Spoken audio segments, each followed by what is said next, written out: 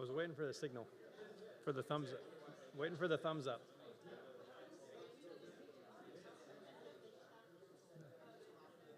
Ready? All right. Good morning. Good morning, everyone. Can you hear me okay? Excellent. I'd like to welcome everyone who's joining us here in person, as well as all those who are joining virtually to NetElixir's 9th annual X equals experience. So we're so grateful to have you here. We're especially grateful for those of you who have traveled to be here, and our esteemed speakers. We are grateful for them. It hasn't been without sacrifice to make time to attend something like this. So thank you, all of you, for being here. I'm Kenny Mayer, Strategic Director for, or excuse me, Senior Director for Strategic Partnerships at NetElixir. And I'm here from St. Louis and looking forward to our Rethinking Innovation with our speakers today, Jay Steinfeld, Katy Milkman, and David Richard Bell. Our aspiration at this event is to build a community of knowledge, and Udayan will speak more about that throughout the day. NetElixir is known to be fanatically analytical, and part of this vision, our aspiration here, is to bridge the academy and the industry. And to bridge those two requires innovation, and innovation just happens to be the ingredient that drives the dreams of entrepreneurs. So we're here today to take part in a vision. You'll all be part of that, and this knowledge community includes you. So I'll say, in rebuilding or rethinking innovation, it was said once by the founder of UPS in 1907, Jim Casey said, "Always be constructively dissatisfied." That's how he put it. And that means no matter how good things are going, always be thinking of a way to make it better. I'd like to do, just for a moment, introduce NetElixir for those of you who are a little less familiar.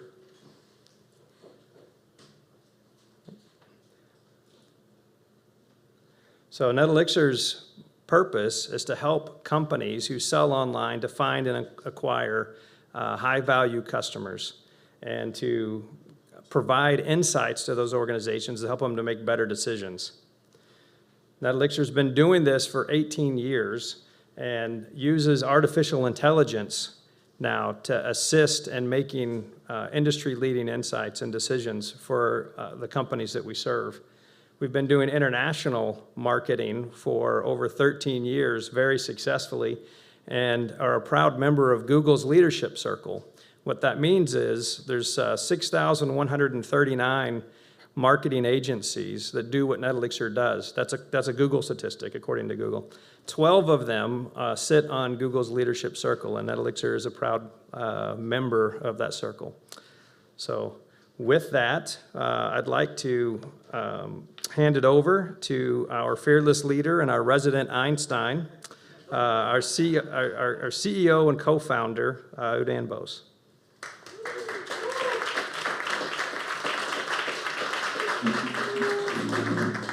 Thank you very much, Kenny. I mean, there is a saying, no pressure, right? Resident Einstein, I'm not even close. But before I start, I really wanted to thank all of you. I know we have more than 200 members joining through live streaming, so a big hello to all of you as well. And we have the audience, an amazing audience out here. Thanks a lot for making the trip and attending. I really wanted to take you through as to why this X equals experience and what is the overall purpose. But before I jump in, I have to get rid of this a kid in the candy store moment. Because it's not often that you really have two of your idols being there together. So one, we have Jay Steinfeld. I mean, he is the reason, I'll not break it now, but he's the reason probably why we exist. And Jay invited Rita McGrath, who has been one of the persons in strategy, one of the top thinkers on the strategic innovation side, a very, very famous professor from Columbia Business School that Jay was kind enough to invite, and Rita kind enough to join us. Thank you very much. I hope we can have you as one of the keynote speakers sometime very soon as well. Thank you. So I'll start with a quick purpose and evolution of the company. So this is me and my friend Vishal Gaur. He's a professor at Cornell. And he used to call me to do some guest lectures back in 2011, 12, 13, 14. I was doing some sort of guest lecturing there in Cornell.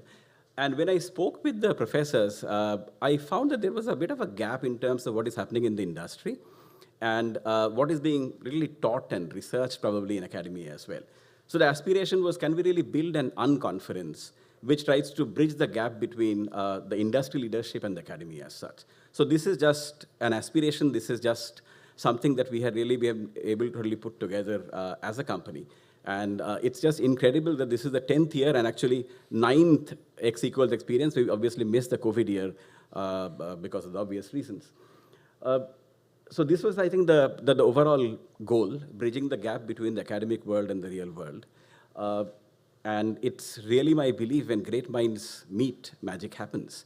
So the reason we start with this tour of Einstein, because who can be an indicator or a symbol of such fresh thinking than Einstein? So that was, I think, and the last part is just a humble admission. There is so much that we don't know, right? I think that's, the most empowering part of the entire thing. And one of the things that Rita, again, I have been very stubbornly enforcing that once you are inside this room, you are in a classroom. You essentially, whatever your titles, companies, you sort of leave them outside. But here, everyone is a student. So again, welcome to all the X equals experience students, essentially. So this is, I think, what our overall goal is. I'll just quickly move on to some of the key purposes which really have driven this thing. The first one is ideation. To make this community a success, to make this event a success, it's absolutely imperative to have discussions, ask questions, have those conversations. We have always found that the value of the conversations probably are as much as the value of the presentations as such. And our aspiration would be if there are certain key takeaways that you are able to implement in your work. Now, we'll not be able to share any search marketing strategies or digital marketing strategies. We can have a separate conversation on that. But this time is a little more inspiring, a little more different. And that's how we really came on to this theme of rethinking innovation. Inspiration, this is Sheena Iyengar. She has spoken at our event about a couple of times. And obviously friendship. I mean, it's so great to see Laura and Louis right here on the same table. And I know Ruth is joining us virtually. So hi, Ruth. Sorry you couldn't make it. But, and obviously the industry academy research collaboration. This is one thing I wanted to take about 30 seconds. I think we have a lot of business leaders. And when I speak with the academy, I'm still associated with Cornell and do some guest lecturing.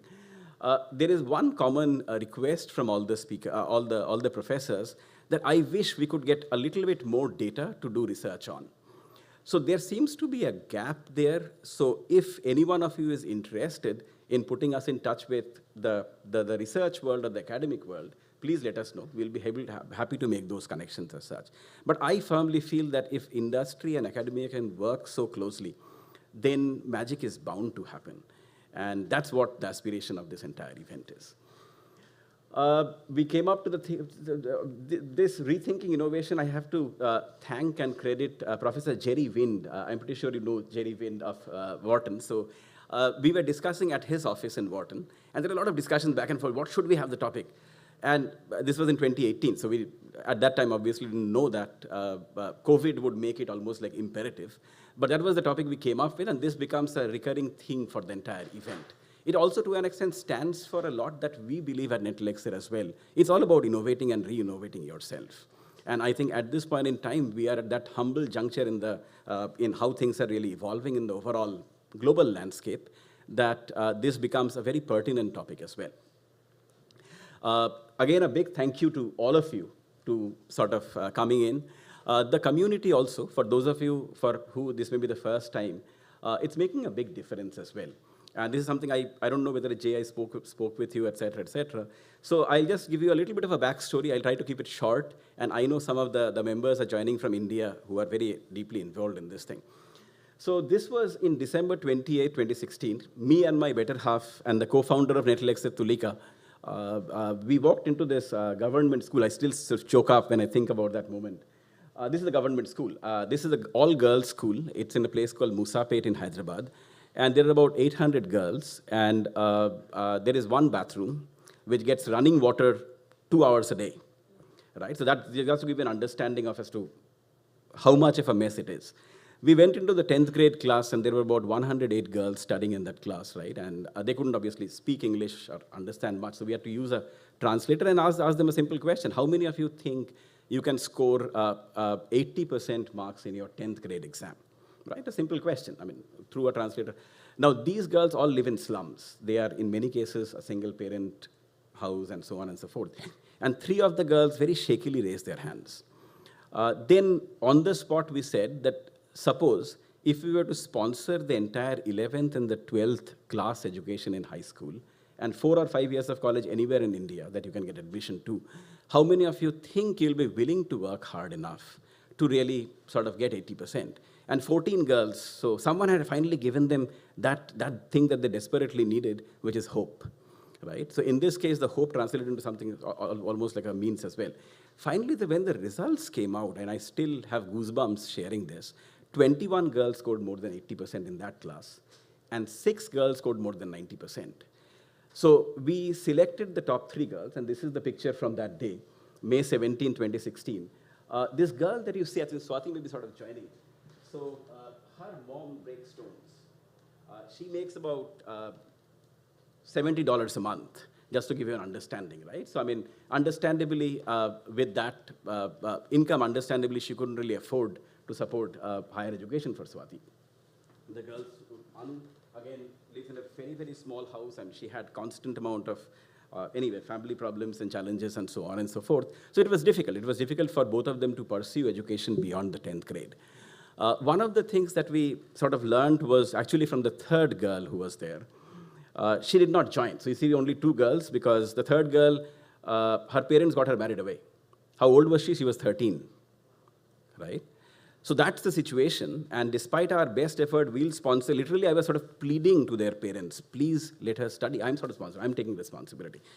He just didn't allow, right? So that we completely, unknowingly had sort of hit upon something which is a massive concern of the developing countries like India, many places in Africa, many places in Latin America have the same problem, where every 7 minutes a girl under the age of 14 is getting married away, right? And that was something that we unfortunately couldn't do much. But anyway, we decided to sponsor the education.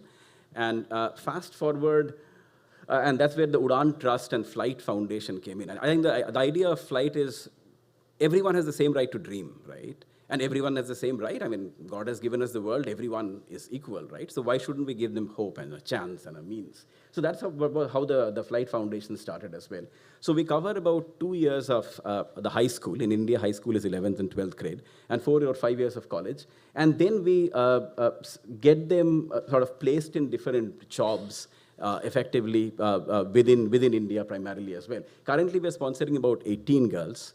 And they're attending high schools and colleges. And also last year was this year was very special, because the first 2 girls, Anu and Swati, they graduated.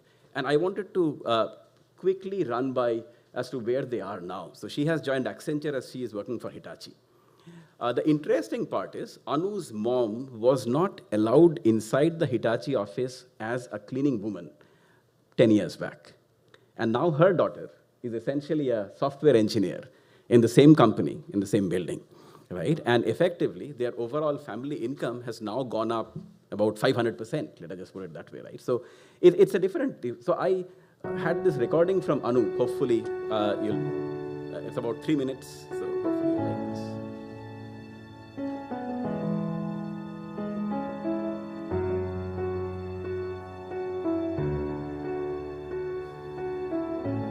Today I want to share a Cinderella story with you. You all know about Cinderella, right? Who is very poor, whose father used to work as a security guard, and whose mother used to work as a, used to clean utensils of, household, and whose sister used to work in a company, and around every month they got around 10,000 rupees, and her father, Cinderella father, was a alcoholic and a smoker, so he don't used to spend a little amount in that family. So whatever they earn, like 10,000, in that only they used to buy groceries and medical kit and all that. So in that situation, she doesn't know what to do.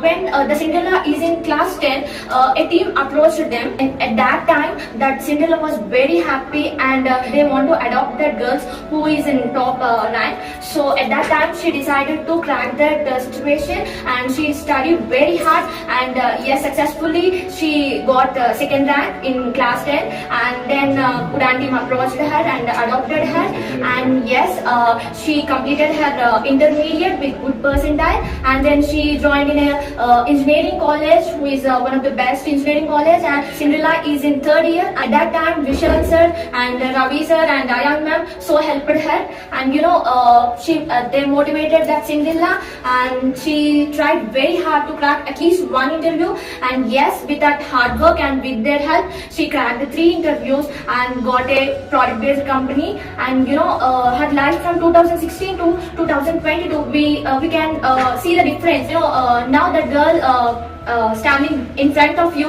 and telling this story. Yes, this is my story, and I'm feeling very, very happy to be a part of Udayan team. Udayan team is my family.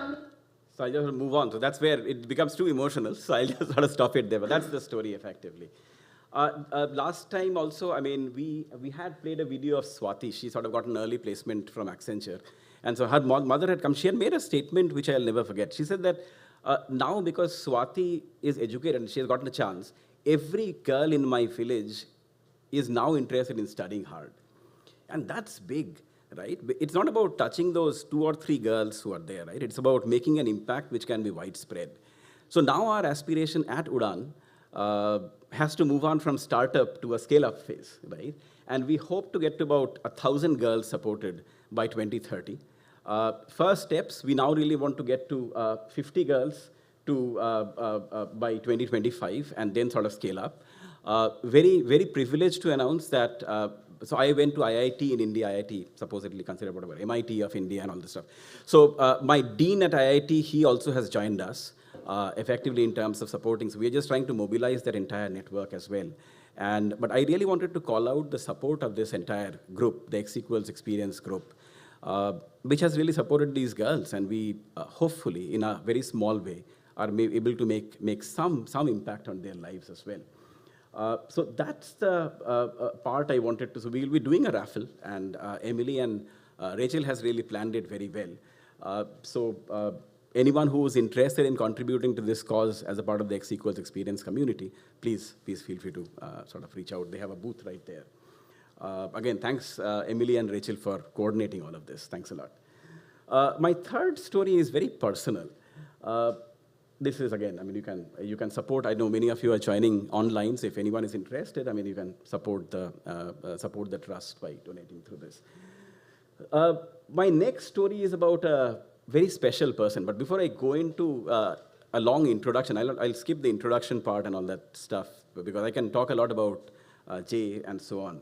But being very selfish, I have to talk about myself first, right? Our story. This was back in 2005, and I still distinctly remember the date, on 30th of April. Our office account had $5 in it. You don't know this, Jay. $5 in it, 243 rupees for those of you who are joining from India. 243 rupees, I can assure you, you cannot run a business anywhere in the world. So understandably, we had decided to fold up, right? We had decided to shut down NetElixir, and it was supposed to be a dream which unfortunately died because we couldn't get any client, we couldn't get any support, essentially. And the company was supposed to fold up on the 7th of May because the lease was till 7th of May. On 3rd of May, our phone lines were supposed to be disconnected. On second evening, I get a call from this gentleman who introduces himself as Jay Steinfeld. I said, who, Jay Steinfeld? I said, the phone voice said that Cliff Kurtzman, one of the person that you had met during your tour, sort of speaks highly of you. And we would want to do a test with you guys as to how good you guys are. Welcome, Marlita. So how good you guys are, and effectively the rest is history. So when Jay accepted our invitation, I can't even express to all of you as to how much that meant, because without his help, I wouldn't be standing here. There would not be no NetElixir, there would not be any XeQuals experience. We would all not have met. There would be no Udayan, nothing. So what I mean to say is, I mean, as an entrepreneur now, when we do something like Udayan, etc., we know that as an entrepreneur or a business person, and I think we have a lot of business leaders in this room, a small thing can have an impact in ways that you can probably not even imagine of, right? So in many cases, we somehow probably tend to overthink and not take the next step, right? Primarily because what if? My request to all the entrepreneurs, and I know we have a huge number of entrepreneurs joining from India as well, don't ask, just do it, right? That's my simple message, because you can really make an impact which is much beyond what you think. And a big thank you to Jay for, because of him, NetElixir exists. So thank you very much, Jay. Really an honor to have you here. Now that I have spent enough time telling our story, let me introduce formally Jay. He is the founder and CEO of Blinds.com. He bootstrapped the company in 1996 for just $3,000 from his Bel Air, Texas garage, and it was acquired by Home Depot in 2014. Jay remained as the CEO for the next few years, and after stepping away, he has been very actively, I shouldn't use the word promoting because it seems a little not right, but he has been a great evangelist for entrepreneurship across. He's associated with the Rice University as such. And he's also recently written an absolutely fantastic book called Lead from the Core. And we have the privilege of having Jay doing an actual book signing today for all the attendees as well, right after this session also, during our sip and sign session. But without further ado, let me invite Jay. And I have to also acknowledge two very important members that Jay was kind enough to bring in. Jay's wife, Barbara, thanks for joining in. It really means a lot. Thanks a lot. And Aunt Carol as well. Thanks a lot for coming in. With that, Jay, let me hand it over to you. Yeah. Mic working okay? Yeah, good. Great. I'm going to just stand here if it's okay. That was very kind, very generous. But one of the things you don't remember is at that meeting, you signed over half of your company to me. And here's the contract right here. Oh, my God. Yeah. I hope this is not going to cause a problem for you. So, very generous of you. Thank you so much. It's great to be here. It's truly spectacular to be here to see you, Udayan, after so many years, in person. We've kept in touch through LinkedIn, digitally, but to see you in person and such a nice invitation to be here, I'm very appreciative. Thank you so much. Well, we're here to talk about disruption, on how you can disrupt others before they disrupt you. And the reason we're talking about that is I keep getting asked the same question all the time. Jay, how the heck did Blinds.com disrupt Home Depot and Lowe's and Amazon and disrupt an entire industry with so little money and so few people? Well, that's what we're going to talk about. And we probably have an advancer right there. We're going to need a little context, though, to know how we came up with these principles so that you can then apply these principles to your business, because it's not enough just to know how I did it. What applies to you, and whether it's your business, whether it's your organization, or whether it's just your life. How can you disrupt your own life so that you can become the best that you can possibly be? Because that's actually the whole heart of what we did. So it started off in 1993 when I had this business that was actually started by my wife, Laura's Draperies, who, of course, her name was Naomi. Naomi started Laura's Draperies. I had just been fired from my company of Meineke Discount Mufflers. I was a vice president of finance. The company was sold, and they go, we don't need you anymore. I was sold. I had no job, but I was a CPA at KPMG, Pete Marwick, and I thought, okay, I'm a CPA, perfect, I'll sell blinds. So I opened up my second store, another Laura's Draperies. So Naomi was selling through one store, I was selling in the other. We would be in our vans and go to people's homes and help them choose the best window covering. We were shop-at-home designers. Nothing high-tech, nothing at all. It was basically just a store. And it was a good store.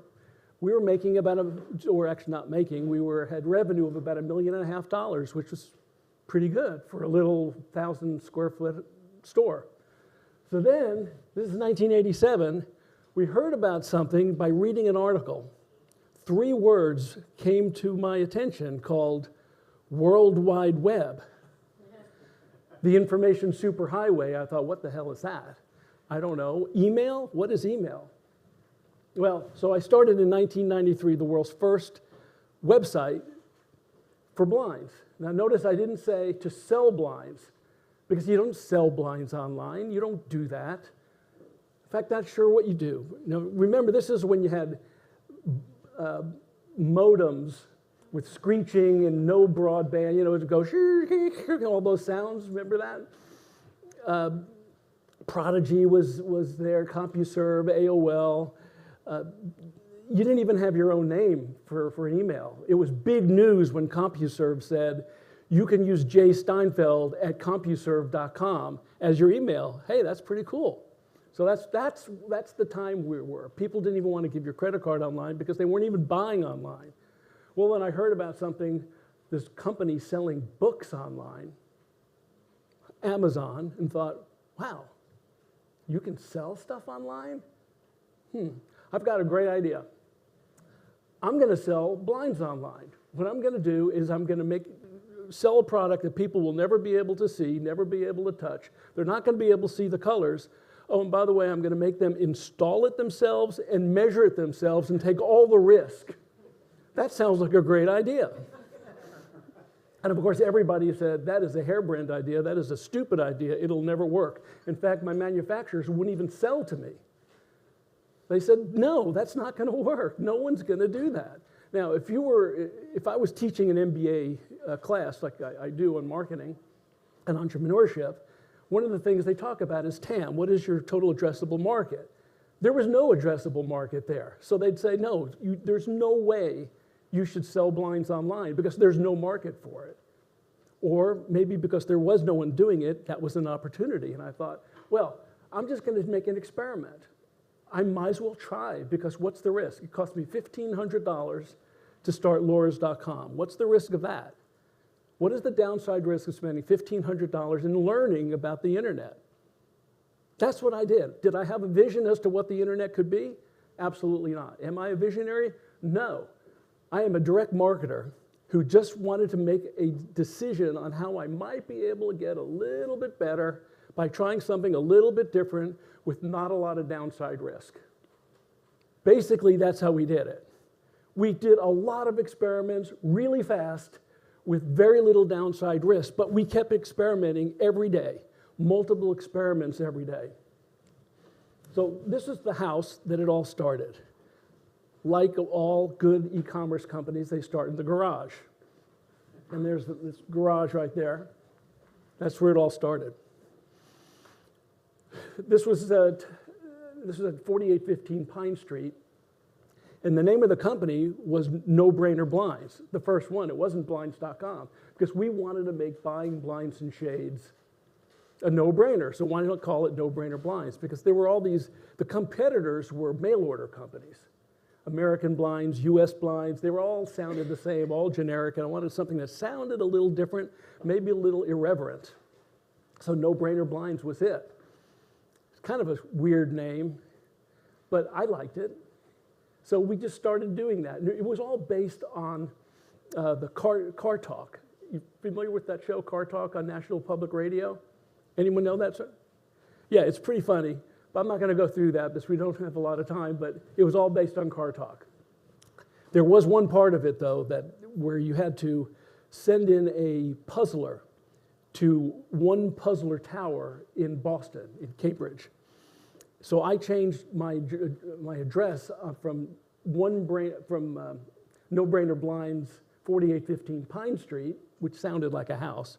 It was a house, to No Brainer Blinds, One Brainer Tower. So everybody would send money, because nobody would buy online, to One Brainer Tower. And I just got mail at One Brainer Tower, even though that wasn't our official address. I think that's funny. And there's a lot of things I keep thinking about seeing those envelopes, and it said, No Brainer Blinds, One Brainer Tower, Houston, Texas. There's a lot of stuff that we did to puff ourselves up and make us look a lot bigger than we really were. And I can get into some of those really just ridiculously stupid but very effective things. Well, we'll mention one thing. We would take ads like Federal Express, Pro Flowers, and all these big companies and put their ads on the website. So people thought we had a lot of traffic and that we had people willing to pay us money to advertise on the site. Now, where did they link to? Nowhere. They were just ads. They were static. Of course, we don't want people to go off the site. They're on our site. We got to stay there. But it was just a way to make us look a lot bigger. One Brainer Tower was another way to do that. So there it is, the first website, No Brainer Blinds. Does anybody know what that thing is up on top? What's that? Netscape. What? This here? Oh, no, that is Netscape. Yes. Are you you must be an IT guy. Yeah, you're the first person that's ever said that. Yeah, it's Netscape browser, of course. People remember Netscape? So the logo, what is the logo? Just call it out. Come on, what does that look like to you? Okay, I'll tell you what people normally say. They think it's a bear, a cub, a tiger. Well, it's not. Look closely. This is a man with no brain. Made out of brains. Yes, that is a guy with no brain, made out of brains. So I remember when I was with Naomi in the Laura's Drapery showroom, and I said, okay, we're going to do No Brainer Blinds, and I've got a great idea for a logo. And I just kind of drew this thing on a sheet of paper, just like that, and that was our logo. It's really ridiculous. I know it's ridiculous, but I'll tell you what, it did this. That's pretty cool, right? Okay, then we had another website that has purple and orange on it because we thought, all right, how do we make people believe that we're really fast and we're dependable? Well, FedEx is purple and orange, we'll be purple and orange. Basically, all the ideas that I ever thought of came from stolen ideas from every other company that I ever watched, which is a lesson. You can learn from every person, every company, every interaction you ever have. And that was another part of our success. Every time we had any interaction at all, we learned from it. And that is really important to do. So there's the no-brainer guy again, the no-brainer head. I'm not going to go through that, but because we were the first online, because we were the only ones online, we were the world's most popular and trusted online source for blinds. Another one of the ways how we puffed ourselves up. And then we actually became the #1 online retailer of blinds in the world, which was nice. Okay, so there's the van. That's the actual van, Toyota Previa, that we were in. We each had one. And those vans were just filled with samples. My kids couldn't even sit in seatbelts when I was doing carpool. So they'd be on top of these books, sliding around on the books, and that's how we did it. They were super embarrassed because it had the Laura's Drapery sign on the van. They thought that was, oh, please, don't show up. Take off the sign. Don't show. They actually like it now. They like the idea that we had Laura's Draperies, No Brainer Blinds, and soon Blinds.com. Okay, so here's how it worked. When we're going to, I kept my day job at Laura's Draperies, and people would call into the showroom, and they'd say, for No Brainer Blinds, because I was the only person working at No Brainer Blinds. It was just me. I was the whole company. Literally, I was every employee. So they'd call into Laura's. Again, no risk. I kept my day job, right? And by the way, that site cost me $3,000. That's the only money I ever put into the business. $1,500 for Laura's, $3,000 for No Brainer Blinds. Never put in any more money at all. So they'd call into the showroom, and the showroom manager would say, all of our customer representatives are busy. We'll have one call you back. So that was me. So I would be at my showroom. I would be in my van, driving around Houston, Texas. And I remember the first time somebody called me, I was on the freeway in front of what is now Lakewood Church, and at the time it was the Summit where the Houston Rockets used to play. I pulled off the side of the highway, on the side of the road, and had a phone that looked just like that. And I made my first sale from the front of my van. And I did that for several years, taking all the calls from my van by calling customers back. There was no caller ID, so they didn't even know where the call was coming from. I had an order pad, I had the phone, a pen, a calculator, price books, and I just pulled off the phone and just looked up the prices and sold everything over the phone. That's how we started. It was really, really small, but it was all incremental. And again, I had no vision as to what it could be. It was a marketing experiment. Just a little incremental revenue, which was all profit, no advertising. The only way we got people to see us was through search engine optimization, SEO, which people had no clue was at the time. No one knew what SEO was then. I had this guy, Danny Sullivan, who turned out to be now one of the top SEO people in the world, and he did my search engine optimization personally himself, which is pretty cool. I've never met him, but we've talked over the years, and that's pretty cool too. I love the fact that we work with people that I've never met. So we had one Brainerd Tower. Then we needed a real office, which is back here, this green door behind at the end of an alley, to Brainerd Tower. And one of the funny things about this is, as we built the company, every time we moved to a new location, it became 3 Brainerd Tower, 4, we were up to 8 Brainerd Tower. And we've created these vision documents as to what we could become. Creating a vision, you know that's very important, right? It's super important. And in our vision document, if you look really closely, and most people can't see this, it says billion Brainerd Tower. Again, and this is just something, I may be the only one that thinks that's funny, and I amuse myself through these jokes. And no Brainerd Tower, billion Brainerd Tower. I just think it's pretty fun to be amused, which, as you'll see, was another one of the tenets of our success. Always having fun, and having fun in the process of creating something a little bit different, a little quirky. So that was 2 Brainerd Tower, and this is a rat trap, which means what? There were rats. Yeah, because there's a dumpster, and there were rats all over this place, so every day. Remember, I'm still in my van, nice, going into people's homes, but I had 2 employees at this point in 2 Brainerd Tower, and every day they'd have to walk past the rats and the dumpster and the smell, the stench of that garbage into that little office. This was before we met you, and then we were able to afford a better office. So let's see what's happened. Let's kind of reassess here. Laura's Drapery started in 1987. Laura's Online in 93. Amazon launched No Brainer Blinds. We go full-time online in 2001 because at this time, in 2001, I'm doing about $1.5 million online with 2 people on a website that I'm hardly working at all. And I'm doing $1.5 million at Laura's Draperies, which was pretty good, except I'm working 7 days a week and not seeing my kids. I have 3 children. I'm not seeing my wife. I'm not seeing my dog. And here's a company doing $1.5 million. So what should I do? Well, sell the Laura's Draperies, of course, and just go online. That's what I did. So people say, how'd you get involved? You have this vision about what you were going to do? No, I just started slowly. It eventually built up, and I realized this is a pretty cool thing. I don't have to work that hard, and I'm selling things in my sleep, literally. So sold Laura's Draperies and went full-time online. So the question now is, how did we get from there to in 2014 when we sold to Home Depot? What happened in between there that I could actually build something of substance, of significance, and sell to Home Depot at a really nice price? And that's what we're going to talk about. So there are basically three foundations of leadership, but we're only going to talk about one. Of course, establishing a vision is really important. We talked about that a little bit.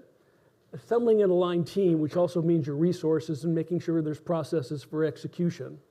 But the third thing is establishing the right environment, making sure that you have got an environment that is ripe for success. If you want to grow cactus, you don't set it up in Hawaii. You set it up in a desert.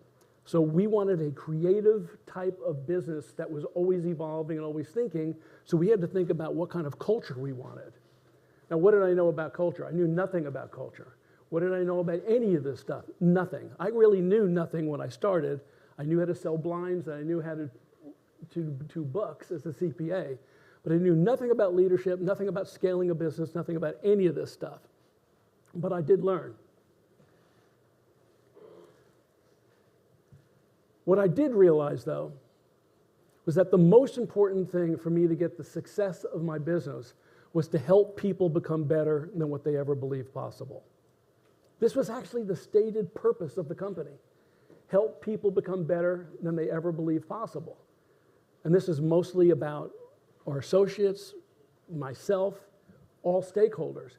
Because when you help people become better than they ever believed possible, and they truly believe that you want them to be successful and to become a better person, not just achieve metrics or OKRs or whatever the numbers are, that they're actually developing and they're not stagnant and they're feeling good.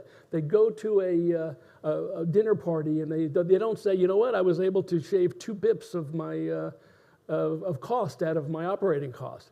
Who cares? Instead of saying, I was able to do something that no one's ever been able to do before. We're selling blinds online, and we're selling them successfully, and people are happy, and we're getting these high quality scores, and we're getting 2/3 of our customers are repeat. That's cool. That's doing something that you can be proud of, and that's what we wanted to do. So people were evolving all the time. So when you have that happen, then you have this business that autonomously gets excellent. Autonomous excellence happens when everything in the company is getting better, especially the people. Our focus wasn't so much on the customer, it was on our own people. All right, so we got this thing going in 2002. In 2001, I'm going full-time online. We're selling the store. Things are going great. I've been married 25 years, 3 children. Things are looking really good, except my wife, Naomi, had cancer, and she died in August 2002. Wow. Now what do I do? Do I keep the business running? We just started. I'd hired 7 people now. I don't know. What do I do with my own life? I started being introspective as to what makes me tick. How do I define success? How do I define happiness? What is happiness? What is success? What's the most important thing about life? And what should I do with my 3 children and all these people now that I've hired? So I went on this tour to Alaska and started thinking about what was important to me. All the things that I just said. And I came up with 3 things, 2 of which turned out not to be true. And over time, I've actually evolved to come up with 4 key things that are the most important things about myself, and then apply these to the business. These were not ideals that I created that said, if I want a business that's successful, these are the things it should be. It's just what makes me tick, why do I get up in the morning, what propels me into action, and came up with these things. The 4 principles for profit and prosperity, the 4 E's. The first E is to evolve. We heard about evolving earlier, about you have to be, what was it, about consciously unhappy with things from UPS? Same thing, to evolve continuously. So when you evolve, what does that mean? What needs to evolve? Anybody? What are the things that need to evolve? Your attitudes, your behaviors, your actions. Your attitude, all those things, processes, procedures. Really, the answer is Everything. There is nothing that should not improve. How you hire, how you advertise, how you lead. And then there's the softer things that are just as important, maybe even more so. How do you provide guidance to your employees? How do you provide personal development? Are you being clear enough with the vision and where they fit in? Are you asking your people as to where they want to fit in, where they want to be? These are all things that you can get better at.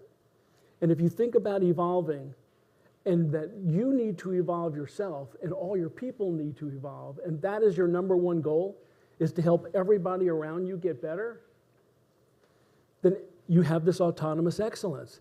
And the obligation now is for not only you as a leader to help other people, but to tell those other people who are working with you that their role is to help everybody around them to improve as well. And that's steel sharpening steel.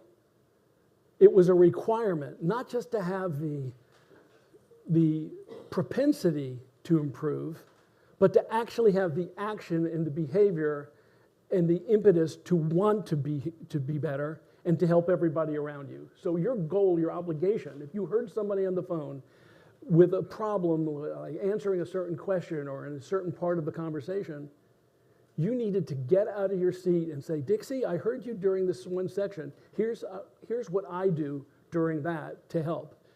Everybody was required to do that.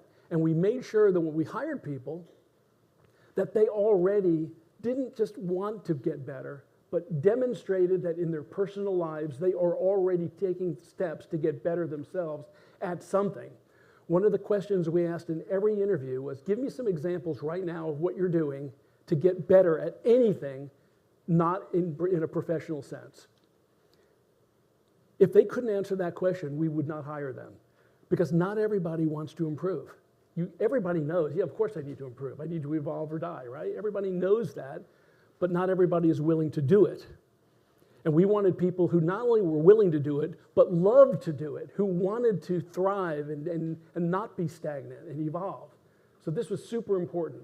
The second thing, in order to evolve, you had to take some chances. You need to experiment. You needed to experiment without fear of failure. That's the second E, experiment without fear of failure. Now, if you're doing experiments and they're all working, are you really experimenting? No, because most experiments don't work. You have to know that you're going to experiment and you have to make it safe for people to take chances and know that most of the things they're going to do are not going to work. But you don't want to bet the farm, at least I never, they say, well, you're an entrepreneur, you must be risk averse. I mean, you must be highly willing to take risk. No, I'm risk averse. I hate risk. I don't like risk. I never gamble. I never feel like I'm gambling. I go into a Las Vegas, I never bet. I don't like that. It makes me feel uneasy. But being in business, that seems like a bad bet for most people, right?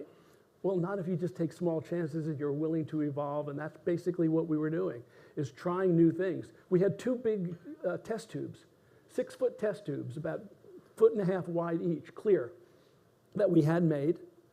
And in one of the test tubes were these marbles filled the entire test tube, showing all the, enumerating the experiments that we had tried that failed. In the other test tube, it was only filled up about 20%. These were the experiments that worked. So everybody, and they came into the office, saw these test tubes and realized that most experiments are going to fail. And we are celebrating that failure. We are celebrating and acknowledging that most of the things we try will not work. If you make it safe for people to try something new and for the purpose of getting better, they're going to love that, because most places you're not free to experiment. You're not free to speak up, which brings you into number 3. Express yourself. Because if you want to experiment, if you want to know what experiments you should do, or where you need to evolve, it's really hard to look in the mirror and say, you know, I'm really bad at that. I could get better at that. You usually need somebody else to tell you, and you want to make it safe for people to feel like they can tell you these things. And this is so important, to know that people can speak up and disagree with everybody, especially me.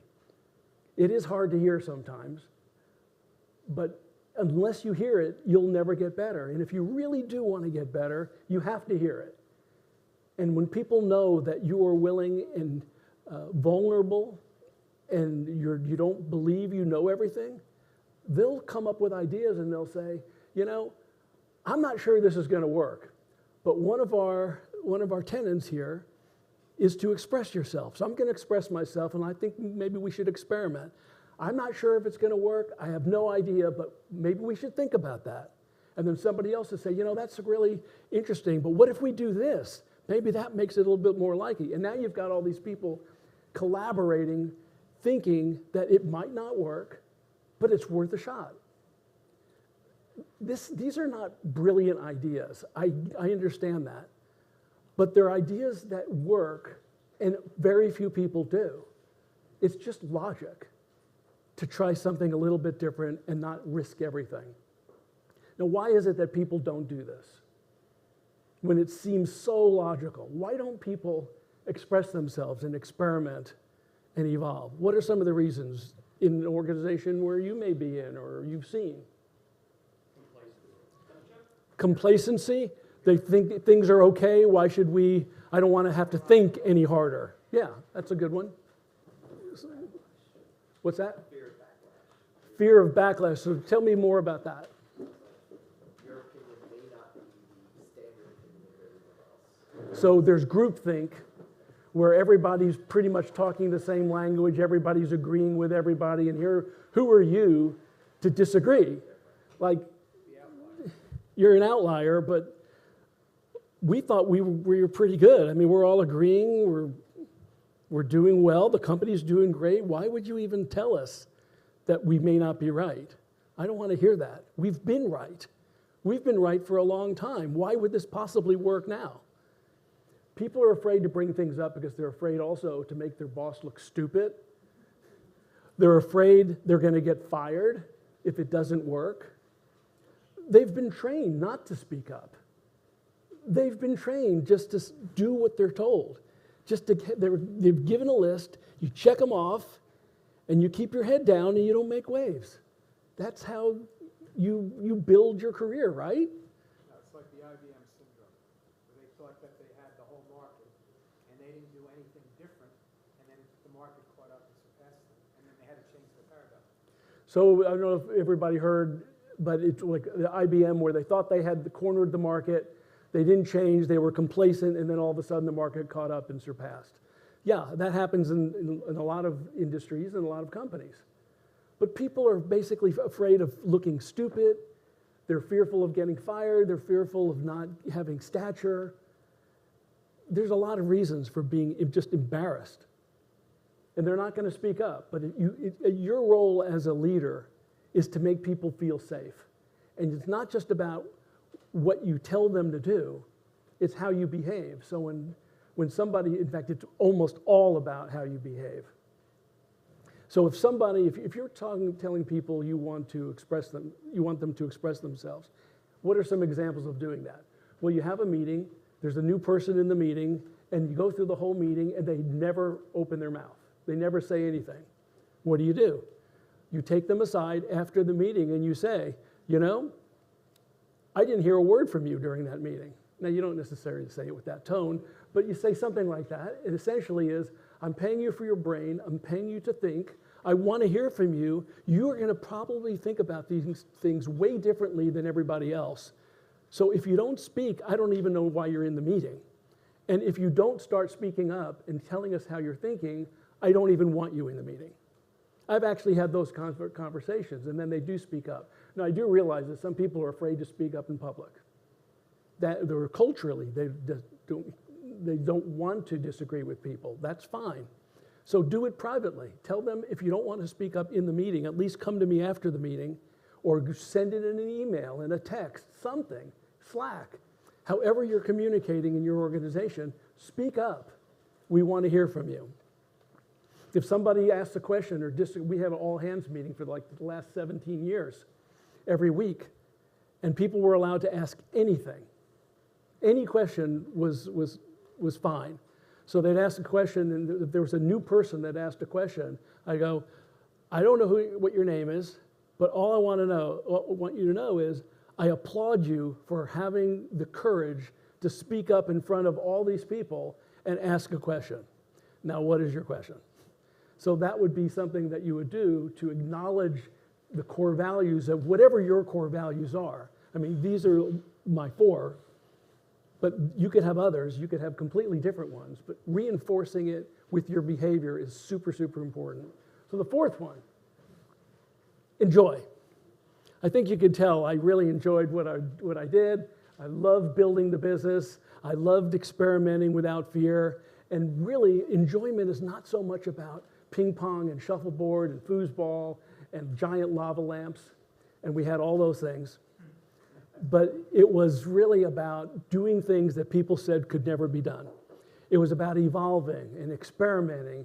And just our turnover rate was 8%. And it only got that much because before it was like 0 because we weren't having minimum acceptable performance standards. But once we had minimum acceptable performance standards, we realized, hey, some of these people aren't cutting it. We need to either move them up or out, or move them into a different role if their core values were aligned with ours. So this is all fun, and I think it's the way that you can be in business and have fun being in business. It is hard work, it's serious work, but if you think about expanding yourself, expanding everybody around you, it can actually be delightful. I think Barbara would say to me, he goes to his playground every day. And it's true. There was not one day where I dreaded going in. I loved it. It was just fun. And that's what you try to do. So there's 3 things I'd like you to think about based on what we said. Where must your business evolve? And is there some suggestion that you've got that you've just been afraid to try, that you've been afraid to speak up? And are you helping your people really feel safe to speak up to help you evolve? The second one is what change in yourself might you explore? And if there's something that's really hard that you know you're never going to get good at, just say, you know, I'm never going to be good at that, or I hate doing that. Hire somebody else to do it. I mean, I will work as hard as anybody, but I don't want to. I really want to work as little as possible. I mean, don't you? Don't you really want to get the most value for the least amount of work? So hire somebody else to do it. I don't know why people have a hard time delegating, except, you know, micromanaging, wanting to do it perfection, and that you're the only one who can do it. I get all that. But really, if you want to do something of any consequence, you have to have consequential people. If you want to do something of significant, you have to make people feel significant, and that's by giving them real work and allowing them to stretch and feel good about themselves. And the third one is, how can you be more generous? Generosity is not about giving more money. It's about giving respect. It's about giving your time. It's about giving information. It's about understanding, asking questions to your people to say, what do you want? Where do you want to be in 5 years? Not how are you going to help the company in 5 years? Because maybe they want to start their own company. Maybe they want to be a CEO at some other company. If you give them the freedom to tell you that, you can help them get there, and they'll actually stay with you longer because they know they can get there better with your guidance and your coaching and your personal development than going out there on their own. It's counterintuitive, I know, but when people said, you know, I want to be a CEO, I want to start my own company, a startup, I thought that was great. We want entrepreneurs, and as long as we can keep them, great. In the meantime, they're building, we're working together, and people are staying, and we're getting shit done. We're getting a lot of stuff done because people really care about each other and wanting to evolve continuously. All right, so when you have an organization that really cares and is supporting each other and is helping each other and is feeling good about being there, you might leave the company one day and come back and find out that they've created a video for you like this. Whoops. Could you back that up?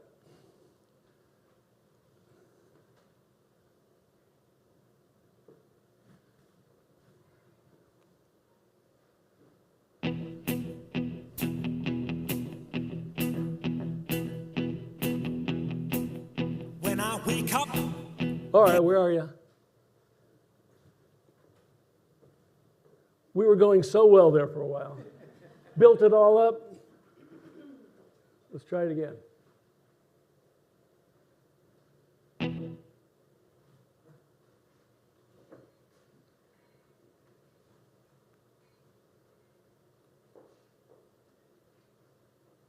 Okay, this is a really good video.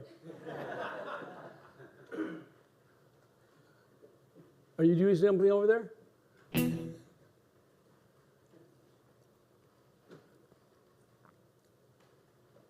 You got 3 seconds.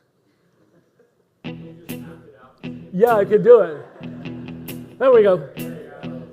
Thank you. When I wake up, well, I know I'm gonna be the man who wakes up next to you.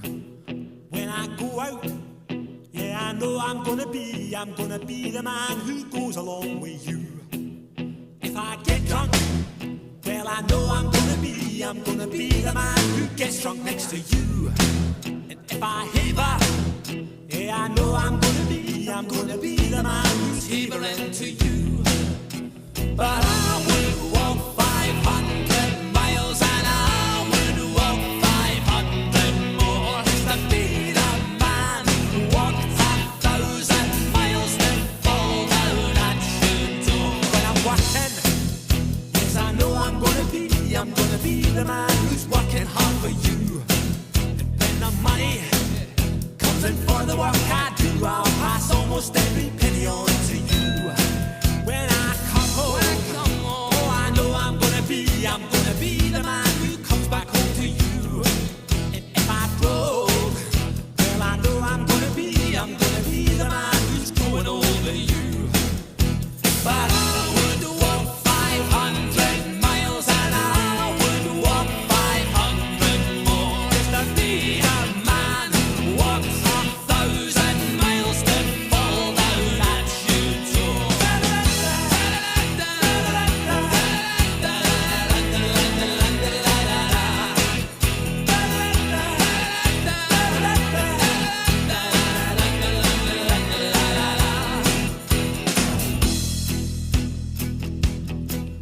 When I'm lonely, well, I know I'm gonna be the man who's lonely without you.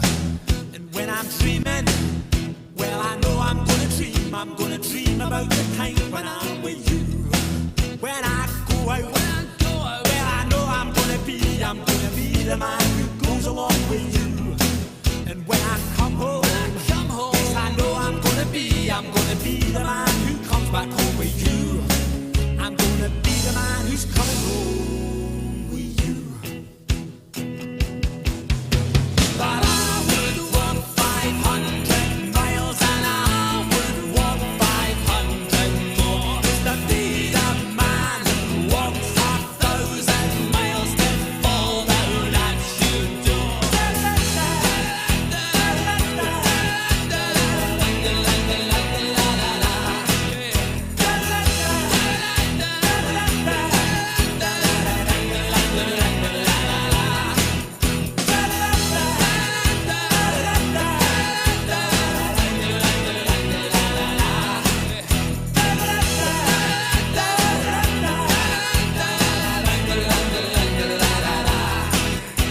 And I would walk 500 miles and I would walk 500 more just to be the man who walked 1,000 miles and fall down at your door.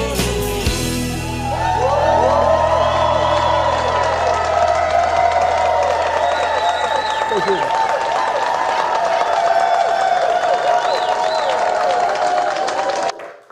That was cool. And of course, they did that without asking because that's just what you do at blinds.com. You experiment without fear and you express yourself.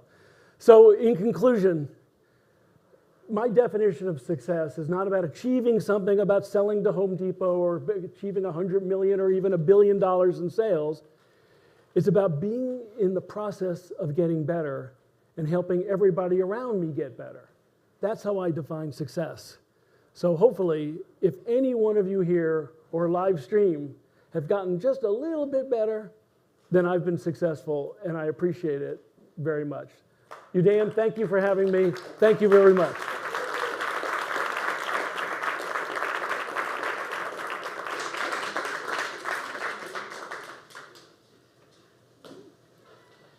Jay, that was Do we have time fantastic. for Q&A? Rita, thank you. Good to see you. So much for inviting me. Thank you, Rita. Thanks a lot. Do we have time? Yes. So I love your principles. How did they work when you became part of Home Depot? I can't imagine those principles are Home Depot's principles. Okay, they're not. So here's what we did. We took a page out of the Pixar Disney playbook. What Pixar did is they said, you know, we've got these principles, and Disney's this big monolithic company. Let's establish some sort of rules of engagement. And let's not try to change Disney, and let's see if Disney is not going to try to change us. And I will hand it to Home Depot. Home Depot, the CEO, Frank Blake at the time, said, you know, we have this habit of just crushing companies. As I know, it happens with all big companies. It's not just specific to Home Depot. The culture usually gets absorbed into the bigger company, right? So what we said is, our culture is so important that if things come up that you're going to do with unintentional consequences, we're going to speak up. And of course, I speak up. So I would go right to the CEO or the chief human resource officer and let them know if anything was going to be impactful beyond what they thought. And they almost always allowed us to do it. They allowed us to have our 4 core principles, and their core principles, they have these 8 core values, which every time we talk to the HR department, it goes, you know, you can't have 4 core values. You're part of Home Depot now, you've got to have 8 core values. Well, no, those are not our core values. These are core. Our core values actually are how we behave. So don't impose 8 things on us, because that's not what we do. That's not what we built the company on. So what I did is I created a values wheel that had our 4 core values in the middle and their 8 core values on the end, which we ignored. But at least HR was happy that we were including them, and it was always respectful. But we made it clear. And what we did was we said, you know, it's like the love languages. You ever familiar with the 5 love languages by Gary Chapman? Well, it means the way you define love is different than your significant other defines love. And if you think they're the same and you do this way that you believe is love and they don't see that, you're not going to think you love each other. So you have to accept each other's love language. Well, in business, there's basically 3 love languages. There's operational excellence, there's customer intimacy, and then there's product leadership, at least as defined by the book Discipline of Market Leaders.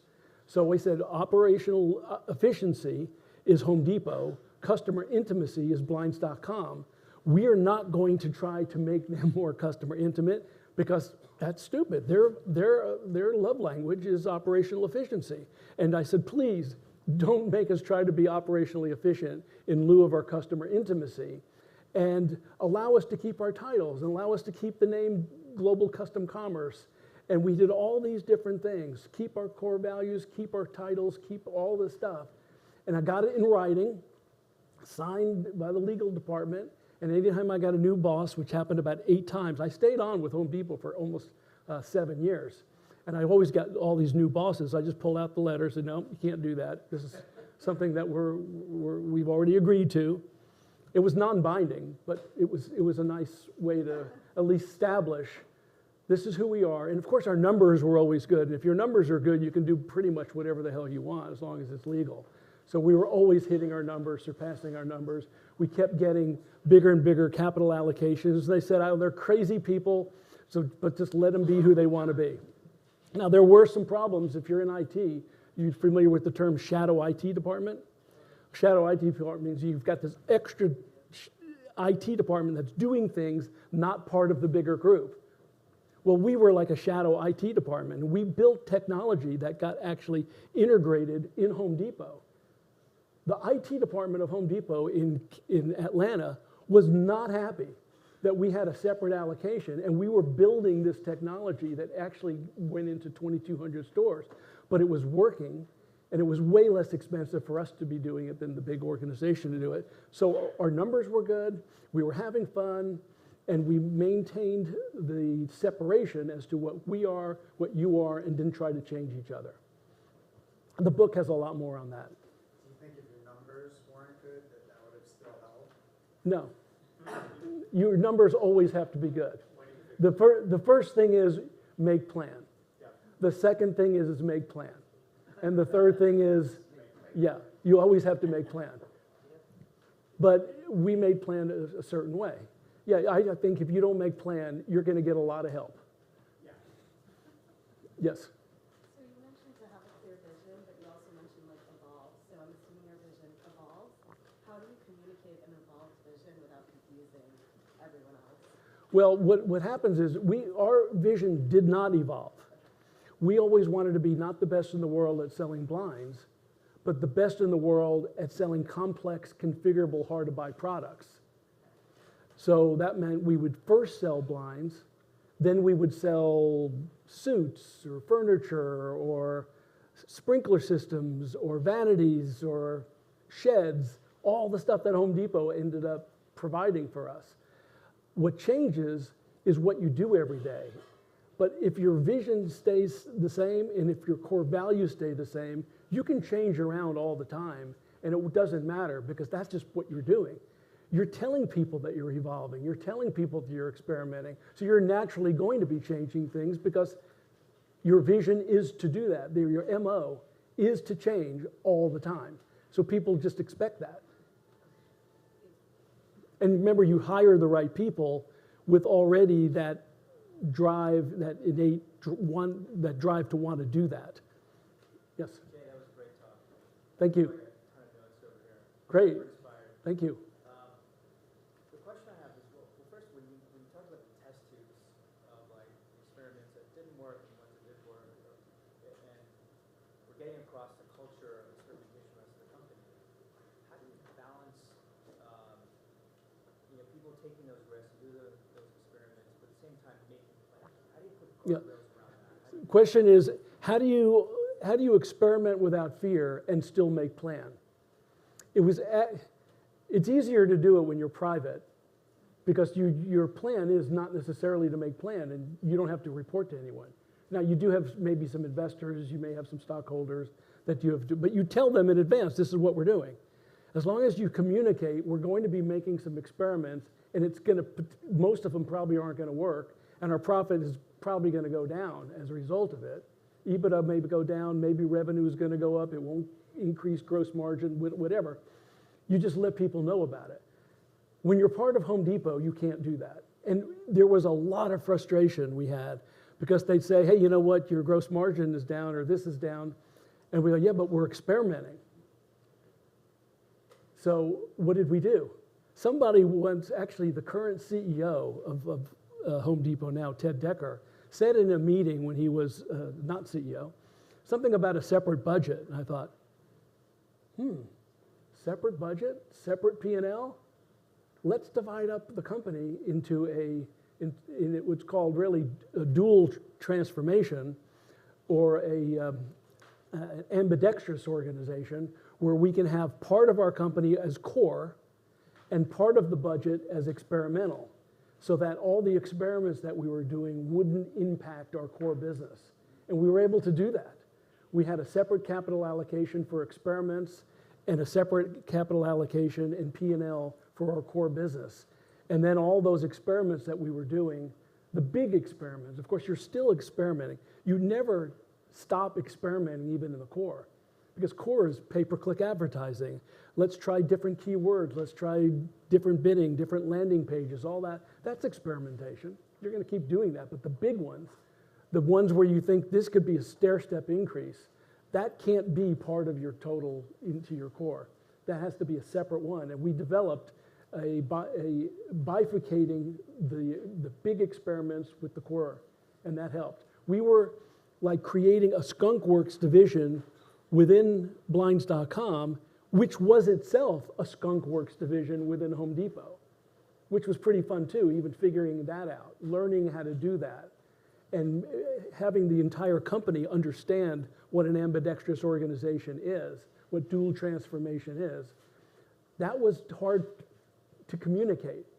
So we had lots of sessions on what that was, and then explaining it to Home Depot, of course, was another matter. And then you had people changing all the time, so you had to keep it. That's why people like me don't end up at Home Depot. But it was really fun because it enabled us to evolve and experiment and speak up. And it was kind of fun beating the odds. Yeah. How has the culture evolved since you left? How has the culture evolved since I left? Within the blinds? Within blinds.com. My understanding is, and I keep speaking to them, it's intact. When I left, there were a few conditions I had before I was going to leave. One, I wanted to know what my next gig was. So I was already teaching, I was already on 1 or 2 boards, I'm now on 5 boards. So I knew what I was going to do. I knew who my successor was going to be, and I'd gotten that approved by everybody at Home Depot that needed to sign off on it. And I went right up to them and said, so Steve's going to be my successor, right? And they all said, yeah. The CFO, the CEO, everybody that needed to approve that. And the third thing was, well, there were 4. And the third was that we were actually selling hard-to-buy customizable products, and we were now doing vanities and countertops and storm doors. So the vision that I wanted was happening. So what else was there for me to do? But I also wanted to make sure that the core values that we were talking about were instilled in everybody so much that they knew I didn't have to be there for it to continue. And I would step out of meetings and actually not lead meetings and not lead really anything for the last 6 or 7 months. And I saw everything was still happening without my involvement. And that also gave people the confidence that I didn't need to be there. And once I knew I didn't need to be there and things would continue, at least the best of my knowledge, I also knew that not everybody could express themselves like I could. I mean, I just sold the company, I had this money, I didn't need this job, so I could speak up freely anytime. But they were speaking up too, and they knew that that was the way to do it. And of course, they would all leave. If they didn't have that culture, most of the people would leave. 3 years after we sold the company, no one had left the company. How rare is that? There were some people that left, but no key people left for 3 years after selling to Home Depot because it was fun. We were doing things we always said we wanted to do, and it was easier to do it, even with the hierarchy and the bureaucracy, to finally get to sell these products we always wanted to do. How much more time? We're good? Pause here and go for the book section. Great. Thank you. Thank you very much. Thank you, Jay. We will have a break, and Jay will be signing some books. We have complimentary books that you can pick up right outside. The restrooms are right here. We'll break for about 30 minutes, and we'll come back at 10:55. All right, thank you, Dan. And we'll hear from Katy Milkman next when we regroup.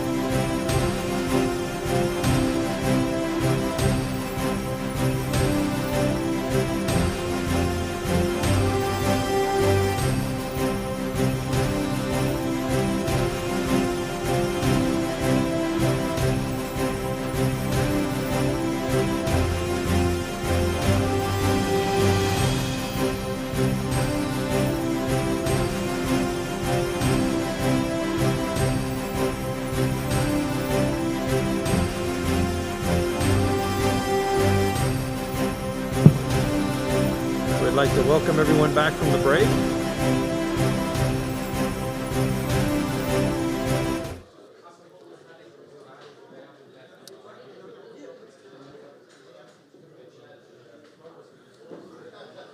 We'll want to make sure that we're keeping in mind those who are joining us virtually, so we'd like to be cognizant of those who are ready for us to reconvene.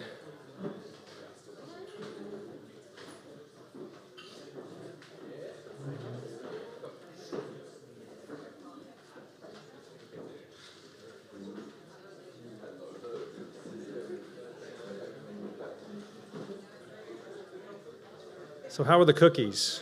Thumbs up? Are they good? Very nice. Yeah. That's the magic thing. Okay. That's it. Perfect. Forwards and backwards. Thank you so much. I just realized I better have that. Excellent. Well, we will start back here in just about 30 seconds.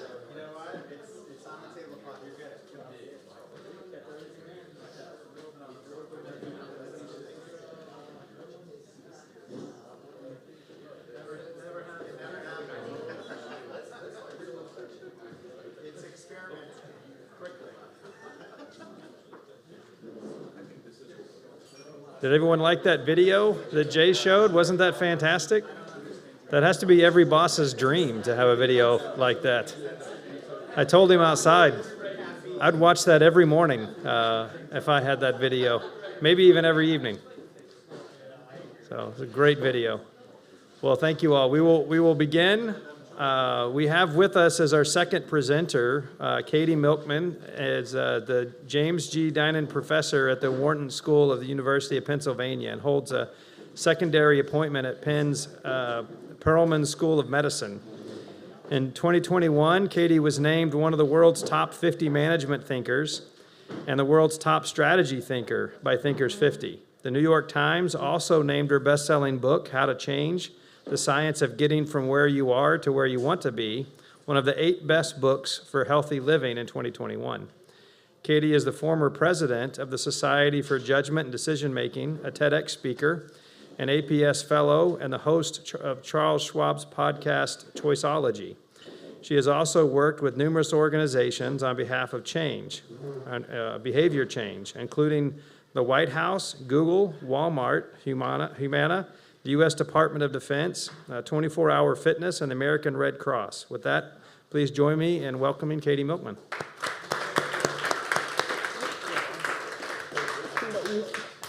Thank you. Thanks so much for having me. I am delighted to be here.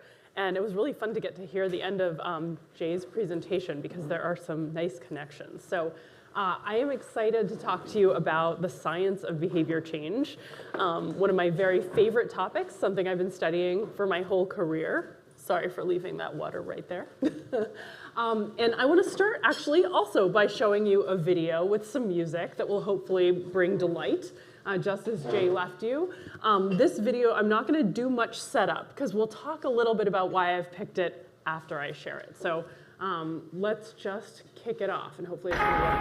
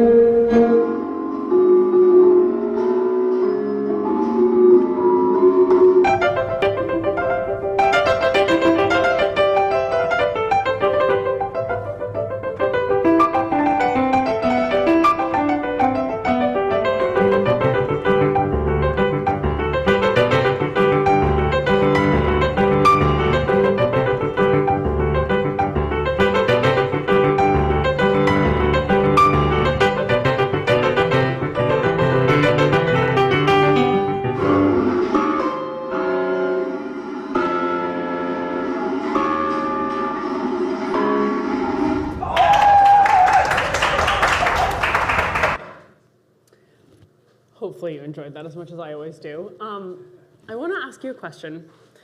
When people pursue a goal and think about how they're going to get from where they are to where they want to be, how many people think that the most common approach taken is to look for a fun way to pursue the goal versus an efficient and most effective way? How many of you think fun is sort of the dominant approach that people take? Okay, no.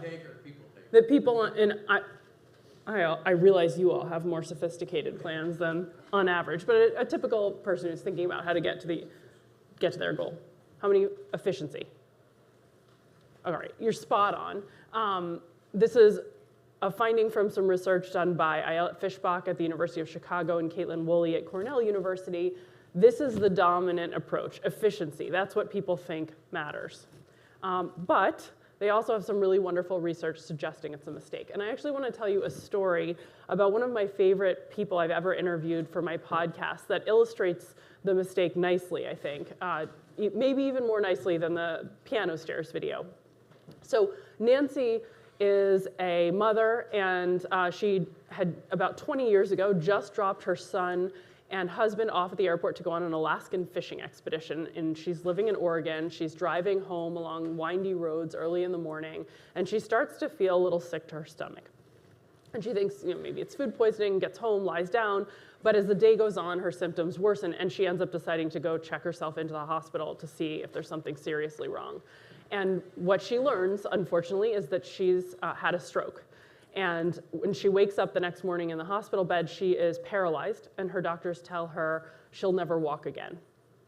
So I'm sure you can imagine how difficult that diagnosis was to receive, especially for someone who was fairly young and healthy at the time, and who had, visions of taking care of her grandchildren eventually, dancing with her son at his wedding. This was not her plan. And of course, like any of us in that position would, she asked, is there any possibility that I could regain mobility and the capacity to take care of myself, to drive, to function without help?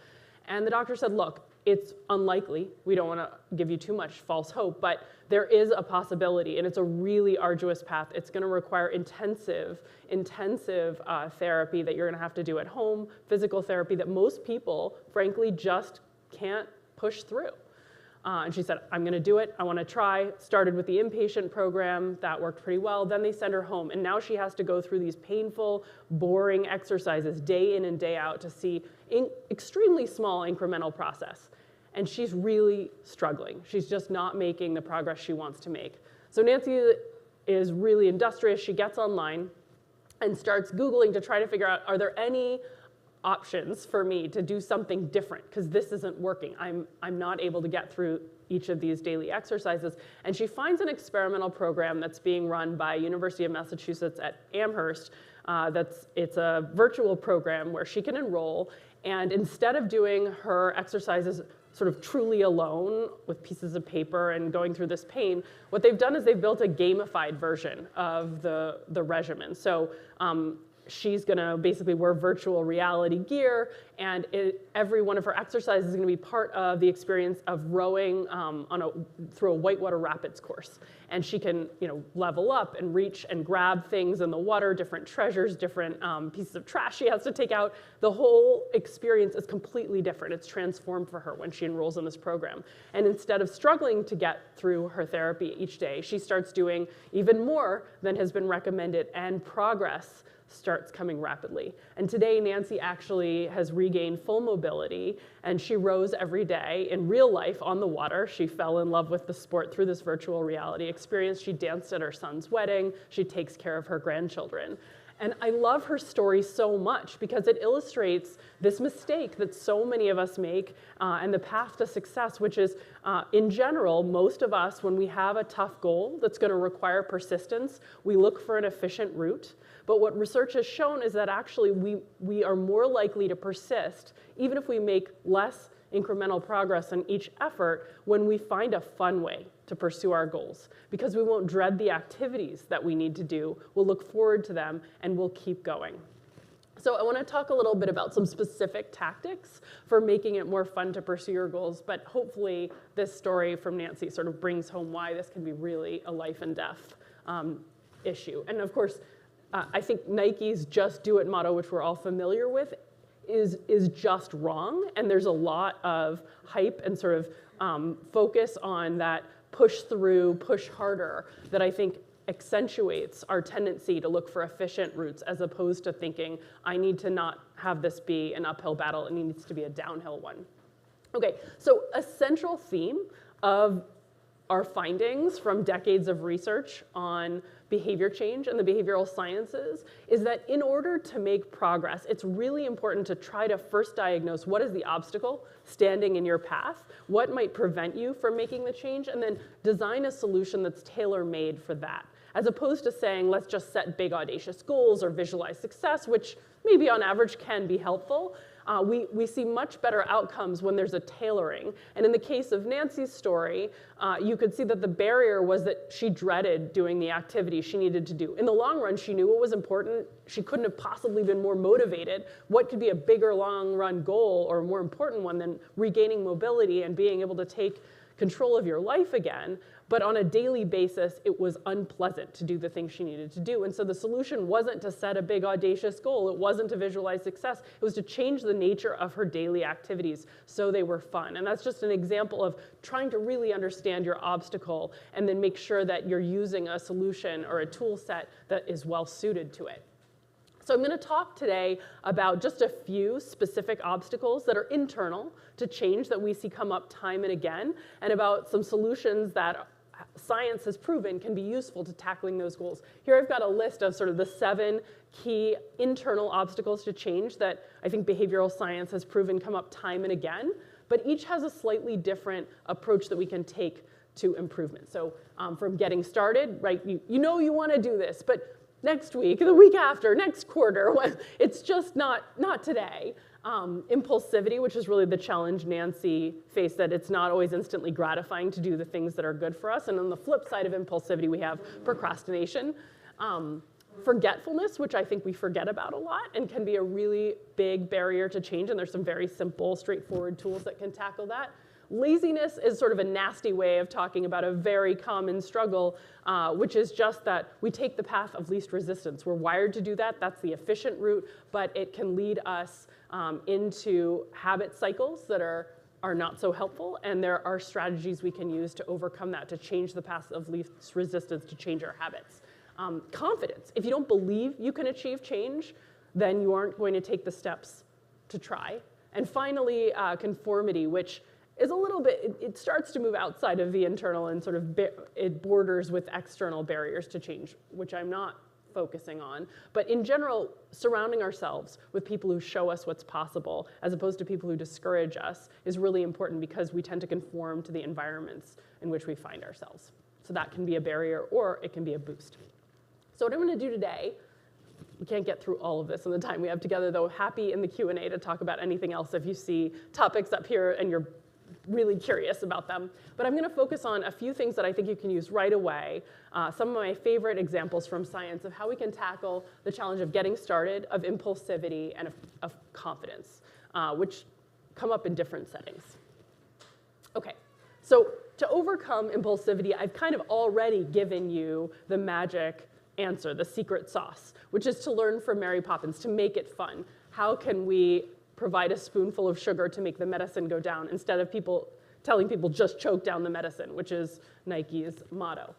So we can learn from Mary Poppins and do it slightly differently. And I want to tell you a little bit about a couple of specific strategies that can make it more fun to achieve our goals. The first one I want to do, I want to introduce you to Liz Lemon in case you aren't already familiar with her. If you are, fabulous. She's my favorite character of all time. But if you don't know, Liz Lemon was the lead character on NBC's former hit show, 30 Rock. And her persona is that she's a 30-something executive who works too much, exercises too little, and is generally a disaster when it comes to self-control. So I want to make a couple of plausible assumptions about Liz to introduce you to this idea. The first assumption I'd like to make about Liz is let's assume that she wishes she exercised more, but she lacks the willpower. And let's also assume that she has a thing for trashy TV shows, but she feels guilty wasting her time watching junk. Okay, hopefully that sounds plausible. So the solution I want to talk to you about for impulsivity, and specifically for Liz's problem, is something I call temptation bundling. What if Liz only allowed herself to watch those lowbrow TV shows while she's exercising at the gym? Suddenly she'd find herself at the end of a long day craving a trip to the gym to find out what happens next to our favorite characters. Time will fly while she's there. She won't even notice she's working out. And in the bundle, she's going to waste less time at home watching this trash, and she can get other things done. Okay, sounds like a magic solution to exercise, but I want to just point out temptation bundling isn't just about exercise, so I am going to show you some data on that. I think I missed a slide, but I'm going to tell you a little bit about one study where we looked to see whether or not it works. In that study, what we did is we actually randomly assigned students and staff at the University of Pennsylvania to one of two different experimental conditions. And I'll tell you a little bit about other settings where this can work in a moment. But in this study, we're focused on the gym. And in those two groups, they had different experiences. Both groups said, I want to exercise more, I want to go to the gym more regularly. All of them had to own an iPod in order to enroll, so they have some way that they can listen. We're going to do this with audiobooks instead of TV shows in this particular instantiation. And one group of those folks, they come in, and they're given a menu of 80 audiobooks to choose from that we've pre-tested. These are books that people find it hard to put down once they start reading or listening. So they're books like The Da Vinci Code, The Hunger Games. And they choose which 4 are most appealing to them. We load them onto an iPod. They go to the gym, they do a 30-minute workout while listening to the beginning of whichever of those novels they're most excited to start. And after their workout, we tell them, if you want to hear what happens next, you'll have to come back to the gym because we'll be holding this in a locked, monitored locker. Okay, then we have another control group, because this is a science experiment, also identical in every way, just flip of a coin and lands them in the control group. They also come in, they're encouraged to exercise more, they do a 30-minute workout, they own an iPod, they can use their iPod at the gym if they want, but we don't give them free audio novels. Instead, we give them an equally valuable gift certificate to Barnes & Noble. And of course, they can use this to go and buy audiobooks, but we haven't planted the seed that this temptation bundling idea could be helpful to their workout routines. Okay, so then the question is, what happens? Does this work? All right, so this is, somehow my slides got flipped around, so this is my bad. But I want to just show you, this is another setting where temptation bundling can be useful. I often talk to my students about where else can you temptation bundle besides in the gym. This is a library. What if you only allow yourself to pick up your favorite Starbucks beverage when you're on the way to hit the books? That's another form of temptation bundling. I often temptation bundle by saving a favorite bottle of wine for when I'm cooking a fresh meal for my family. That's the only time I'm allowed to crack it open. Or if you're doing household chores, that's the only time you can listen to a favorite podcast. I used to go get pedicures only while I was catching up on email I was behind on. So there's lots of settings where we can use this tool. But let's get to some data. So what happened when we ran this experiment to see whether or not it could be useful to people who wanted to form an exercise habit? What we found is that for the first 7 weeks that we're studying those folks, we see them going to the gym about 50% more often than the control group. So this is a really exciting effect. Everything looks like it's going swimmingly. And then here's the bom, bom, bom moment, which I think is really important. And we haven't had in all of our research projects, but this teaches another important lesson about behavior change. So 8 weeks into this particular experiment with temptation bundling, it was Thanksgiving break, and we were doing this on a university campus where the gym closes for 5 days, everyone goes home, there's a total disruption to the routines that people had built up.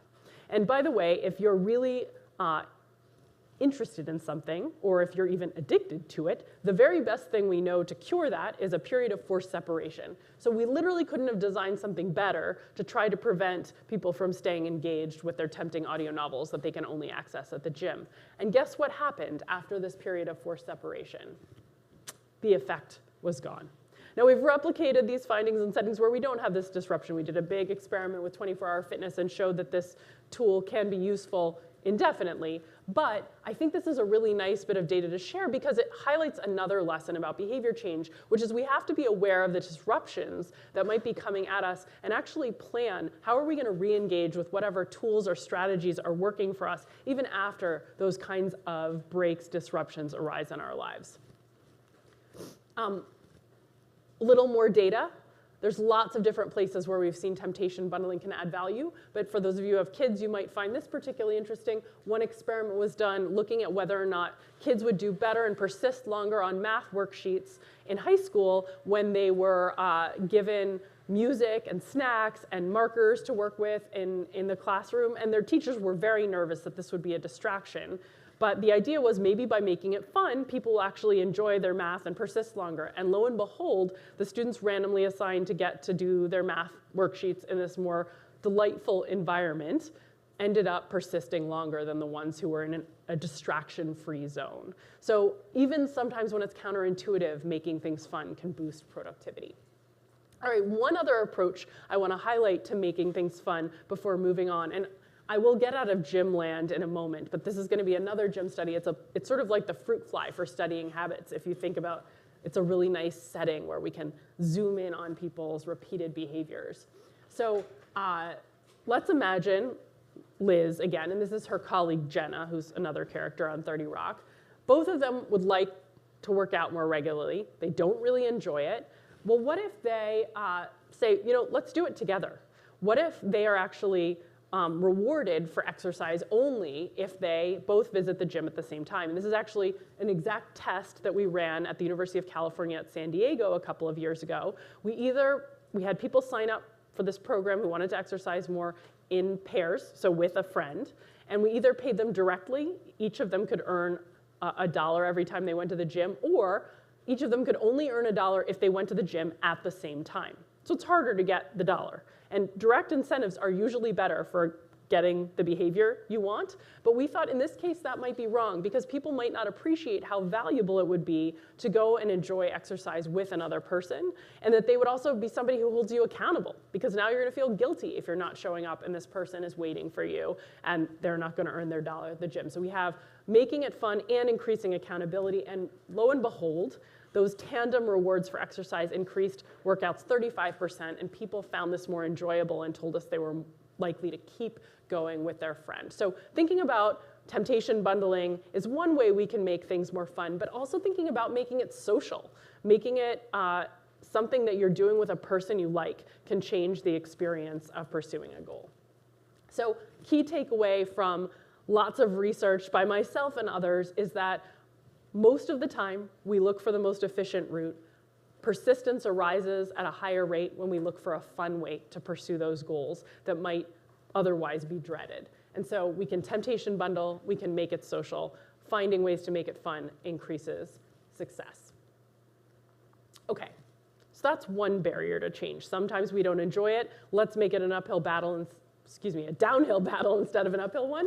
But there's another barrier that I want to highlight that I think is really important, and that is the challenge of just getting started. So once you've decided, okay, I'm going to do this, you can try to make it fun, you can change the way you pursue your goals, but you have to find the motivation and the moment to get that right. And I want to talk a little bit about timing and how to time change efforts, ideally. And to do that, I actually want to take you back in time.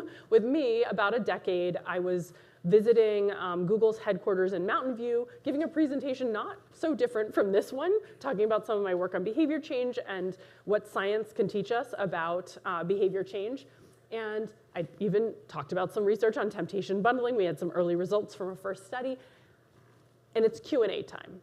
And I got this fantastic question from one of the VPs of human resources. They call it people analytics at Google.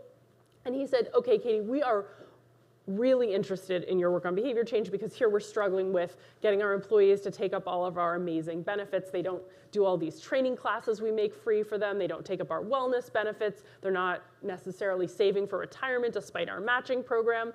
And we can't figure out when to introduce the idea of all these incredible things we offer to our employees for maximal effect. And I wanted to know, is there some ideal time to encourage change? If we want to get a new employee saving for retirement or enrolled in a boot camp that might help them up the level of programming skills they have, are there moments when they'll be more open to us encouraging that kind of behavior change? And I said, that is an amazingly important question. And it's actually one that research really hadn't looked at to date.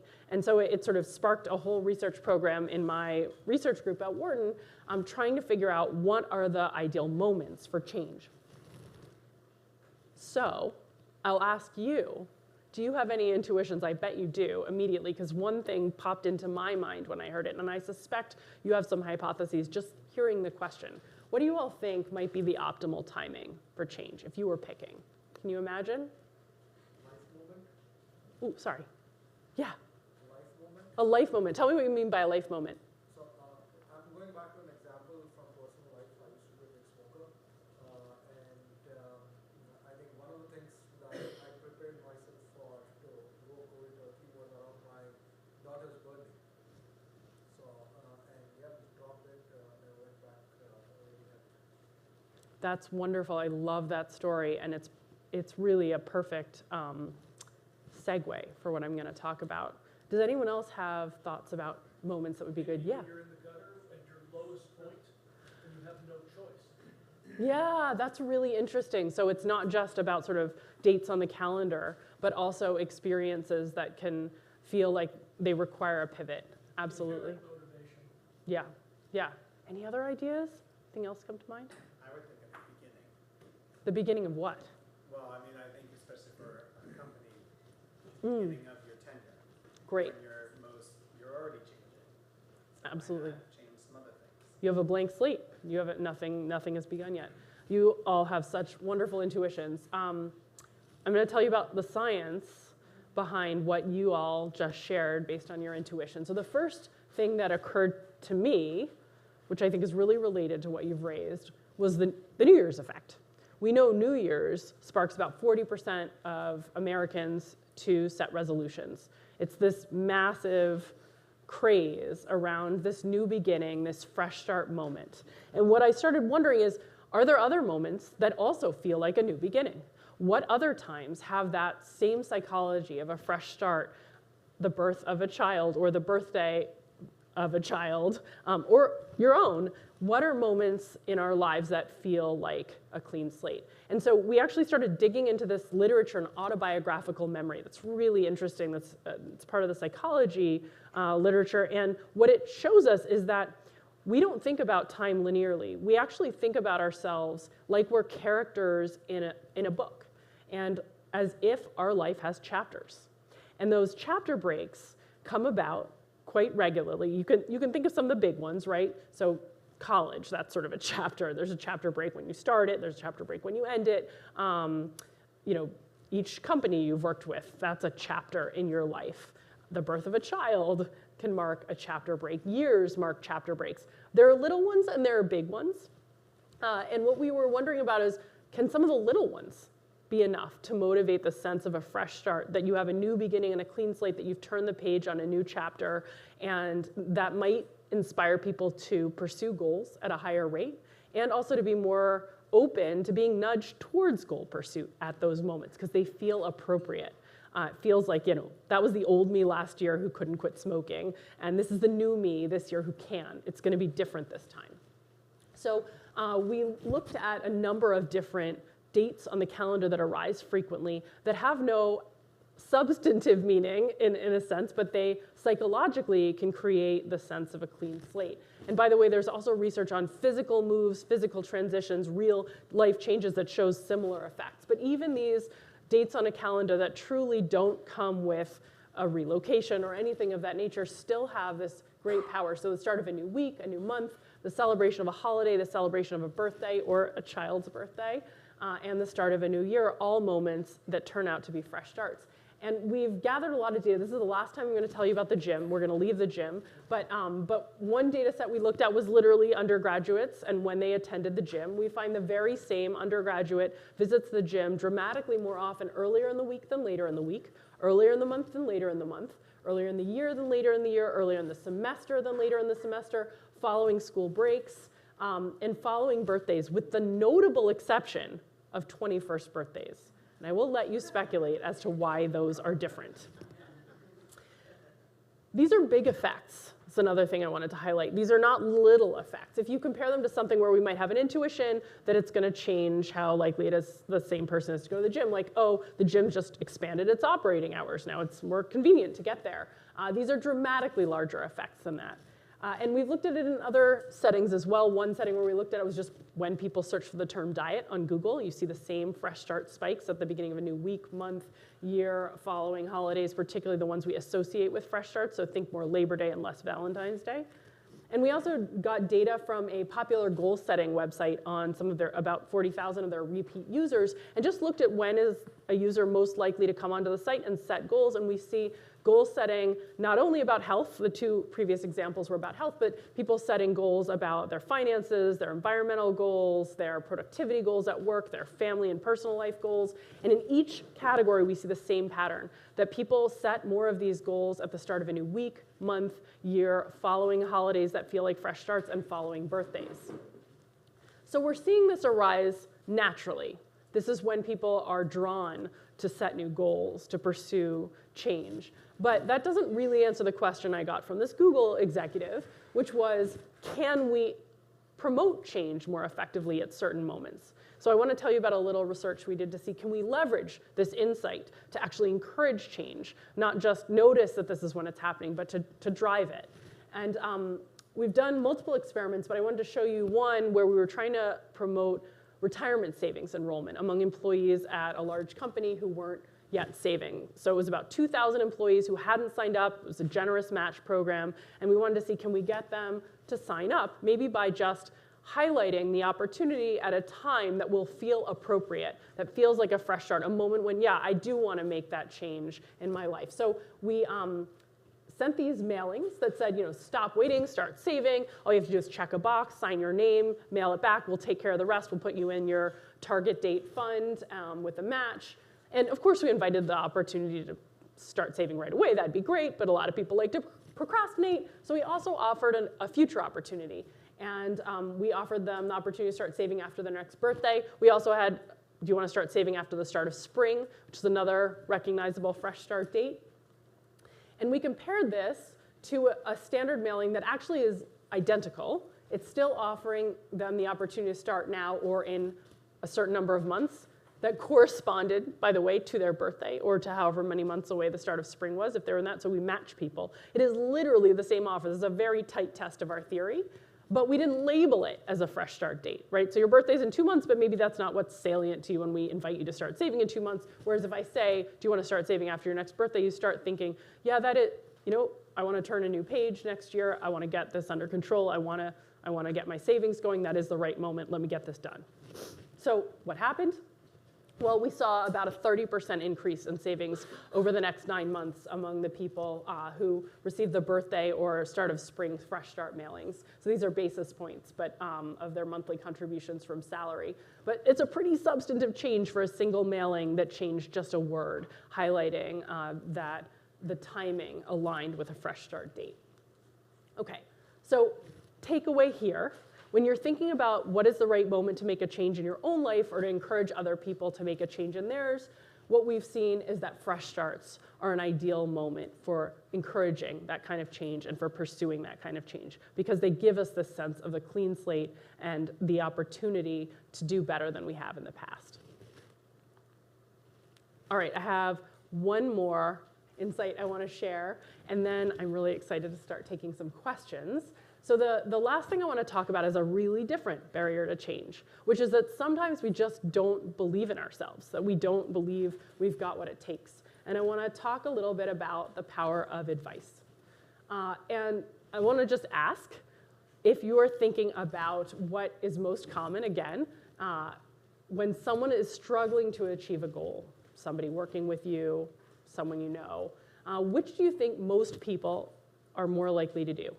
Do you think most people are more likely to offer up some advice, maybe unsolicited advice? Here are my 3 tips on how you could be a better parent.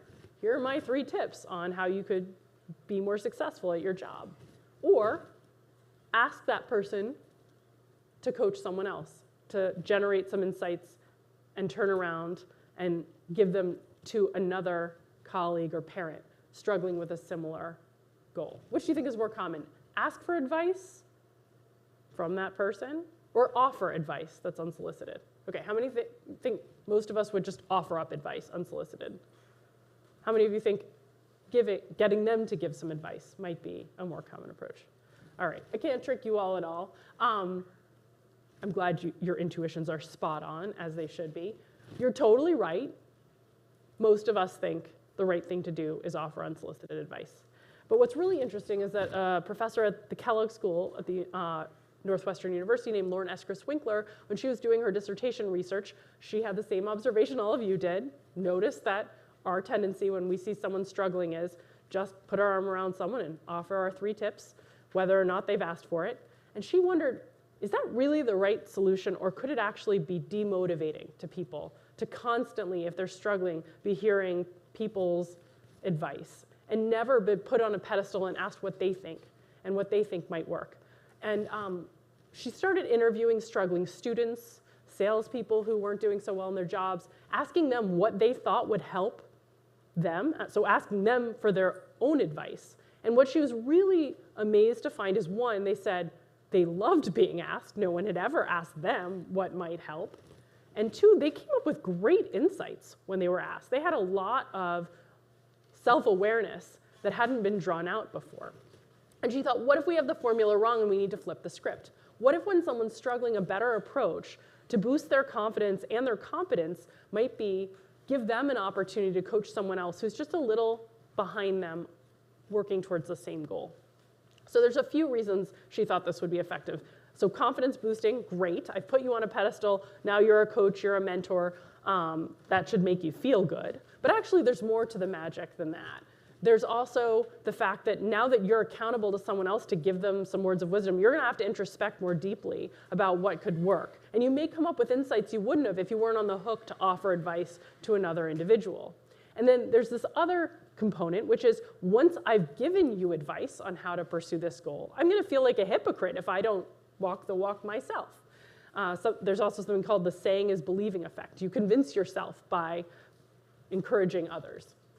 So for all these reasons, she got very excited about the power of advice giving. And she's done a bunch of research studies looking at whether or not this is useful. And I got to be involved in one of them that I want to share today, where we actually tried to see whether we could improve the grades of high school students by putting them in the position of advice giver. And we designed an incredibly light touch intervention that students took at a fresh start moment right after January 1st. They're coming back for the second term. These are high school students in Florida. And what we did is we randomly assigned some of them to give advice to their younger peers about how to study more effectively. It was an 8-minute survey they took online, some open-ended questions, a letter to their peers, as well as some multiple choice questions, tips, and they're going to be passed on to another student. So incredibly cost-effective to implement. And we tested this with almost 2,000 students. Again, random assignment. Do they walk into a computer lab and give advice to their peers, or walk into that computer lab and do other activities? And what we found, and I actually am showing you the exact numbers in part because I think it's really important to be clear about effect sizes and how much magic you can expect. Well, these are statistically significant results. Improvements in GPA in the subject that students said they most wanted to improve in, and in math, which were the 2 things we set out initially to study. And sort of we do something called pre-registering, saying what are our outcomes. We see a 1 point improvement in GPA. So GPAs are scaled from 50 to 100 in both math and in their target subject. Now, we are not turning C students into valedictorians with an 8-minute exercise, right? Importantly, this is not going to erase all of the learning losses we've had due to COVID. But the fact that an 8-minute activity where people spend a little time introspecting on what advice they can offer their peers does significantly improve their grades by a point is sort of miraculous to me. And she has shown other effects along these lines in other settings. And my big takeaway from this is sort of how can we think about both using this insight in organizations and scaling up its potency. I think the big takeaway is sort of when someone is struggling and you believe confidence is part of the equation, or it's missing from the equation, one solution can be to put them in the position of a coach or a mentor to someone else. And this can help you too. And I actually realized I use this in my own life, I've sort of structured it a bit more clearly after seeing this research, but I now have an advice club. So it's a group of women who all have similar career goals. We're all professors at top business schools who care a lot about communicating science and also doing science. And what we do is we come together when we face a challenging decision, and we reach out to each other and we say, I'm not sure what to do about this. I could use some advice. And when we initially formed the Advice Club, we had the insight that, it's free consulting, it's social support. Those things are always valuable. It'll be great. And those things have been great. I have some tremendous friendships as a result. But another really interesting aspect of it is I have found every time I am asked my advice, it helps me immensely. Because when you take that outsider perspective, there's no sort of emotions, it's not your problem, on solving someone else's challenge, you see more clearly. I'm quickly and decisively able to offer advice when these women come and say, here's my dilemma, what should I do? It's much easier for me to see clearly than when I face the same one myself. And then inevitably, whatever challenge I've coached them on comes up in my life a couple months later.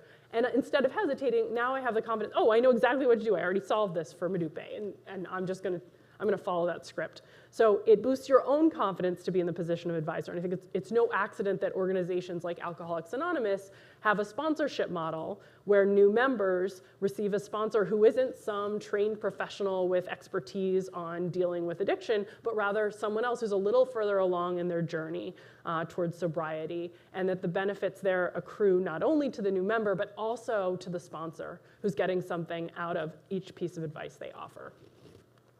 Okay, so I'm going to wrap here so we have a little time for questions.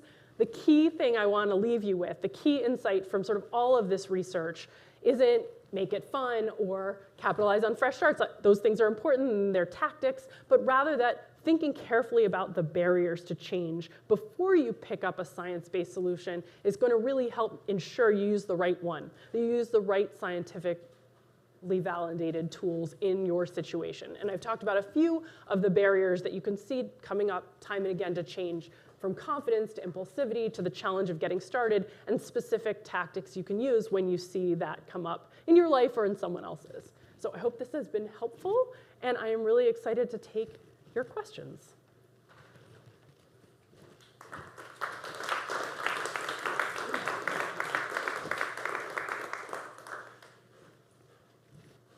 Yeah. I have a question. So first of all, extremely interesting. Thank you. As you start to bucket these kind of 7 things, how do you dig a bit deeper and start classifying the mindsets behind these? For example, like anxiety, fear of failure, those are types of things that can be prohibitive to change as well. How do you start to think about those things in relation to the buckets of these 7 areas? Yeah, both of those really fit into this confidence bucket. So I talked a bit about mentoring and advice clubs as a tool because it's one of, I think, the insights that is not as widely known, but in cases of fear and anxiety, one of the findings that's really powerful in this literature that can help is also fostering a growth mindset. I don't know if you're familiar with Carol Dweck's wonderful work. Highly recommend her book, Mindset, if you haven't read it. But a key mistake that many of us make is to sort of think that our capacity in any domain, whether it's an intellectual capacity or a physical capacity, is fixed, that we are born with some set of innate skills, and that's all we've got and all we have to work with. A lot of us think about the world that way. It's called a fixed mindset. And what Carol has shown is that we can change that, and 2, it's inaccurate. So an alternative mental model, which is actually a more accurate description of the world, is that in almost every capacity, maybe with the exception of your height, you can grow. With effort and practice, you can improve your IQ. You can improve your speed. You can improve pretty much every skill that is out there. And people who walk through life with a growth mindset, looking at failure really differently. They look at a failure not as diagnostic of who they are. That would be the fixed mindset approach. Oh, this didn't go well. That's diagnostic of my capacity and capability, and therefore, I guess I just can't do that well in this job. People who have a growth mindset look at that failure and they say, shoot, that didn't go well. What can I learn from this so I can grow and do better next time? And specifically, the language we use with our kids, with our employees, can shape whether they think about the world with a growth mindset or a fixed mindset, and can build their confidence. If we walk through life with a growth mindset, if we foster a growth mindset in the people we care about, we're not using trait descriptions to say, you did that badly, you're not good at speaking, you're not good at writing, we're saying, you know, I see some room for growth in this area. I'm really excited to work with you to foster what I see some things we can learn from how that presentation didn't go so smoothly. And with that language of growth and with that mindset, confidence grows and performance improves. So that's a really important one when it comes to anxiety as well. But I would bucket those kinds of issues all in the sort of confidence category. Yeah. On the issue of getting started, capitalizing on fresh starts, is it better to have a number of different opportunities for fresh starts, or does it all get lost in the sauce, which is, oh my God, they're telling me again, New Year or birthday or whatever. So which is better, more or less? Yeah, it's a wonderful point. So I do think one risk that is very real with fresh starts is if you sort of think every Monday is a fresh start, then on Friday you're like, well, I'll just get around to it again next Monday. So there can be sort of an ugly underbelly to it if you cut yourself too much slack and you're constantly putting it off till the next fresh start. So our research has mostly looked at the power of highlighting specific opportunities for people as opposed to many opportunities. So we normally focus on one and pointing it out and giving people an opportunity to begin making a change on that one date that they might not have otherwise been attracted to or recognized could be a fresh start. So I 100% think you don't want to highlight 17 in a row on a calendar for someone and say, you know, each of these days you're going to do something new.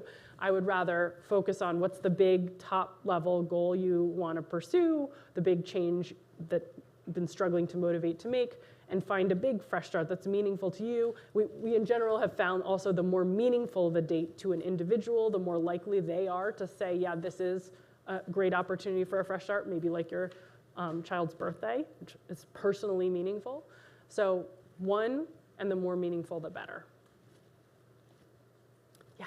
Katy, fascinating talk. Thank you for sharing all these insights, especially some of the things that are counterintuitive, like, you know, mentoring and giving advice when you yourself are struggling. I thought that was really credible. I want to go back to your gym example, actually, because I was one of those people for like 20 years that go to the gym, and then Thanksgiving or something happens and it just breaks the cycle. Falls apart, yeah. Then I discovered, like many people during the pandemic, Peloton. Okay? And, you know, what I found with that was interesting is that it's bundled with something that you enjoy, which is music, you know. But I also found, like, the measurement was interesting, right? To go back and just see, like, how many workouts you've done, like, what your streaks are and stuff like that. And, you know, I'm probably one of the few, but I'm still on Peloton. I'm curious, like, how does measurement come into this in a lot of things to, like, keep people consistent on these tracks to show some kind of progress? I mean, I'm not trying to go and, you know, run a marathon or, you know, get a gold medal or anything, but it's just like, it's like these little micro wins that seem to be measured. Yeah. No, you're 1,000% right. Tracking, I'm wearing my Fitbit today. Tracking is very useful. There's good research showing in all different settings. One, it brings our attention to the goal, which is a big part of, by the way, why goal setting works in the first place, is that it draws your attention and you can't make progress if you're not focusing on something, if it's not getting any of your attention. We have limited attention. It's also a reason that if you measure everything, sort of like if you have a million fresh starts, things can get messy. But in general, everything from, you know, tracking your step count to, you know, one of my favorite studies actually just showed giving people a monitor in their shower that shows how many gallons of water they're using as they take a shower really helps people cut back on water waste. So simple things that draw your attention and help you track are effective. You also mentioned streaks. I've actually done some recent work on the power of streaks. People, and there's other research that's been done by some of my colleagues on this. It feels like a loss when you break a streak, which is very, very demotivating. People really hate losing. Losing is significantly more aversive than winning is pleasant. So loss aversion, Danny Kahneman won the 2002 Nobel Prize in part for his work with Amos Tversky on loss aversion. And that streak's destruction feels like a loss. And so apps like Duolingo and Peloton do a really nice job of creating these streaks so you feel like you would lose. The one tricky thing about streaks is once you break it and feel like it's a loss, then you may throw in the towel. So I don't know how many of you are Duolingo users, but they've done something very clever, and there's some really nice research behind this, which is they give you a streak freeze. It's like, oh, well, you have a couple get out of jail free cards. We'll still call you on your streak, because they don't want to sort of have the whole thing fall apart, which is exactly what would happen if they didn't give you some way to sort of keep it. So there's always the fear of breaking my streak, but then there's sort of this backup plan. There's some really nice work by my colleague, Marissa Sharif, in general on giving ourselves a couple get out of jail free cards can be really powerful in helping us achieve our goals. So it's better to set tough, ambitious goals for yourself than wimpy ones in terms of motivation, but then it's also more likely that you'll miss those targets. And then you have something called the what the hell effect, where it's my favorite named effect in the whole literature. Like you eat the donut for breakfast when you're on your diet, and you're like, what the hell, just have all the junk food today. So because of that, if you set these tough goals, or if you have a streak and then you break it, you worry, you throw up your hands and you give up. So what she has shown in lots of experiments is that if you give yourself a couple emergency get out of jail free cards, you actually see better results. So I'll give you a really concrete example. Imagine you want to go to the gym 7 days this week, that's your goal. Or you could say 5 days this week is my goal. What's better than either of those is a goal of 7 days a week with 2 get out of jail free cards. Actually identical to 5 days a week as your goal, right? But you stretch, you still try to push yourself to those 7 days, and if you miss one, you don't give up completely. So that actually leads to the very best performance.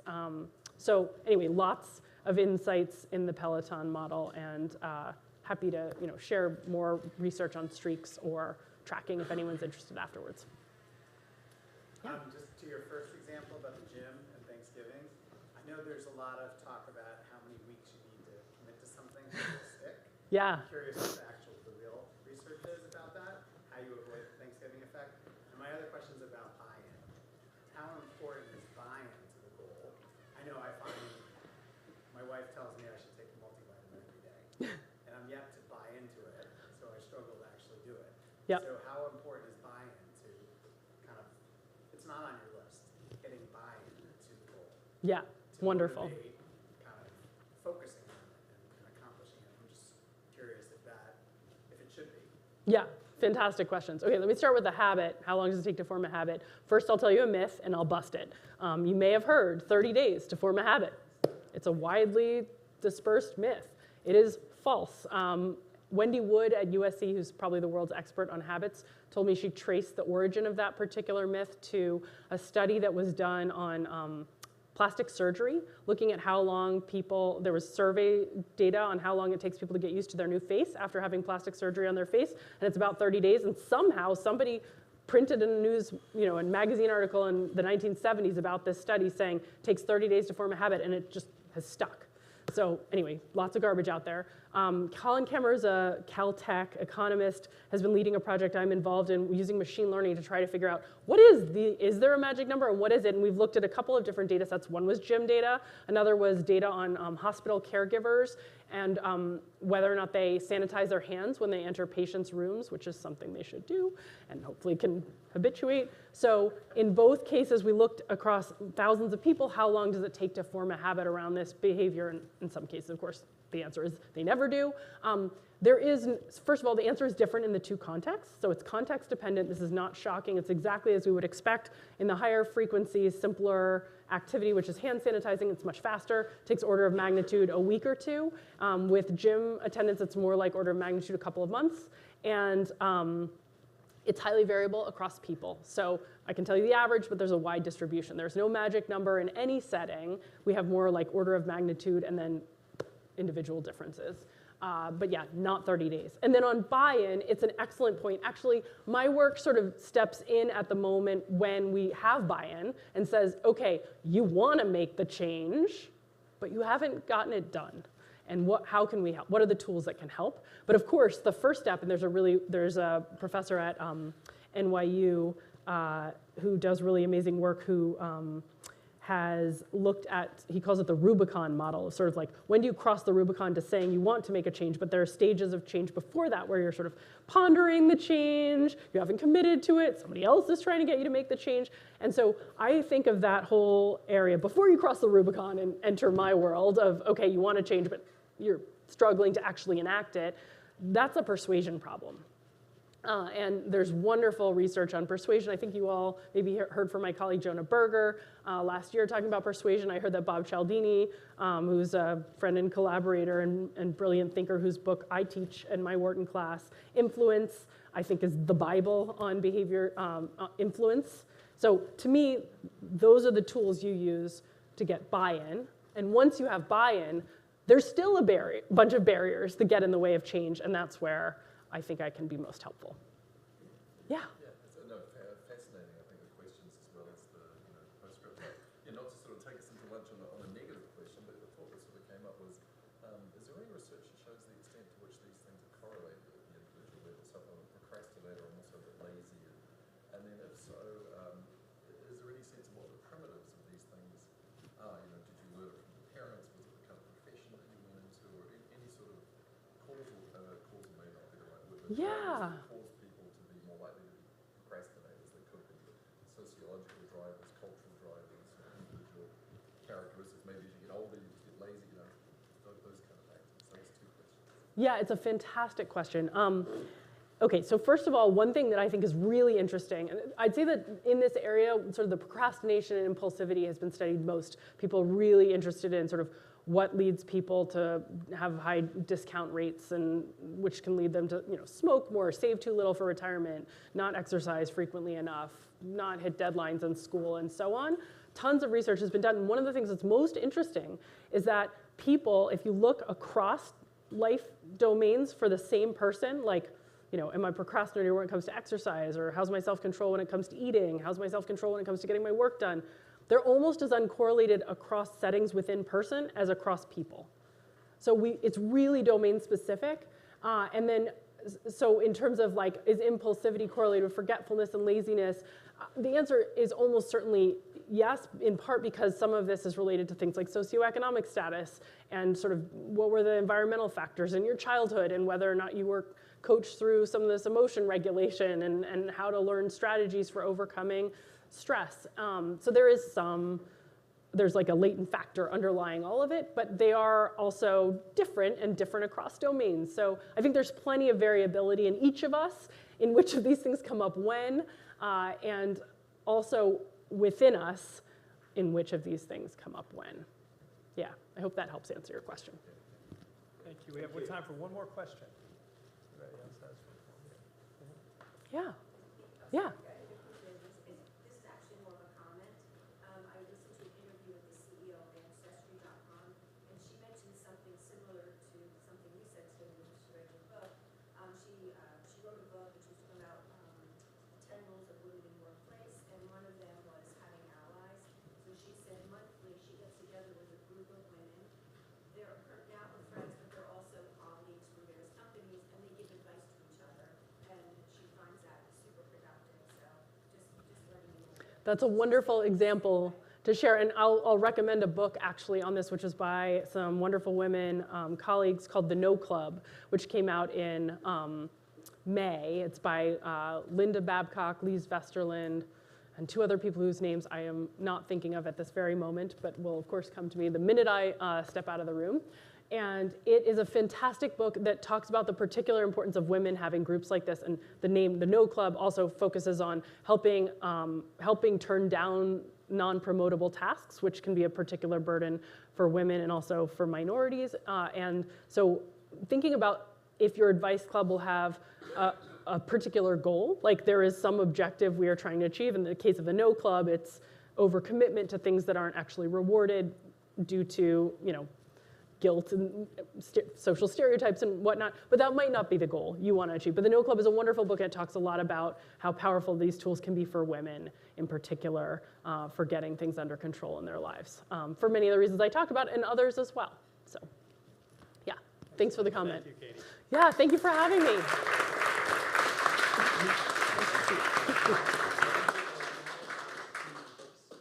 Excellent. Thank you, Katy. Excellent. We're now going to take a break. We have an annual tradition to have a group photo, and we'll do that before we break for lunch, and we'll follow Rachel and Tausif. Is that right, Rachel? This is Rachel and Tausif. So they'll lead us to where the pictures will be taken. Oh, I meant Emily. Sorry, not Rachel. Sorry, Emily by the door.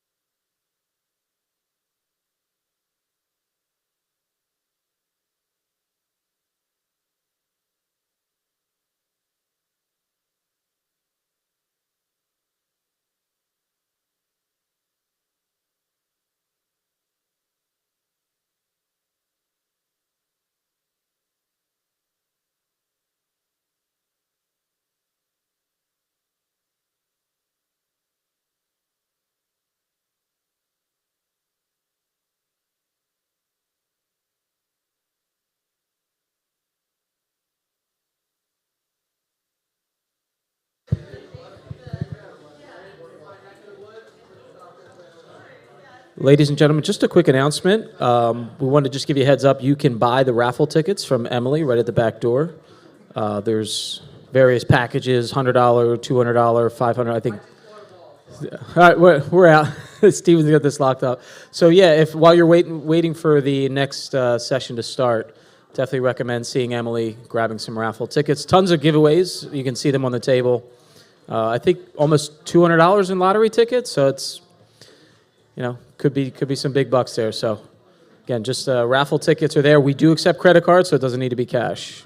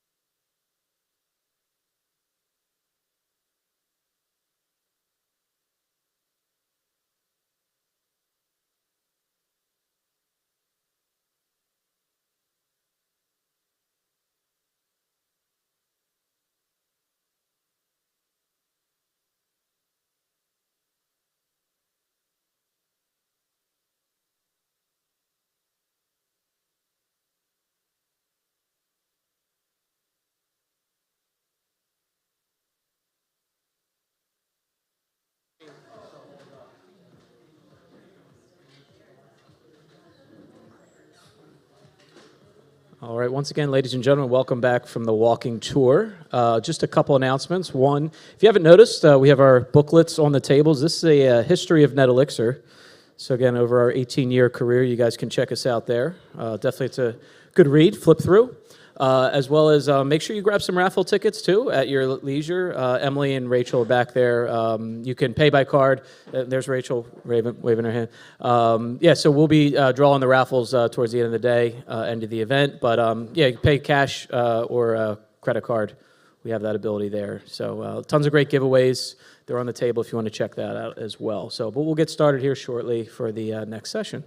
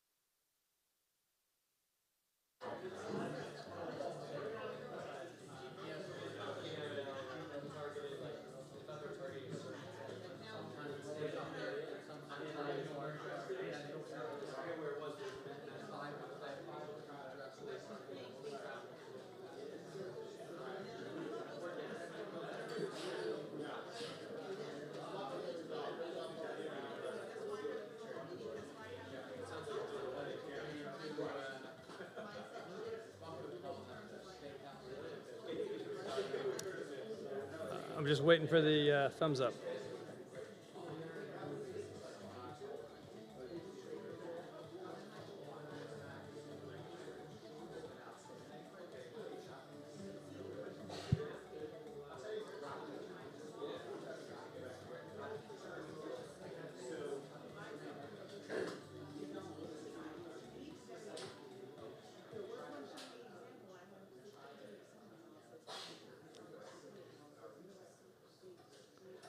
How did everyone enjoy their walking tours?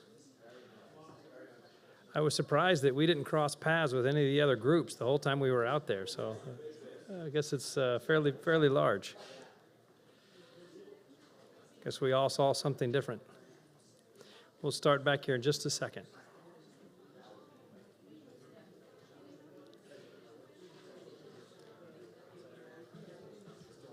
While we're settling in, I'll just remind you once more, for those who were coming in, you can still support the Udayan Foundation raffle.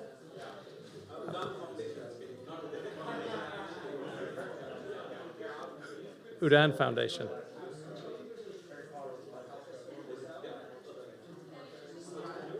All right. Our next speaker up will be Parag Shah. He's the Vice President of Center Store Omnichannel Merchandising for the Giant Company. Parag is a battle-tested entrepreneurial change agent and a business pioneer with deep expertise in grocery retail and merchant services. Throughout his career, he has transformed business and improved performance by challenging status quo and applying technology to accelerate impact. Known for business partnerships by breaking barriers and gaining consensus among diverse groups. Please join me in welcoming Parag Shah.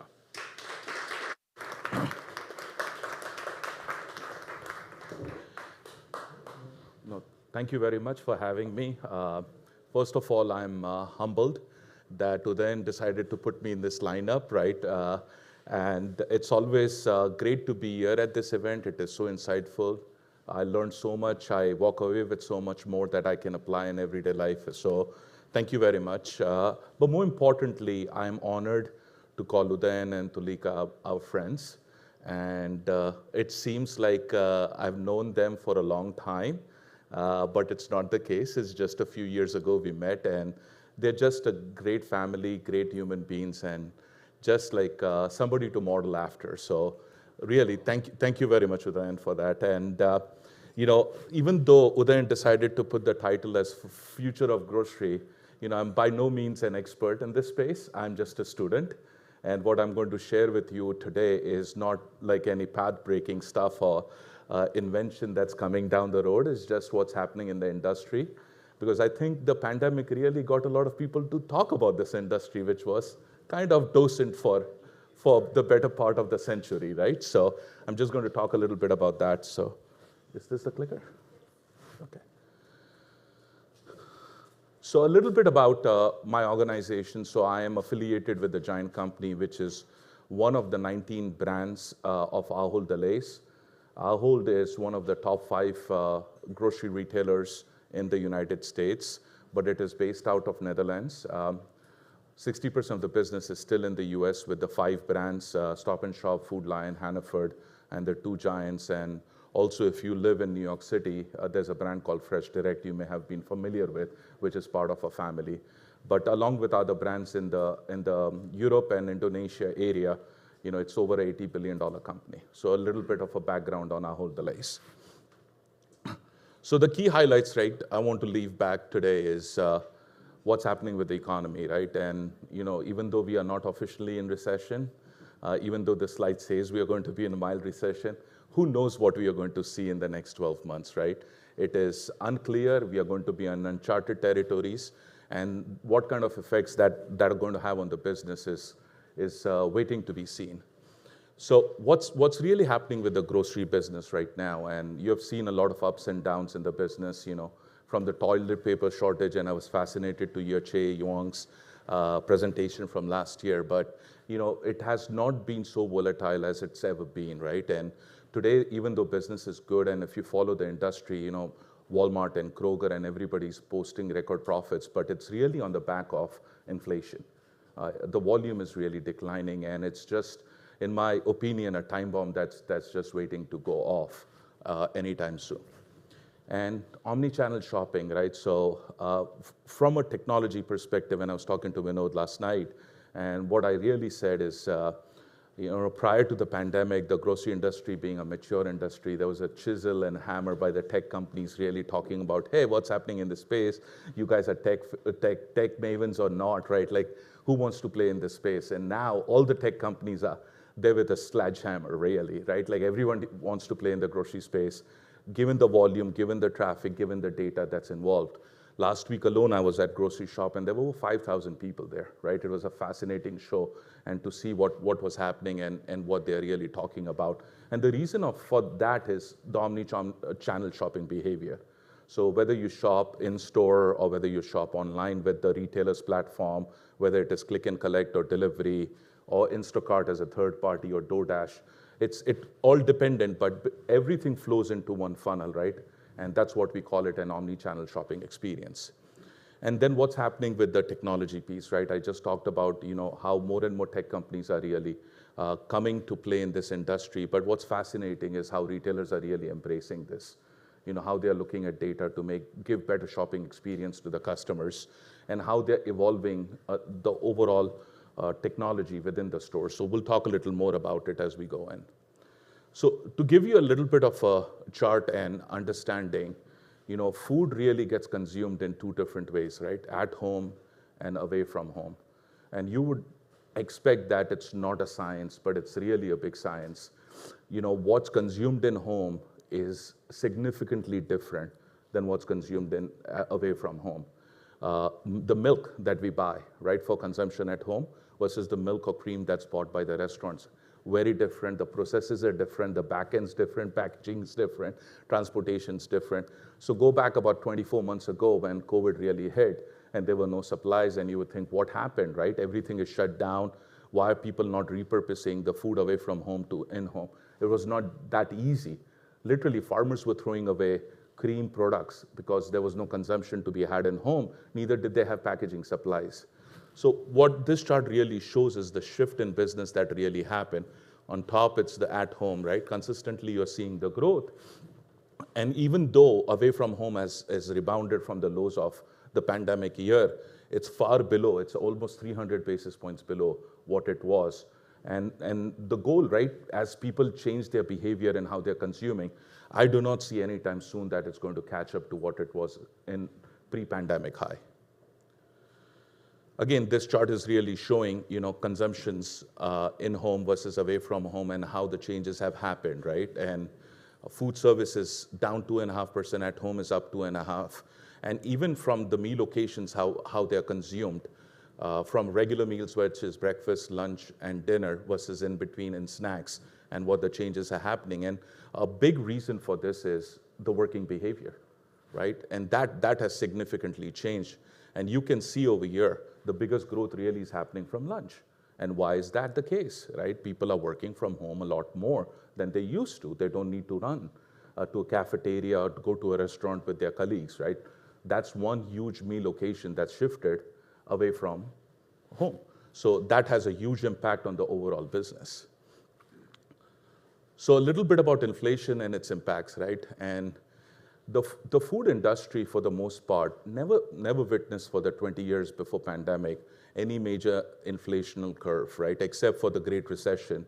But that was a little bit of a shocker, and it recovered in a 2-year window. But if you follow all the publicly listed companies for 20 years, they literally reported a 1 or 2% inflation.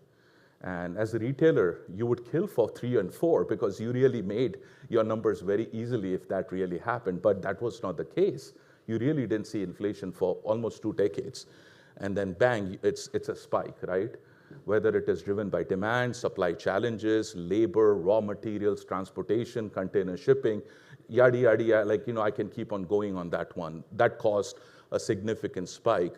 What's scary and what we are seeing right now is whatever the consumer price index is being reported versus what the producer price index is, there's a huge delta.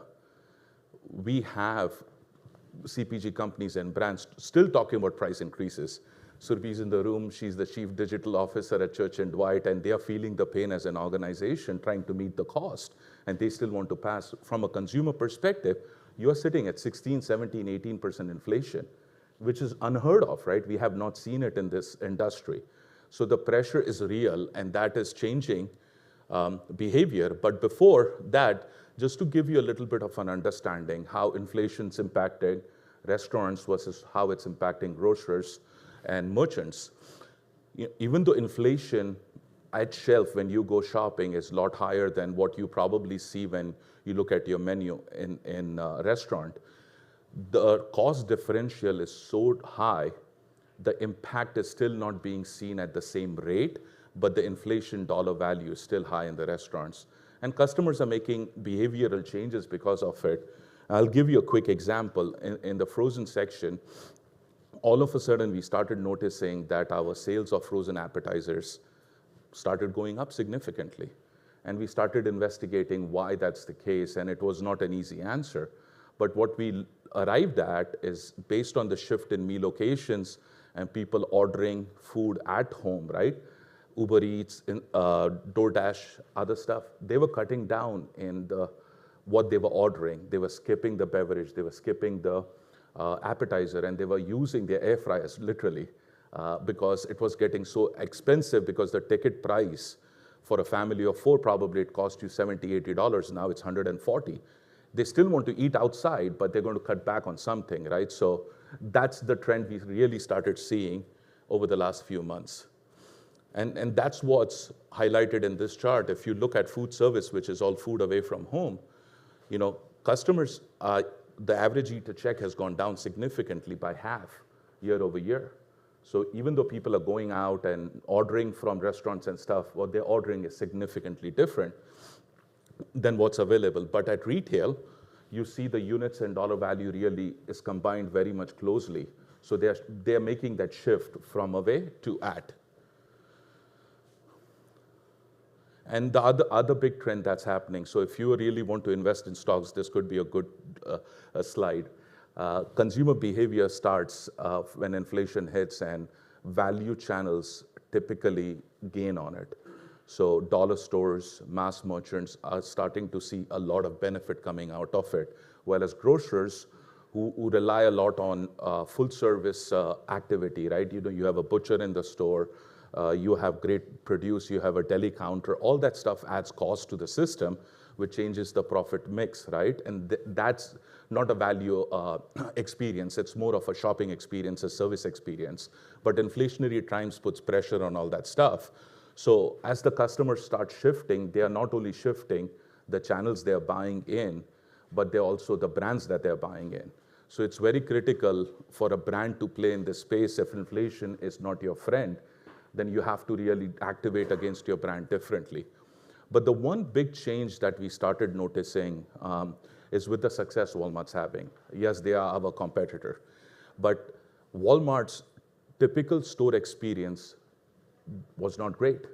And it's self-admitted, they would say that, right? Because of the variety of products that they offered, the way they offered it, they were never in full service food. The experience was not that great.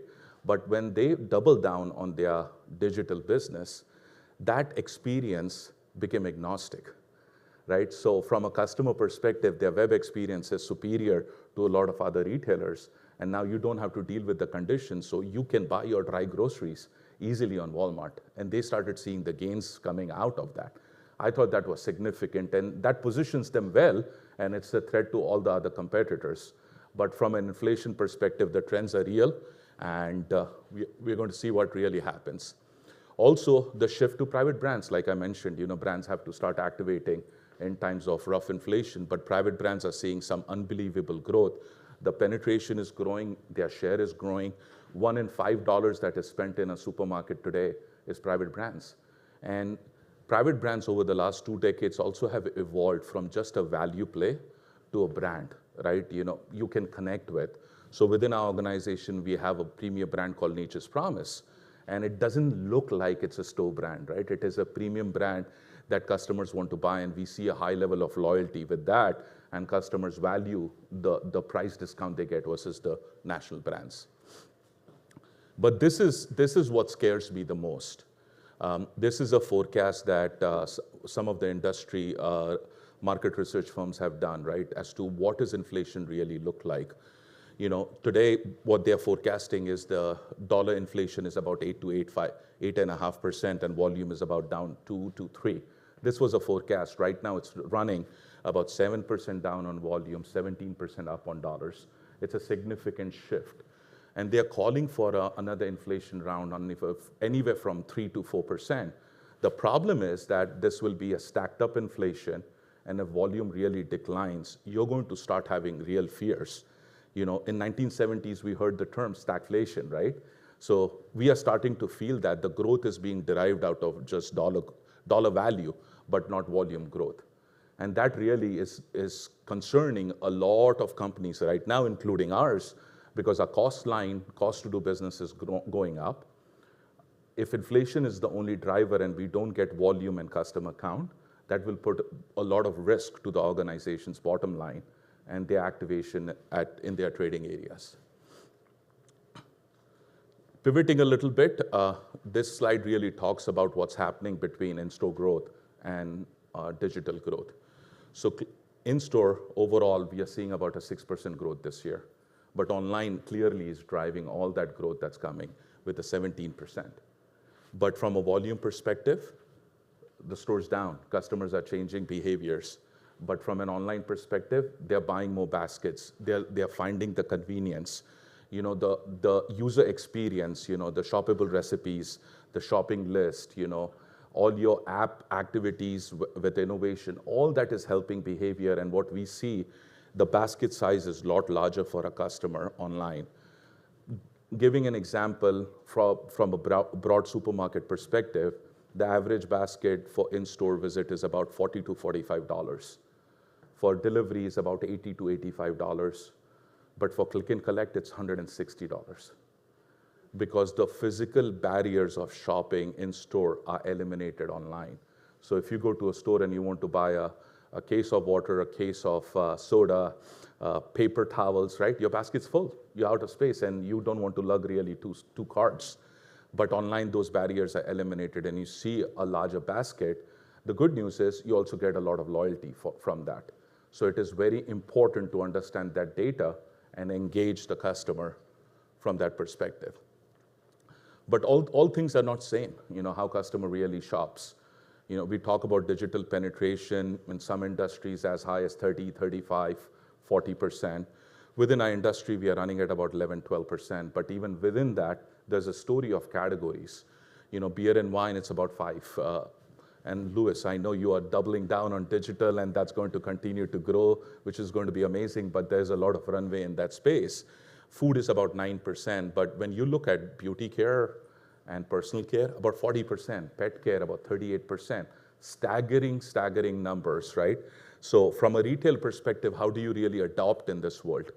How do you change your strategies in how you're meeting the customers? And how do you really activate online?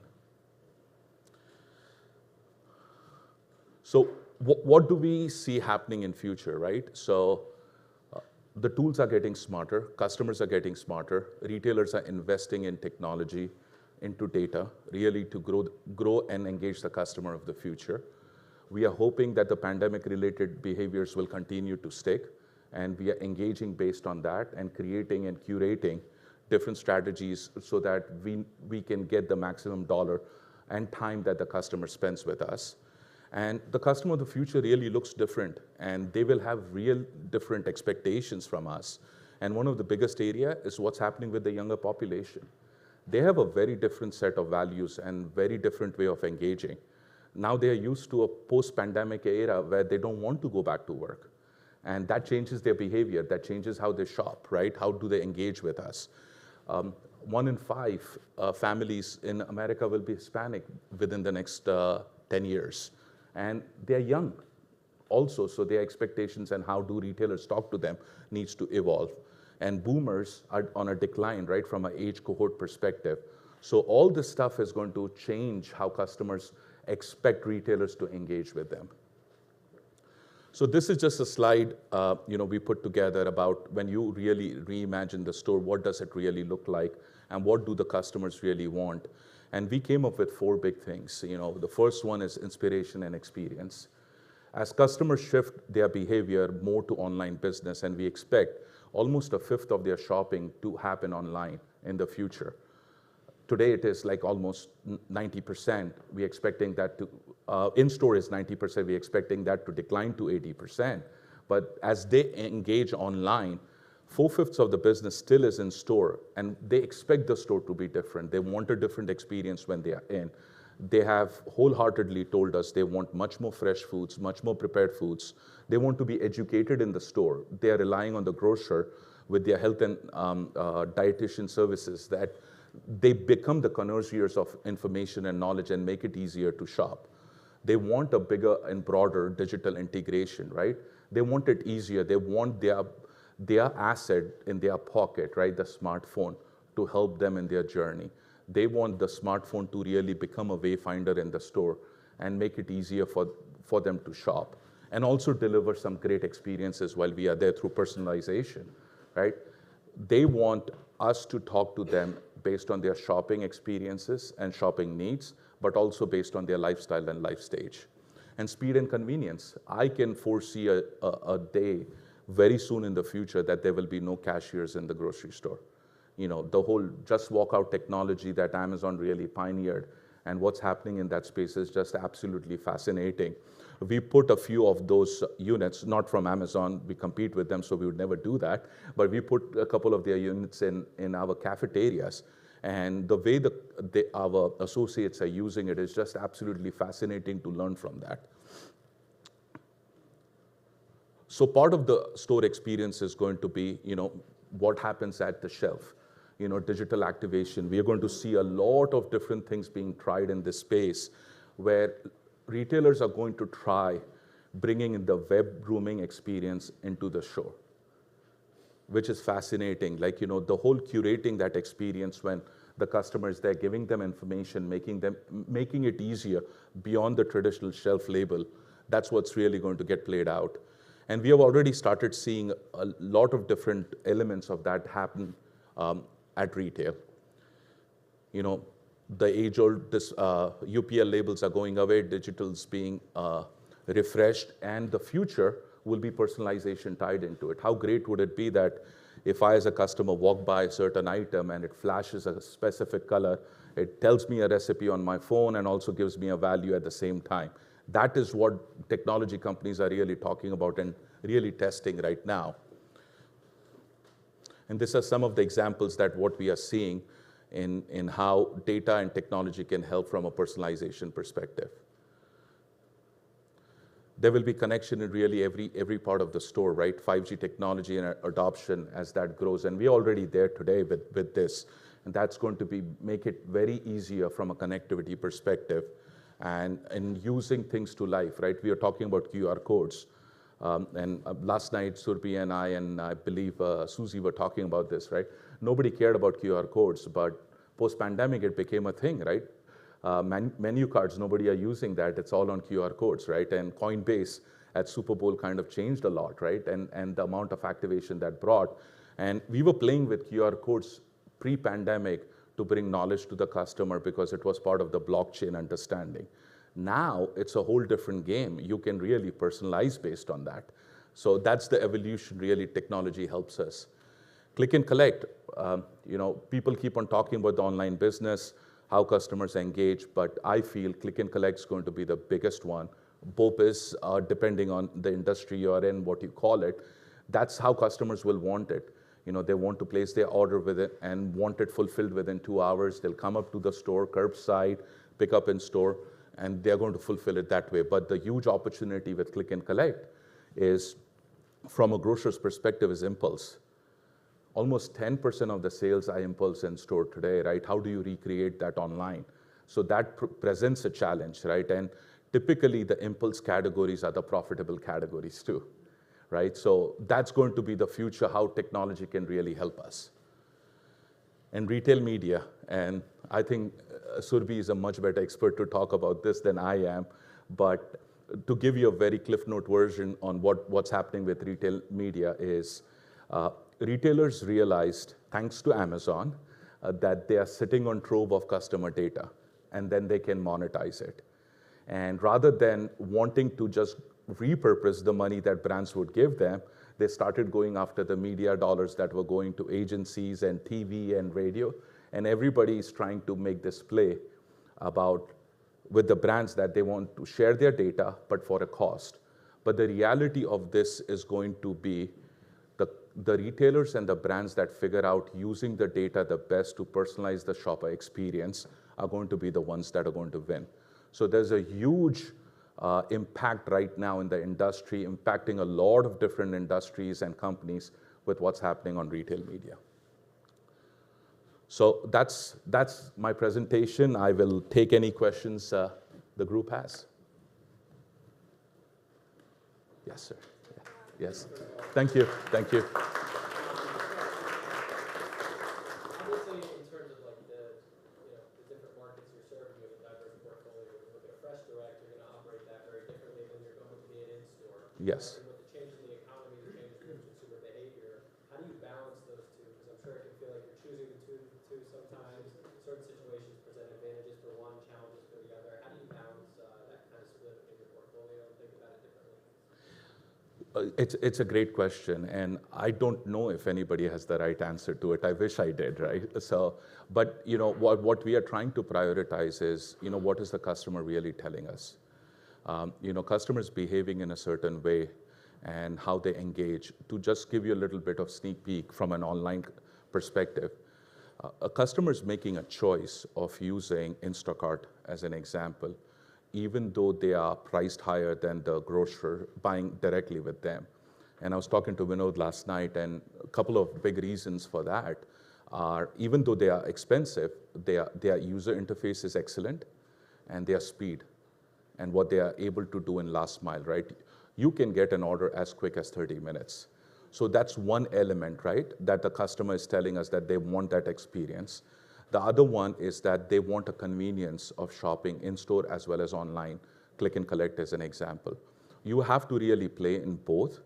I think the challenge is going to be having a clear channel strategy as to what do you stand for.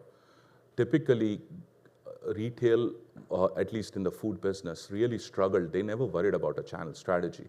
The brands had channel strategy because they were dealing with mass marketeers, club stores, online stores, and grocers.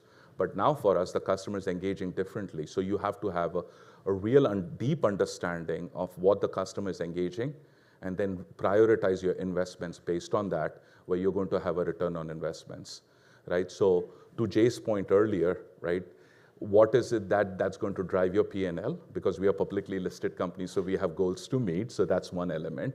And then what's the investments that you have to make to continue meeting the needs of the customer? Yep. I have a quick question. So you had a slide about different categories. Pet was growing, I think, 38% online. Yep. I'm curious, what do you think is driving that versus other center store categories?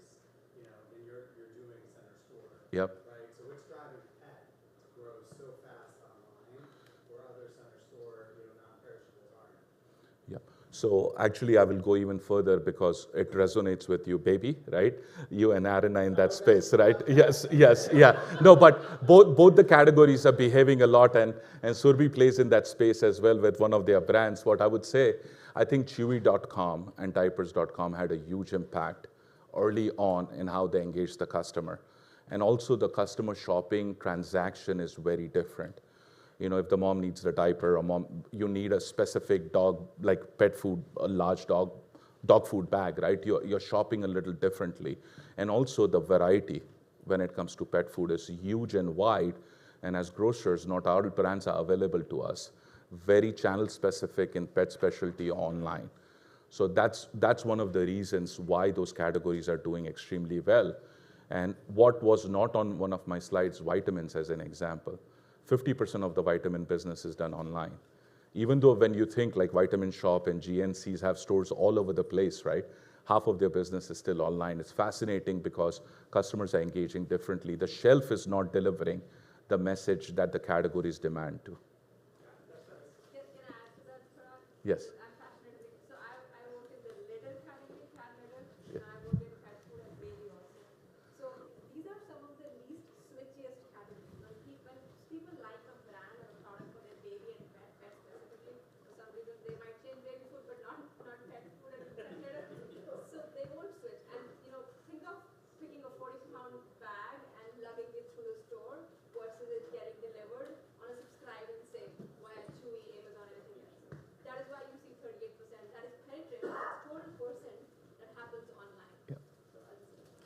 Thank you. Yes. We have time for one more question. With the high inflation and Yeah. Gen Zs making up such a high part of the population and then I guess liking to eat out, how is the fast foods channel? You did store and you did restaurants, but you didn't Yeah. separate fast food. Yeah, QSRs are doing very well, actually. Unit sales and gross sales, Yeah. I would assume. Both. Because They're bucking the trend. they are bucking the trend, and it was surprising because we thought that was not the case.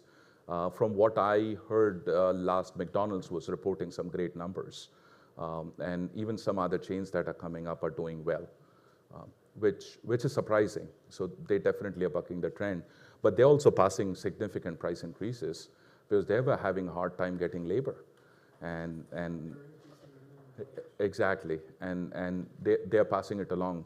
But I think the average transaction size and the inflation impact is less when you have a $7 transaction versus you have a $120 transaction. I think that's playing a little bit into it. Tausif, last one. Thank you so much for the opportunity and what an away statistics presentation. Always, it felt like you were telling the story of my house. The question is, I think now you gave the example of Walmart, right? With that Vocus click and collect, they have eliminated a disadvantage that they had, which was essentially the purchase experience in-house. So how is now that essentially was your advantage? So how are we translating that superior experience which your brand is known for into Vocus? Yeah, so two things. One, your user experience has to increase, significantly improve using technology and capabilities, better content, better search, better navigation, make it easy for the customer to find, and also personalization, right? Meeting the needs. So that's one piece. Second part of it is fulfillment. Make sure your order is ready in time and in full. Very important part of it, right? So customer doesn't want surprises, but also doesn't want surprises on substitution as an example, which is a big part of it, right? When they are in store, they can decide if there's certain product not available and they can switch. But online, if someone else is shopping for them, it's a very difficult interaction. Instacart's done well, they text you and they talk to you, but retailers have some evolution to do in that space. Okay, thank you for having me. Thank you, Parag. Thank you.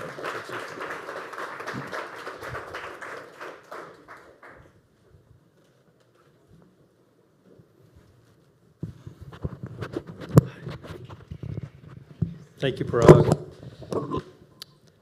We're now going to hear from Billy McLellan and Udayan Bose. Billy's an agency development manager with Google Customer Solutions and has been a valued partner of NetElixir and helping us improve Google offerings. Joining Billy is our co-founder, Udayan Bose. Together, they will lend an eye to the future and tell how search is going to be changed in the future landscape here in the near term. So following Billy and Udayan, we will hear from David Richard Bell. David's been called the guru of the D2C movement and the man who kickstarted the direct brand economy. He is also co-founder and president at Idea Farm Ventures, a permanent capital consumer and retail investment holding company based in New York City. Prior to IFV, David had a 20-year academic career at the Wharton School, where he was a chaired professor, an award-winning teacher and researcher, and started the first courses on digital marketing and e-commerce for MBAs and undergraduates. David speaks globally on digital marketing and e-commerce for clients including Alibaba, Google, Hair, Nike, and Ralph Lauren. Please join me in welcoming Udayan and Billy, and then David.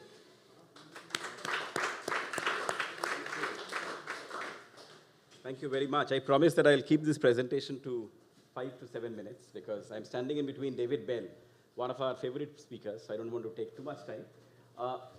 This section, what we are trying to do is, the first part or the morning 2 presentation that we had was more about inspiration and new ideas and a little bit about entrepreneurship as well. The second part is a lot more applicability part. So Parag talked about the grocery component.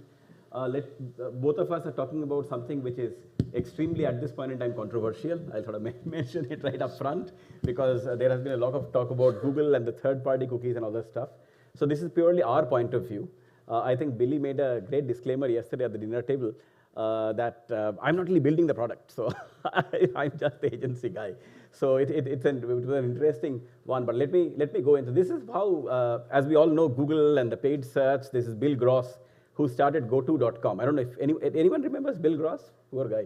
I mean, he literally started the pay-per-click model, and this is how the site looks like. The first change, which I have a fundamental question to pose for each one of them. This is how Google is reimagining the SERP page. Now, the first question I have for all of you to think of, should it still be called search?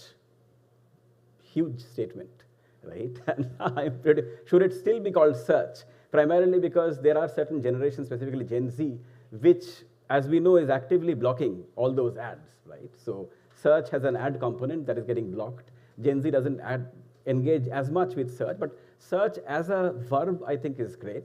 But something to really put it out there, should it be called search? Because we are talking about what we call the research reflex. There is this component of omni buyers. They can really buy anywhere across and sort of navigate. It becomes a much more visual part of search. And understandably, the visual and the video search have really exploded over the times. We are also, in my opinion, entered what is called the world of the anticipatory marketing as well. Because of the advancements in AI, Google is constantly trying to anticipate how to meet intent at every context, how to really engage that intent across formats and surfaces, and how to do that above at scale and in a responsible manner. So I'm pretty sure, I heard Dave, you talk about all the algorithm changes and the impacts, etc. So we will see a lot more frequent algorithm changes and major algorithm changes. And it is not because of anything else, it's just the consumer behavior underlying has changed quite dramatically. So I think the point that Billy and I would really try to make is if we can shift the attention from just taking search as a noun to searching as a verb, and talk a little bit more about the audience and the consumer. So that's essentially the theme of our presentation. And one of the big things which is forcing all the marketers or businesses to really focus on this is the third-party cookies on which this is being built essentially is getting deprecated, right? So what does it mean for the businesses? Does it really mean, I mean, this is the overall impact that it can have. Effectively, digital marketing needs to be redefined. I think it's a massive paradigm shift also, which is difficult to really comprehend and understand, because our way, if you really look at it scientifically, of looking at everything is using the filters of the past. I mean, it's just bound to happen, right? I think, again, getting to Katy's point, that the fresh start component, maybe it's the time that we sort of made a fresh start, right? That's the best way of creating or forming a new habit, hopefully. So it's a different paradigm shift which is going to happen. One of the forecasts which I have sort of mentioned in multiple forums earlier, they were presented, I see very clearly creation of walled gardens. Retail media, which Parag mentioned, is a great example of walled gardens. And within that, how exactly do you operate essentially? Everything is going to be impacted, right? Campaign reporting, channel targeting, programmatic media, everything, behavioral, conversion measurement, everything as such, right? But let us look at it from the different perspective. The consumer preferences and behaviors are changing as well. So let me pass it on to Billy to share some of the insight from that. Great. Mic's live. Everyone good? Udayan, before we jump in, I do want to thank you. As a Jersey boy, I always had a dream to go to Princeton. Last night, we got a wonderful walking tour. I found myself very inspired. So I went out and I actually made a purchase. And I did this with purpose because I'm going to wear this all the time now. When people start to ask me, oh, that's a nice hat. Did you go to Princeton? I'm going to say, yeah, I went to Princeton. I visited, you know. If they ask me for a degree, I'm going to be in trouble, but I can wear this hat now saying that I went to Princeton. So thank you, Dan. Now, let's talk about the modern consumer. How many people have a phone right now, especially because we've been in meetings all day, that looks something like that? Probably a lot, right? And you'll notice I didn't even include a Google logo there, although I do have YouTube. So how many of those probably, are notifications you'll plan to open right away, and you're probably going to see, would you agree, you'll probably see an ad in your first 4 or 5 scrolls. Probably annoying, right? You just want to catch up with your friends, see who texted you, but of those ads, how many are actually going to be pretty relevant? And the answer, it's scary. Well, I see a no handshake, so we might have some stuff to talk about. But the answer is a lot more than they used to be, right? I'll put it that way. So moving forward, I want to talk about the role of the modern consumer because things have drastically changed. So to not spend too much time on this, Google and Boston Consulting Group a few years ago did a study about where's marketing going, what's the modern marketing story. And I think some of these terms are already brought up by our previous speakers today when we talk about disruption, acceleration, et cetera. But this modern consumer and their new behavior has caused the disruption, which has led to an acceleration of what's needed from a marketer's standpoint. And with that, Google and a lot of the other partners that you've actually been working with have had to have transformative times within their product suite to make sure we are transforming to meet this modern consumer. And only then do we consider that once we've had products that meet that demand and that new maturity that's needed, that we can help our clients help to have an impact. So this stat really gets me every single time I stand it. You saw all the notifications that were on that phone, but according to an internal Google study, we know this path to purchase is more complicated than ever. Why? This consumer is more empowered than ever. Not only are they giving push marketing, they're getting pull marketing. They still have their same triggers, and I'll get to that in a second. But they're being faced with a ton of information throughout their path to purchase, which can ultimately influence their decision. You might not realize it, but if you start to really look about how you go about a path to purchase, start to finish, and start really being cognizant of what's around you, this stat will start to resonate. So with that, I had a really interesting conversation earlier. I don't want to call anyone out because that will be embarrassing. But we were talking about the consumer journey changing and the fact that it's no longer linear. And the comment I heard back, which I thought was really bright, was, I don't know if it's ever been linear. I said, well, I think that's pretty good. But we can all agree we've probably moved away from or should be moving away from that traditional funnel that we've seen in your marketing textbooks, right? Awareness, consideration, action, which ironically are the terms Google uses. What we see now is that, there's still going to be triggers, whether it's a natural want, whether it's a forced want through, or a convincing want through advertising, right? There's going to be that trigger that causes you to search. The second you're doing that, whether you're searching or your just online behavior indicates this, and of course some of this will go away with cookies, but your online behavior ultimately is you raising your hand saying, hi, I'm interested in this type of product. What's happening after that trigger now, it's not just going to consideration where they're weighing a few brands. We're seeing something that we call the messy middle. And what that is, it's an extended period of exploration and an evaluation. Because it's no longer, it's not as easy as it used to be to have a consumer hooked, even if they search for your brand, to bring them through the funnel and make sure they actually end on your brand. The reason why is once you start to demonstrate those signals, there's a bunch of other people vying for your business, giving you arguments and information associated with that product, saying, here's why my brand is the best. So what actually happens is we have this more informed consumer who thought they were going to go with one product. I mean, what happens if you just type in shoes, right? It's a disaster. You see tens of thousands of brands, and all of a sudden you have an anxiety attack. I don't know what I'm going to choose. What we see is actually 1 in 2, pretty much, 44% of consumers, based on this messy middle and the new information provided, are actually switching from the brand that they actually planned to go with in the beginning. I paused to just repeat that. Almost 1 in 2 consumers are switching from the brand they thought they were going to buy from due to marketing efforts by those around them and the information provided. Now, this has led to a shift. We've talked about that traditional funnel that you see in marketing textbooks. Still true in principle, right? The ideas are good. But we're going from a thing that basically used to say, hey, you need awareness, then people need to decide on you and then buy from you. What we're seeing now is we can't use these channels in silos. Not only do we need to use these products to inform different portions of this traditional funnel, but they need to work across funnel. For example, YouTube, for a really long time, was known as an awareness tactic, right? We know there's a lot of people there. We're going to use it to spray and pray, try to find as many people as we can, hope they go with us. What we've had to do is actually adjust the YouTube product so that we can now start to focus on things that are more tangible, like sales, et cetera. So rather than having dedicated things for each portion of the funnel, we need to use our products throughout, all based in best-in-class measurement, because guess what? If you can't tell the story of how these are working together, there's really no point in doing it. So for example, we've seen that people who are just using search who start to adopt YouTube see up to 8% higher conversions at a 3% more efficient CPA. So just by using 2 channels together. Now get this, hold your breath. When we start to add a third channel, say discovery ads, something in the middle of the traditional funnel, we see that conversions go up to about 28% higher at the exact same CPA. So this isn't just marketing jargon saying use a one Google experience, buy all our products. This is tangible facts based in research saying if you can continue to reinforce your brand throughout this path to purchase, you're far more likely to drive said purchase. And point being, all these paths to purchase are changing, but none of them are the same. I'll tell a quick story because I know we're short on time. I want you to take a step back and look at the modern airplane, right? If I showed you this 25 years ago, 30 years ago, you would either think that this was a spaceship or maybe a movie theater for babies, right? You're like, what is this with all the TV screens and the tech? I don't know what this is. The point being, the flight experience has changed. Now, the function of the plane and its goal to help you take off and get where you need to go safely has not changed much. But the role of the people on said plane has changed a lot, and this analogy is going somewhere in a second. I want you to think of the end customer who has these marketing goals. The brand who has these marketing goals. You guys are the passenger, but you actually also own the plane.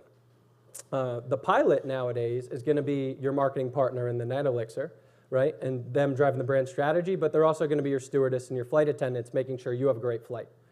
Now, what's changed is, rather than having to focus on everything like they had to in the first commercial flight, the pilot had to worry about every single thing on the plane. I can't imagine the stress associated with it, right? There's much more to worry about now, more planes in the sky, more of a need for security, et cetera. That has caused a tangible shift to say, hey, we need this pilot to focus on less, but more important things. That is what's happened in marketing right now. The goal doesn't change. We need to get this plane where it was supposed to go, which would be your business goal. We're going to help you get there safely, effectively, and make sure you have an enjoyable flight. But we're going to use the power of automation and technology to help you get there. And I know AI and automation and tech sound scary, but guess what? I know a lot of people came here on an airplane. That was a big part of how you got here. So I say this to say, the modern plane is a lot different than the plane that took off when first commercial flights took off, but it's a great analogy for marketing. Just make sure that if we're in the business of treating our customers, that there's not that much turbulence. There's going to be some, but make sure they have a smooth flight and hopefully a stiff drink. So why is automation so crucial? It's not only going to help us to reach this new digital consumer, but we're going to continually learn from them. Given the fact that none of these consumers are actually the same, we need to not just be focusing on one sale, one customer, but we need to focus on the right customers. And so this is my last slide, and then I'll hand it back to Udayan. But what I want to start talking about today is we went from a world where we couldn't do any smart bidding, couldn't use any automation, to then going out with things like max conversions that say, hey, just get me as many conversions as you can get, because that was the best tech available. Now with some of our AI and our technology, we can actually start bidding on the most profitable customers because we know that they're not all the same. I'd rather have 3 conversions from a customer who over the lifetime is going to be worth 500. That's going to give me a 50, you can do the math, versus the 10 conversions from a $100 customer. So 10 conversions first, the 3 or 5 doesn't sound like a lot, but when you start to do the math, you start to see we need to be talking in revenue and profit and use AI to, paired with our tech, paired with our expertise, like those that NetElixir have, to make sure we're finding the best customers over time. So I'll hand this back to Udayan to talk about how he's using the best of Google, but also the best of NetElixir with their proprietary tech to start doing this effectively. Awesome. Thank you, Billy. That's a difficult act to follow, essentially. And Anthony is sort of warning me I have 2 minutes. So essentially, we started building our product innovation lab in India office in 2017. And we have been lucky enough to be a part of the Google leadership circle, so we sort of saw the writing on the wall. And as it happens, we really have been able to tackle 2 problems, I think, so far. The first problem is solving for the first-party cookie world. So we really have built a customer intelligence platform which has the capability of automatically using the live stream of the customer and automatically segregate into high-value, mid-value, and low-value customers, right? The second part is, through one click, we are able to really add those files onto the Google algorithm. So effectively, as Billy was talking about, they are talking about a constant AI-driven middle. Within that, there are only 3 things, and I'll repeat this, there are only 3 things that you can control. The first one is the quality of your audience input. The second part is the initial campaign setup, including the campaign overall creatives. And the third component is your overall goals that you are setting. We believe we have really cracked a formula, at least it has been tested now for about 70 different cases, whereby we are able to essentially zoom in on the right type of customer, which I think is definitely sort of giving us a massive advantage as such. And this product is called Elixir Insights. We are going to be sort of rolling it out effectively in the next few months, and I'm pretty sure all of you would sort of hear about it. But we have seen it's almost like Elixir Insights sits on top of Google and makes Google Ads work better. So that's our overall claim. I'll just end with some concluding remarks as such. The first part is era of multi-search is there. Right? When the entire thing becomes so complex, understandably, you really have no option but to really adopt AI overall AI is the only way to really solve this problem. The second thing is search marketing, as we know it, has changed forever. And that's a very difficult reality to absorb, right? I mean, from managing those keywords and managing those ad copies, suddenly you're really managing the funnel. The third component is without the use of AI, how exactly would you really even get to that level of growth which Billy is talking about? And the last part, I think there are options, there are AI-based technologies. It is just for you to really make that fresh start and take your search marketing and the search to the different level as well. But last but not the least, I'll sort of leave you with this pretty troubling thought. Will Google be still called a search engine in the next 5 years? So with that, thank you very much. Let me call in David.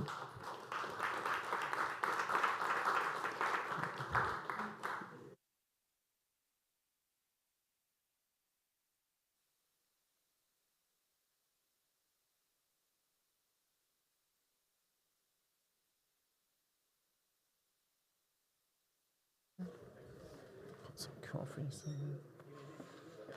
All good, yeah. Oh, it's okay. No problem. Yeah, drop that here. Coffee.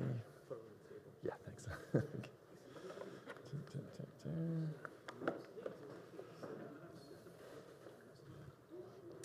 Okay, good. Well, I guess I'm the last up, but what was really great, I know the team does such a fantastic job with organizing everything from the location to the food, to the speakers and everything else.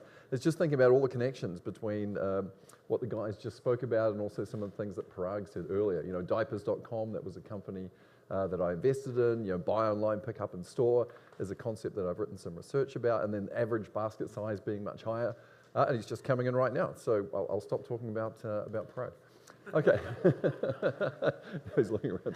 So it's really great to see all these threads coming through. So what I'm going to talk about today is really based on a personal journey, and it's coming from 3 different perspectives that I've had on the space of consumer and retail that I've been active in for about the last 20 years. So it's a perspective, first of all, as a professor. So I ended up being a professor of some of the kind of iconic founders in the consumer and retail space, which is very lucky to do that. I had no particular role in sort of making that happen. I was just kind of Johnny on the spot. And then secondly, as a researcher, someone who's taken data from these new consumer and retail companies and learned about how they kind of operate under the hood. What does it mean to be omni-channel? How do you build basket size? What happens when customers have experiences with brands in real life and so on? And then the third one is really as an investor. First of all, just as a small personal investor, and now as somebody who's running a fund entity with my team and my co-founder in New York. We have about 27 investments only in the consumer and retail space. I know that's not always a very sexy thing to say in 2022. People think consumer and retail is no good. Well, I got news for you. Well, maybe not you guys, you believe in this. If you look around the world, people have to eat, people need clothes. The families who sort of do well globally are typically families who own things like supermarkets and apparel and all of that kind of stuff. So that everyday consumption is still really important. Now, the title, oops, just clicking here. Sorry, my slide is not advancing. I don't think you guys want to just look at me all afternoon. Okay. That's all right.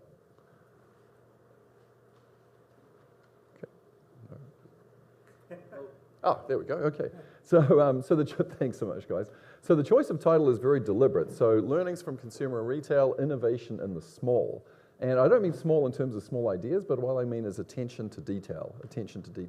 And hopefully that will become clear as we go through. And I'm going to bifurcate 2 different kinds of innovation, but they're basically going to come together as well. Sometimes these divisions are not as clear-cut as sort of the left and the right.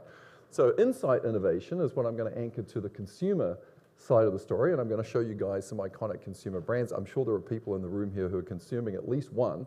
Let's see if we can get someone who's consuming all 4, or if you know someone who's consuming the 4th. And then on the other side, I'm going to talk about model-based innovation, and model-based innovation is going to be anchored more to the retail. Okay, so that's how the story is going to go. And I'm going to sort of start out thinking and going back. This goes to some of the things that Parag just spoke about, the enabling factors of the internet and how the iconic brands in the space have kind of allowed us to do things and taught customers interesting stuff. So on the left here, you've got Amazon. The company's a little over, I guess, 30 years old now. I think it was the first company to get to $1 trillion. I remember having a debate with one of my students, was it going to be Apple or Amazon? And so I think it was Amazon that won that race. And the insight that Jeff Bezos had was when the technology first came out, how could you sell people stuff that only had digital attributes? So as a former academic, I can't help 2 things. I might actually cold call someone like Harishi, It's looking shocked. And I also might throw out a bit of academic jargon, but some of it hopefully is useful. So there's a terminology, the distinction between a digital and a non-digital attribute, and this ties into what Parag said too. So a digital attribute is an attribute for which the way you experience it is the same online as it is offline, okay? So if I were to buy somebody's book, Parag wrote a book, seeing that online or offline, there's no confusion to me. I know what the title is, I know what the content is, I know what the price is, but buying the sweater, which I don't know if it was a wise choice or not, you might not know how it's going to fit and so on. And so the early days of consumer and retail was about solving the problem of non-digital attributes. So think about what Tony Shea did, very sadly passed away, but remember he started a great company, Zappos. He sold to who?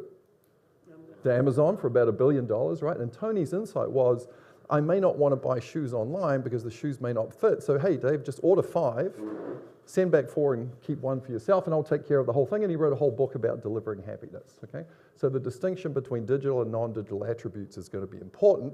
And thanks to technology, more and more products, and Parag talked a lot about grocery, what's more digital than non-digital than a banana? Okay, there's a company in New Zealand that will sell you avocados online. And you might be concerned, right, David, about the ripeness. But what they do is they sell you 7, all in different stages of ripeness. So the first one you can eat immediately, and the last one's going to ripen up in a week. So solving the problem of non-digital attributes. The other interesting thing here, and I was fortunate to be an early investor in diapers, is the transition from the generalist to the specialist. And this always sort of puzzled me. Maybe you guys have a pop theory. People really like to buy Pampers diapers, or they did, on diapers.com more than they did on Amazon. Like it's the same thing. It's literally the same product, but somehow if you've got kids, you sort of believe that those guys at diapers.com, all they do is they think about stuff that kids want, like diapers and formula and so on, so I'm going to buy from the specialist. And so those are sort of 2 really important things about the enabling factors. Okay, so let's get into the consumer innovation, and if I had a whiteboard, I'd write it down, but I'll just articulate it verbally, okay? So the question I want us to anchor to here when we think about insight innovation as it relates to consumers is just a question, what's wrong with the status quo? What's wrong with the status quo? Why can't I get exactly what I want? And I'm going to say why this is important later on, but I'm going to illustrate with an example that we all know. Starbucks. Okay, so you may know the apocryphal story of Howard Schultz. By the way, he was rejected by over 200 VCs. Out of 240 that rejected him, all had the same answer to Mr. Schultz. And the reason they said that they didn't want to invest in this thing is, couldn't any joker like Udayan and I go out and buy a coffee machine and open up a Starbucks? Like, there's absolutely no differentiation in that. What they didn't understand was the power of that little logo and the ubiquity of the distribution strategy and the branding and the third place and everything else.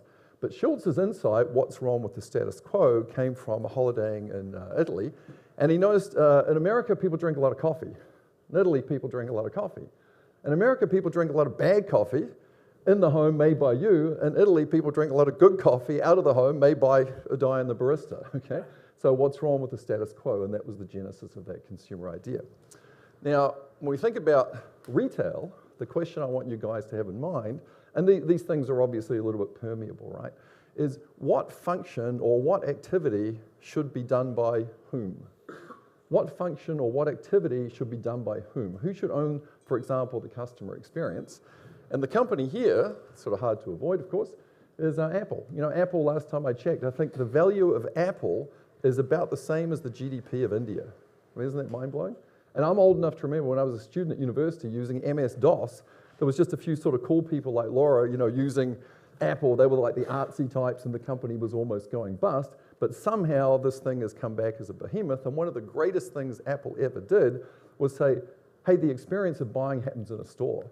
And we're not a commodity. And can someone tell me, as a cold call, who was the other company in California that opened stores that fizzled within 6 months? There was another computer company that opened up about the same time as Apple. And this is hugely controversial, right? Because Microsoft's done them since. Gateway, bingo. So Gateway opened up stores, they closed in 6 months because Gateway was selling you nothing other than the box or the commodity. Apple recognized that they could control an experience, okay? So what function should be done by whom? That's the retail innovation question. Okay, now I've got to throw a little bit of cultural, not appropriation, I'm actually from New Zealand, so a bit of cultural leverage into our innovation story here. And this is also relevant, I think, really specifically to consumer and retail. So we have Tenzing Norgay and Edmund Hillary, and they did something really miraculous. Back in the 50s, they ascended Everest, and they were asked in a press conference, hey, guys, this was mind-blowing what you've done. This was absolutely fantastic. It was extraordinary. And what they said was, their answer was quite interesting. The answer was, well, you don't have to be an extraordinary person to do an extraordinary thing. You just need to be an ordinary person sufficiently motivated. And this is something that I see in my daily life all the time. And, it's probably been around too much, but it's fun to watch if you haven't watched it. Think about Michael Dubin, the founder of DollarShaveClub.com. Maybe the acquisition to Unilever didn't go exactly as planned, but that was just a guy who was had a comedic background. He was annoyed at the price of his razors. He got someone to build a website, someone else to warehouse the product, someone else Dorco in Korea to manufacture it, and he made a video that started out, "Hi, I'm Mike." You guys seen this? Founder of DollarShaveClub.com. What is DollarShaveClub.com? We bring high quality razors right to your house for $1. Yeah, $1. I've watched it so many times, I can do the whole thing. And then, are the blades any good? And then he walks through that side. No, the blades are, blank, blank, great. Okay. Do you like paying, $20 for brand name razors? 19, go to Roger Federer. I'm good at tennis, the whole thing, right? So that guy, from starting in 2012, sold his company in 2016 for $1 billion. He was just an ordinary guy, but he did something actually quite extraordinary. And that permeates the retail and consumer space. Okay, so let's go into the consumer, and here we're thinking about, again, what's wrong with the status quo. That's what we're going to anchor to. And what I want to do is I'm going to share with you guys sort of 4 brands that, just selected by me, but I think these are brands that illustrate 4 really interesting points about consumer innovation.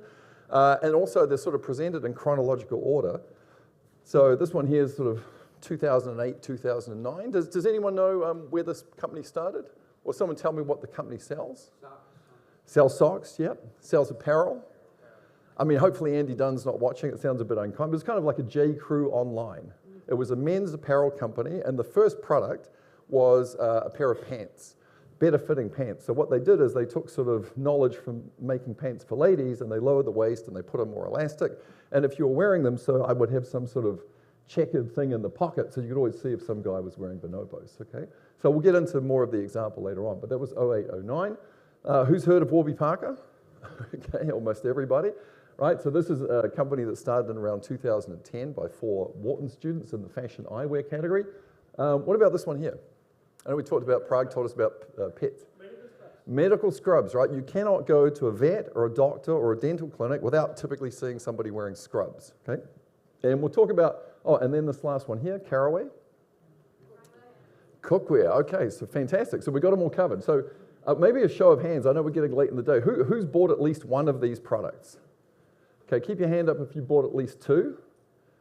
Okay, and keep your hand up if you bought at least 3. Okay, what about 4? Are there any fake doctors in the room? Okay, all right. Okay, so let's sort of get into this and what's the learning. So the learning from Bonobos of consumer innovation, I think, and I was an early investor in this company after meeting Andy Dunn, was that the internet was fundamentally interesting as a way to reach certain kinds of customers. And in this particular thing, Andy and his partner Brian Spaley felt that there was a great fit between men and apparel and the internet. And why was that? Well, the name of the company gives it away a little bit. The name of the company is Bonobos. Does anyone know what a bonobos is? Bonobo, very good. Bonobos is a monkey. It's a rather amorous monkey, which we will not get into that, obviously. But it's a monkey, and the theory was when men shop, men are like monkeys. They just want to grab, be done, 5 pairs of pants, 3 socks, 2 pairs of shoes, and that's it. And so the insight was if you could deliver that consistent experience to men, that would be really interesting. Now, if you go back and you watch Andy Dunn circa 2009, 10, when the company was starting, he was very, very adamant that you would never, ever have a physical store. Because a physical store is inventory, it's staff, it's real estate, it's a real pain in the neck. You would never, ever want to have a store. And there was a whole idea of, software eating the world, the real world is going to go away, it's not going to be relevant. What have we actually found? The digital and the physical are actually complements, not substitutes, and the digital experience makes the real world better in ways that we can't even imagine. So the real world's certainly not going away, and certainly not in consumer and retail. So this is a Bonobos guide shop. Did anyone ever go into a Bonobos guide shop? Okay, the economists called it the zero inventory store. It's perhaps no bigger than this room. So Parag, you could go in, you've got that nice jacket. I could say, sir, I think you look really good in check blue. You put it on, there's nothing that you can take away. And so it was a separation of the experience of interacting with me. I give you a coffee, and then the product is shipped to you. Okay? So the learning from this one, the internet's great for certain kinds of customers. And also the early story here was that retail was never going to be important in physical form. they ended up opening up about 50 of these things. I'll get to the exit at the end too. Okay, secondly, Warby Parker. So I think this was the most popular one, right? Okay. So the genesis of Warby Parker, the insight here was, for consumer and retail innovation, the enabling factor of the internet is good for industries that are fundamentally bad and fundamentally sort of harm customers in some sense. So who kind of owns the global monopoly for eyewear?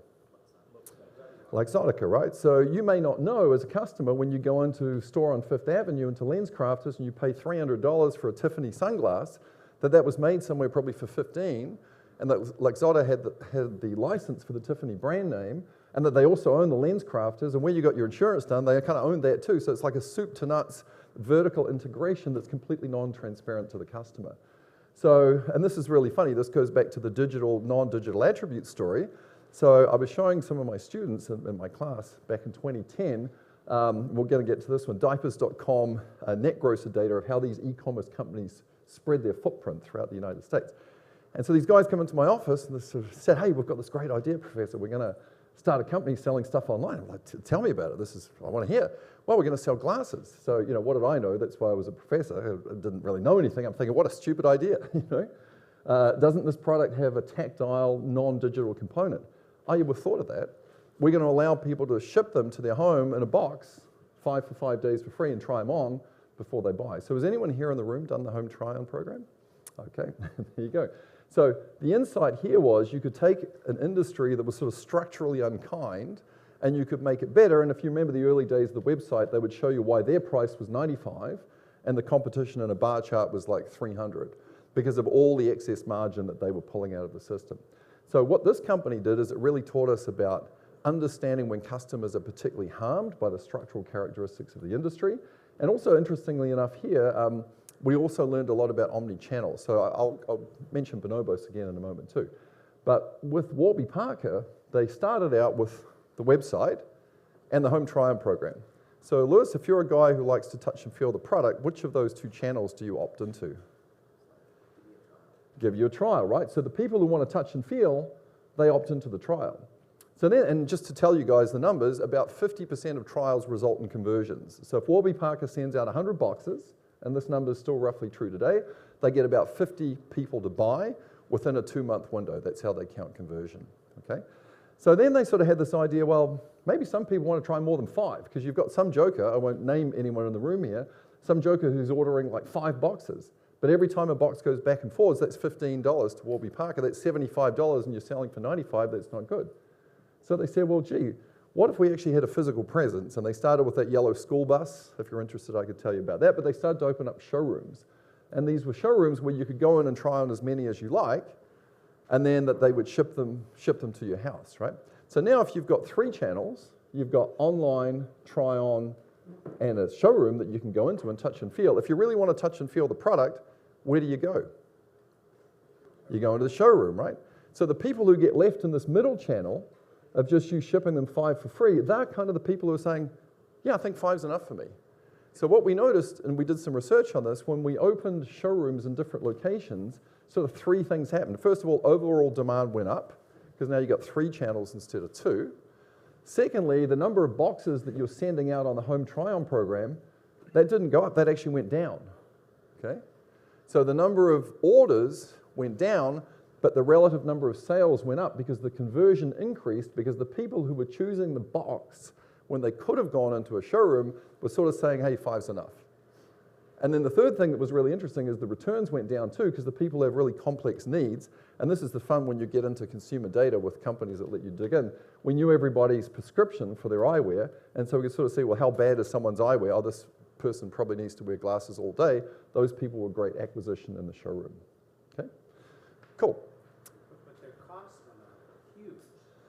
Well, yeah, we're going to get to that. Yeah, they fundamental. I mean, there's a Warby Parker in my town. Sure. And it's totally against the entire DNA of the company. Yeah, we're going to. Yeah, I've sold my stock, by the way. But anyway, we're going to get to that, which doesn't mean I'm not bullish on the company long term. But great question. We're going to get to that piece of it. So Warby Parker sort of taught us that there are some industries that are just fundamentally challenged. What does FIGS teach us? So FIGS was started by Trina Spear from Harvard Business School, and she noticed that her physician friends on the weekend wore Aloe Yoga and Lululemon, and they looked very fashionable, and they went to the gym, and then when they came to work, they were wearing sort of these frocks from like the 1950s, right? With a really terrible buying experience. So the idea of Lululemon for doctors became a thing, and they went to hospitals in LA, and they handed out free coffee and so on, and that's how that business started, okay?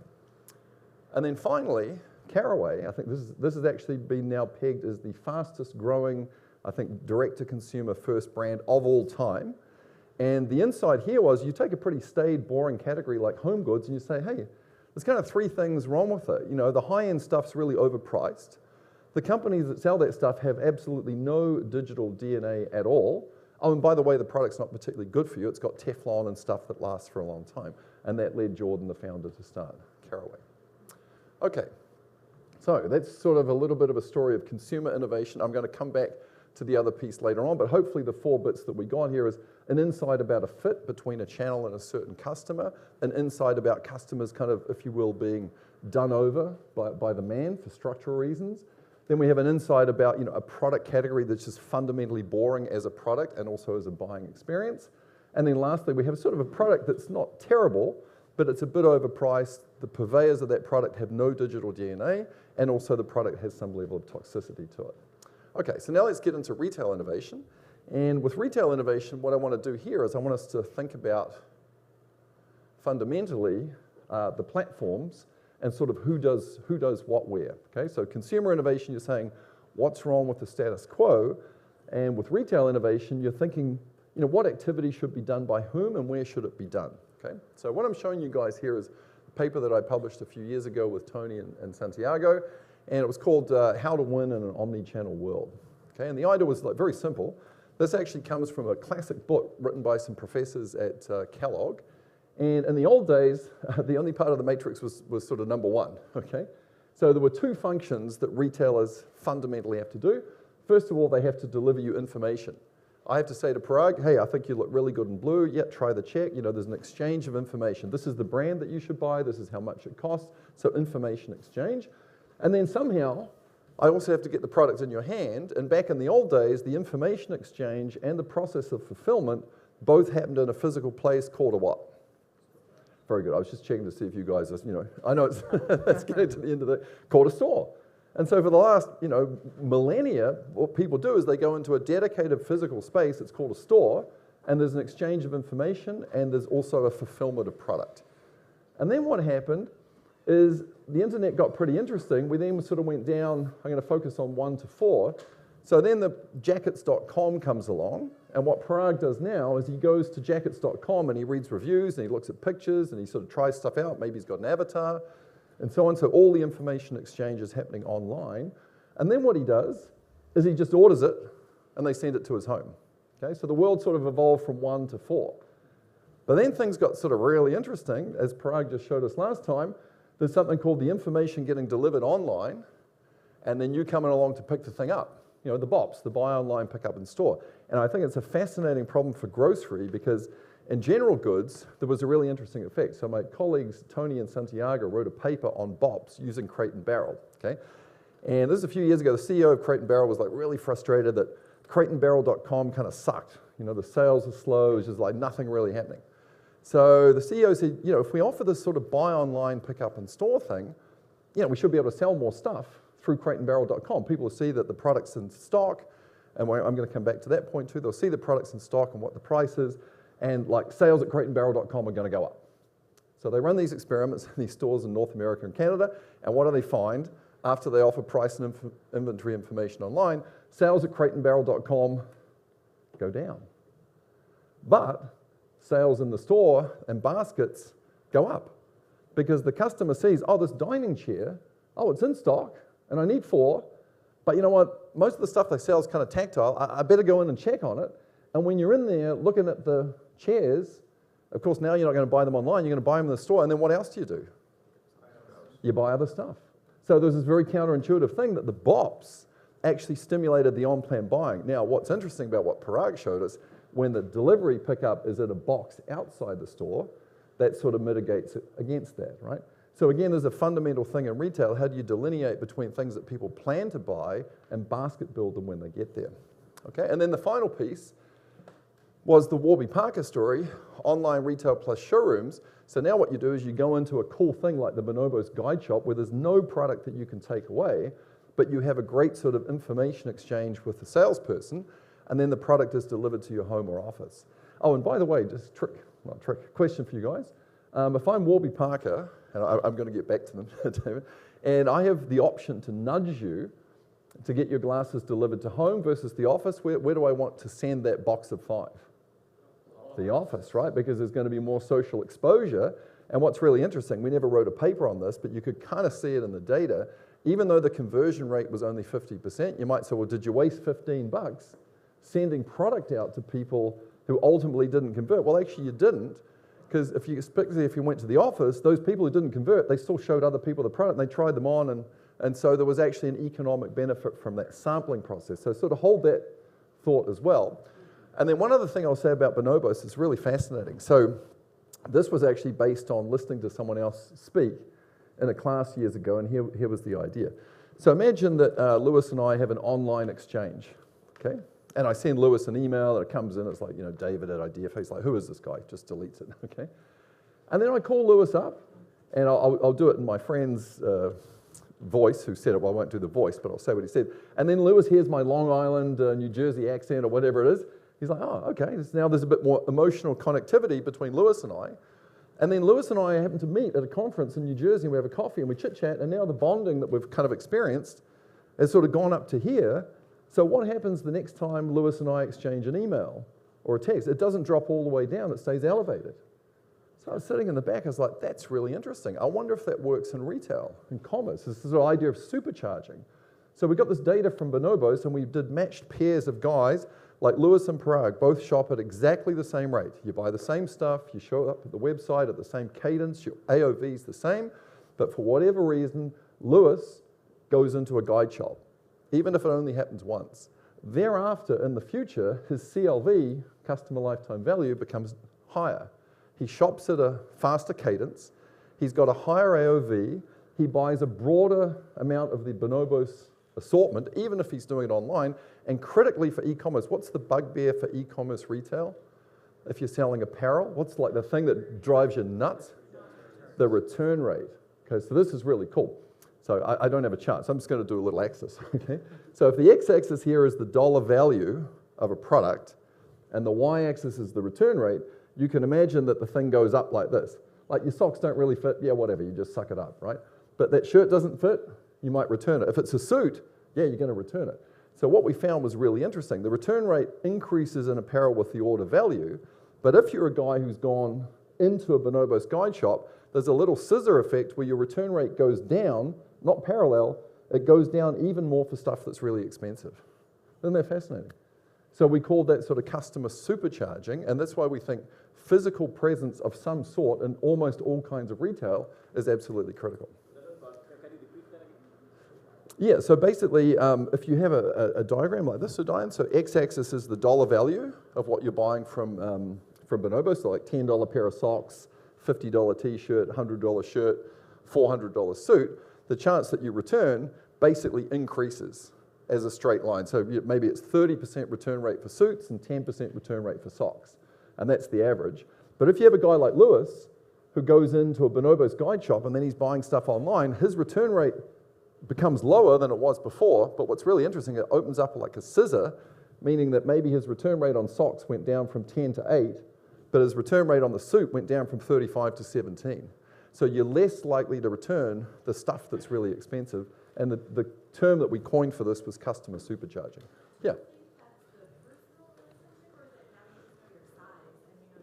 I think it's a combination. You've had a more intimate experience with the brand, which means the physical presence, the product, the salespeople, the team, and everything else. Does that make sense, guys? Okay, cool. Yeah. It's a similar effect, I'm thinking. When they have the app and the waiter charges your card in the restaurant, the tip out of populace, 15, 20, 25%. Yeah. You always tip higher. Yeah. Versus when there's no pop-up and you're left on your own devices and walk away. Oh, this. Is that human intervention? Sure. Well, there's sort of some social shaming too. I hate this. In New York now, where I go and buy my, I'm a bit of a frou-frou, obviously a bit of a frou-frou guy wearing this shirt. So, of course I have to have alternative milk cortados, okay? But I'm going to have to cut the habit, because you go in, you buy the thing, it's like $5.60 plus another $1 for the milk, and then they turn the little thing around, and now, I mean, it's not like, I'm going to go broke tomorrow, but now I actually go to a store where they've configured it 10, 15, and 20, because the one that's 20, 25, and 30 is just too much. And you have to hit 25, because otherwise the guy's like, well, you just picked the lowest tip amount. So, so now I literally go a little bit out of my way to a place where it's like 10, 15, and 20, so I can hit 15. Okay, I don't know if that answered the question, but yeah, tactile experience. All right, please. How does this work? My daughter would order 5 of something. Yeah. Find the one that she likes and return the other 4. Yeah, I mean, that's a real problem, right? That people, and it's a generational thing, right? People have all been... I guess it's a younger thing. It's a younger thing. People have been sort of inculcated with the idea that shipping should be free because Amazon offers you Prime and stuff like that. So, there are companies, maybe some of us know these companies in the room, where they're trying to now give you an avatar or fitting technologies and things like that that can mitigate against it. You can try it on and see if you think that you like it. But this is like the worst thing in e-commerce for clothing. There are companies now that, also do returns at the store itself, hoping that you'll buy the stuff when you come in with your returns. Returnly, have you guys seen some of these? Yeah. All right, cool. Oh, sorry, guys. This is great. I'm happy to take questions as we go all the time. So. There's a company called Rulala. Oh, sure. Absolutely. What they do is if you buy something yep. and you want to return it, if you don't get a replacement thing, you have to pay the shipping. What they'll do is... That's clever. That's very clever. That's right. But if you decide that you're going to buy something else, they'll credit to your account, forcing you to come back and buy it again. And if you're a new customer, you get free shipping for a short period of time. So you have to reorder within a short period of time. Gotcha. This is that's yeah, that's really smart. And actually, this is a great example because it ties in a little bit to what Figs did too. Is they'd always be doing new drops of colors and stuff for doctors, but they'd be limited, and so you had to pull the trigger. Cool. So now I'm going to test something on you guys. So we're working on I'll mention this, then I'll test something. So the point that I really want to emphasize here is just the experiential nature of retail. And remember that axis, it was kind of information and fulfillment. You could argue now that information is almost more about experience. And has anyone here taken their kids to the Museum of Ice Cream? This is a very extreme form of retail where literally there's nothing to sell. Imagine going into a shop where literally you just jump into the sprinkle pool and you take a picture and you post it on Instagram and you paid $20 to go in. So before the pandemic, people in New York are queuing up around the block to go to the Museum of Ice Cream, paying $20, and corporates are renting it out for $200,000. And literally, what's happening is you're going in there and you just created content. Okay, so there's probably another little sort of segue here, or thing that I want to mention to you guys. Think about how that device has totally changed, every industry that you can imagine. Because there's like 5 properties of this thing that's mind-blowing. One is it's a distribution channel and a payment channel in one device. I can send Silas stuff and I can take his money. Amazing. Number 2, it's a very, very small device that people have all the time, upon which they are constantly snacking. The latest statistic, I think I saw from Google, is people spend 4 to 5 hours a day just on mobile apps. So, in the old days, I showed Starbucks, you'd go in for your latte and you'd just kind of be zoning out. Yeah, I wonder wonder if that guy's going to get 62 home runs tonight. I wonder how that's going to go. Yeah, what shall I have for breakfast tomorrow? Now, go into any Starbucks, get into any elevator. Elevator used to stand there. I don't want to look at the guy next to me. Now it's fine because everyone's, turkey neck looking down, right? So constantly snacking, number 2. Number 3, it's location aware. That's amazing for marketers. Number 4, it allows you to create, meme, and share rich content. And number 5, it makes word of mouth more powerful. So something like the Museum of Ice Cream exists because everyone who walks in has got this. So now here's the innovation piece I want to share with you guys. So, I must be sort of know how creative this is going to be, but I sort of figured we're rewriting this paper and there's going to share 2 companies with you guys. And we couldn't get a full 3x3, but we think there's 2 really interesting endpoints here. Okay? So let me again share statistics. I don't have this great stat pack that Parag had, but some of these will relate to what Parag said. So if you think about the percentage of the economy that's e-commerce, it's probably roughly 10 to 15 in the US. Somebody in the room may know better. Brazil, it's probably 3. China, it's probably 20. And I mean averaged across all categories and all people. And obviously, if you dive into a category like contact lenses, it might be 80. And if you dive into another category like bananas, it might be 2. One of the really interesting things about the pandemic is the push that it had in taking grocery and putting that online. Because I had a colleague at Wharton that used to joke, Dave, the fraction of groceries bought online in like 20 2019. It's about the same as it was in 1619. Yeah, if you round down, it's basically 0, you know. Nobody wants to do it. So it's on average, it's about 20. So that means 80% of the stuff that's happening is happening in a physical space. And another statistic, people going into physical spaces called stores is only about 1.5% of their time. Interesting. Interesting. So how do retail and stuff start? Well, it started with stores. I go into the store and I buy the sweater. And then 30 years ago, this e-commerce and the store came to me, but why should that be the end of it? Why couldn't I be here in this hotel and I really like that light thing? Like, why couldn't I just buy it? So why couldn't you take native environments and deliver information to people in native environments, okay? So down here, deliver information to people in native environments. Like you stay in an Airbnb, like why couldn't you buy the espresso machine? Okay, does that make sense to you guys? So there's a company I'm going to share with you that's doing exactly that, okay? And then the other side of it, when you think about fulfillment or delivery, yeah, I mean, of course, I can go into a store like a supermarket and I can buy stuff. The supermarket could also send me stuff, but why couldn't Udayan have a little fridge in his house with some of the supermarket's inventory and some other dude come along on a bike and pick it up and give it to me? Like, why couldn't storage happen all over the place? Well, it is. And it's being enabled by the fact that inventory and price have gone online. So there's companies called Carry and Deliver who are literally doing that. So buy online, pick up in store. Why can't I just get someone else to do that for me? Fascinating, right? So we're going to write a paper. You can tell me later if you think the title's good. It's going to be called The Everywhere Store, but then we're going to put a S-T-O-R, there's an A-G in bracket, and an E at the end. So it's the everywhere store and storage. And I really think that is absolutely where retail innovation is going. That information and fulfillment will start to happen in native environments. So let's sort of make this real. So this is a company, McLellan, started by an alumni of Jet.com, and literally connecting people with products in spaces that feel like home, native shopping. There's a really cool company, I met a founder in LA, unfortunately didn't invest in it, but it's called Outer, if you need outdoor furniture, right? It's awesome. It's restoration hardware at lower prices, and the genius part is, if David buys one of their couches and he has it in his backyard in the Hollywood Hills, they will come and take pictures, and then if he's willing to do it, like he can take bookings and I can show up at his house and sit on the couch and he gets paid for the appointment and if I buy it. Genius. Like some dude might actually buy a couch and think, you know what, I'm going to pay for the family's Christmas holiday by monetizing that couch. Why not? So here's another crazy thing since we mentioned Jet. The internet, my friends, is the world of the extreme. Now, what do I mean by that? When diapers.com was in play, they had an incentive program, which you have to have if you're an e-commerce business, because the best engine of new customers is existing customers. So we had a thing in place, you know, if you buy, I know we've got some young dads here with the new kids, if I sign you up and you buy diapers at diapers.com, I get a $1 credit into my account, okay? Now, what was amazing about this thing is out of the first 100,000 customers, about 8,000 people sort of took advantage of this thing, so it's not bad. Those 8,000 people referred other people, okay? Now, how many on average do you think they referred? 10, 2, what do you reckon? Okay, we'll split the difference, not too bad, it's about 4, okay? So from 8,000 customers, you just got yourself 32,000 new customers. That's pretty cool. But again, and Google and Udayan, you guys, the team would know this better, the internet's not just the world of the average, it's the world of the extreme. The top 100 customers referred 150 each.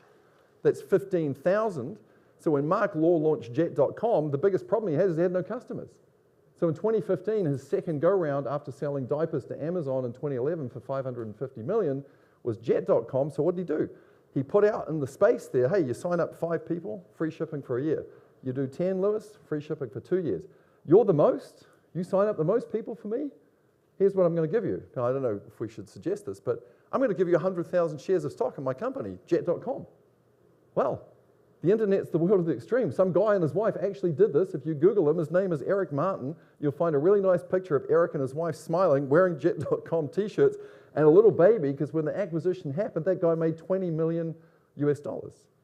Because the internet is the world of the extreme, okay? So I think, yeah, so this is this one. This one here started in Chile. This is everyday storage. So why should the end of the story be, okay, there's stuff in a warehouse somewhere? Why couldn't I pick and pack out of a store? Why couldn't I pick and pack out of somebody's home? Why couldn't I use logistics infrastructure to do it? So if you look at WearClouds, they're now coming to the US, they're doing exactly that. Okay, just want to be cognizant of the time. I'm going to finish bang on time. So, all right. So that's sort of given you a bit of, hey, this is good, this innovation's amazing, this is fantastic. Okay, it's a little bit like the old movie, you know, the good, the bad, and the ugly. We have to be real about innovation. Let's get to maybe some of the bad. So there's an article that came out in 2018. Over 400 startups are trying to become the next Warby Parker. Everything from, you know, wild race to overthrow every consumer category, et cetera, et cetera. Now, it turned out that there were some challenges in this space as a result of all this innovation. Sort of three things haven't completely collapsed the house, but we'll come back to it. The first thing was like massive duplication, because someone had a good idea called Casper, ship your mattress in a box. Well, I think at one point it was like 200 companies shipping your mattress in a box. Okay, so massive proliferation. That company obviously had a bit of an unfortunate public event. I think it's worth less than the money it's taken in. Not to disparage anybody, but duplication happened quickly. The second thing that Udayan and the team have been talking about is the customer acquisition cost. There was an arbitrage through digital channels that you could acquire customers pretty cheaply on Facebook, Insta, and so on, and then build up a business really quickly. Those days are out the window, and I'm going to come back to that in a moment. And then the final thing here is the exit. Okay, so remember our 4-star brands that we had on the slide? So Bonobos, founded roughly 2007, 2008. In 2017, sold to Walmart for $310 million. Actually not a bad outcome, right? Warby Parker went public and had a bit of a pop to the stock. It was about $55 in September 2021. Figs went public in, I think, May 2021. Also had a bit of a pop. At some point, Figs was worth about $7 billion. Warby Parker was worth about $5.5 billion. If you look ahead today, both of those companies, the stock is off 75%. Now, that doesn't mean it's going to stay there, but just, you know, the exit outcome hasn't sort of panned out for a variety of reasons in the way that we might have expected. So when I was preparing for this talk, I thought, you know, let me take an old school company, you know, the world's biggest retailer, a company called Walmart, and let me just type in their stock and like see how much it's up since it first listed. Any idea how much Walmart stock is up? So Warby Parker and Figs is down 75% since listing. Walmart is up not 1,000% or it's up 24,000% since it first listed. So maybe you have to take, you know, a long-term view on these things. All right, and here's the last piece, and then we'll wrap it up in the next 2 minutes. So the good, the bad, the ugly. Now we'll get into the ugly. I think this is the fun territory because the ugly is kind of in the eye of the beholder, right? Like I had someone come up to me earlier, I won't say who, say, that is the worst sweater I've ever seen. And then there was some other gentleman who said, yeah, I love your sweater, can we swap right now? And I said no to both, okay? True story. You know I would never lie to you. You know I'm from New Zealand, right? I'm not an Australian. You know, I didn't drink a beer before the presentation. I know we're getting to it, yeah. Okay, so are these ugly ducklings or swans? So I think there's 3 really interesting opportunities in the retail and consumer space as they come together. So what's wrong with the status quo? Who should do what? So this paper we wrote a few years ago, the store is dead, long live the store. This was this paradox that in the retail land, bankruptcies out the wazoo, but also stores that were doing really great. Well, like what delineated them? And a lot of the delineation was through inventory fulfillment efficiency and also experience, right? Second thing that I think is fascinating now is the emergence of platforms for these D2C brands, right? So remember way back when with Amazon, and then there's diapers, generalist, specialist. Well, what we're seeing now is the platform called Disco, for example. And Disco, if you like, you know, Figs, you want to pretend to be a doctor on the weekend, you buy Figs, they'll like serve you an ad for Caraway to cook your food and suggest that you should wear Allbirds shoes and brush your teeth with a quick toothbrush. It's literally a platform for D2C brands. So I think the emergence of platforms will be really interesting. And then the last slide here, you know, I used to teach at Wharton, so it was like a rule. I think Katy violated it this morning, so I'll have to send her an email. There was a message from the dean. Every presentation, if you've had any affiliation at Wharton or probably Princeton, you have to have at least one equation, okay, in your slide, okay. Now this is an equation for Bayes' rule, but what this is showing here that I think is fascinating and germane to everybody in the room, when the CAC arbitrage of digital goes out the window, and you guys spoke very eloquently about this, how do you sort of figure out probabilistically, yeah, I think this is a dude, I think he's very well dressed, you know, he's this and, you know, so probabilistic attribution, you don't exactly know who it is, but using big data and AI, I can make a very informed judgment so that I'm not just searching, but I'm serving stuff up to people that's going to be relevant.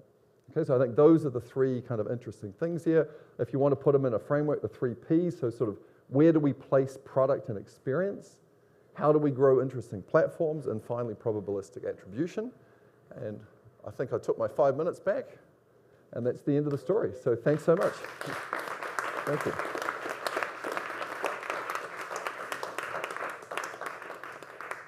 Any questions for David before we wrap up? Yeah, happy to take any questions. Oops, grab that coffee. Yeah, please, yeah. So, how do you see, Warby Parker and the struggle with profitability? Things, I think, actually is profitable. Yeah. Everybody else is still documented, how many people aren't.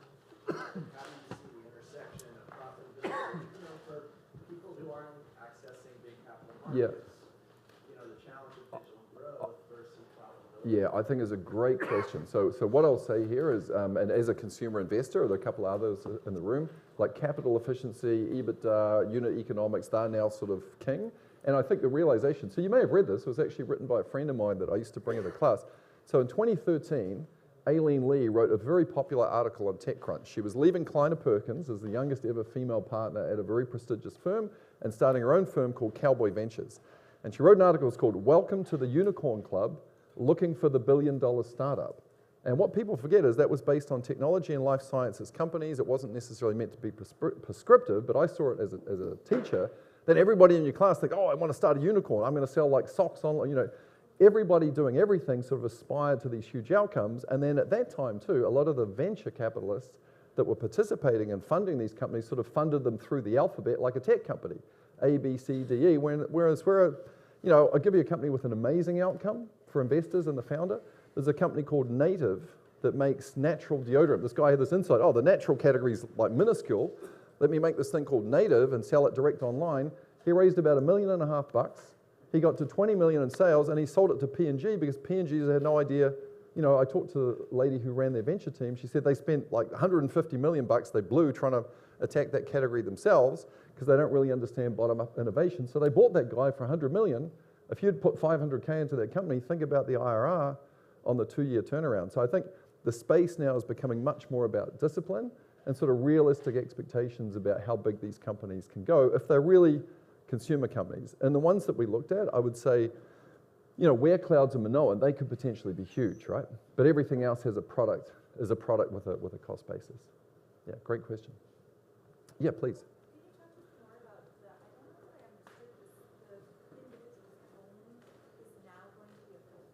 Oh, absolutely. So, like Airbnb, right, taught you that, you might like to make a little extra cash by renting out your spare room. Like, why not, if you've got a spare closet, why not fill it up with lipstick? And then, basically what will happen is then you will service, like someone will come by your house, you'll be paid by a brand to store it there, so that then some customer in your neighborhood can then get that product. And so sort of Airbnb's kind of taught us that, you can monetize by having people stay, but why not monetize by holding inventory? Because that then facilitates faster access to customers. So there's a bunch of companies trying to figure that out. WareCloud started in Chile. Yeah, it's in the, so think of warehouse, where clouds, because I guess all the information's in the cloud. But the big idea there, I think, is why does inventory only have to be stored in a warehouse? And the other fact that's really interesting, another stat, is the e-commerce deliveries that happen in your neighborhood is pretty much the same average every day.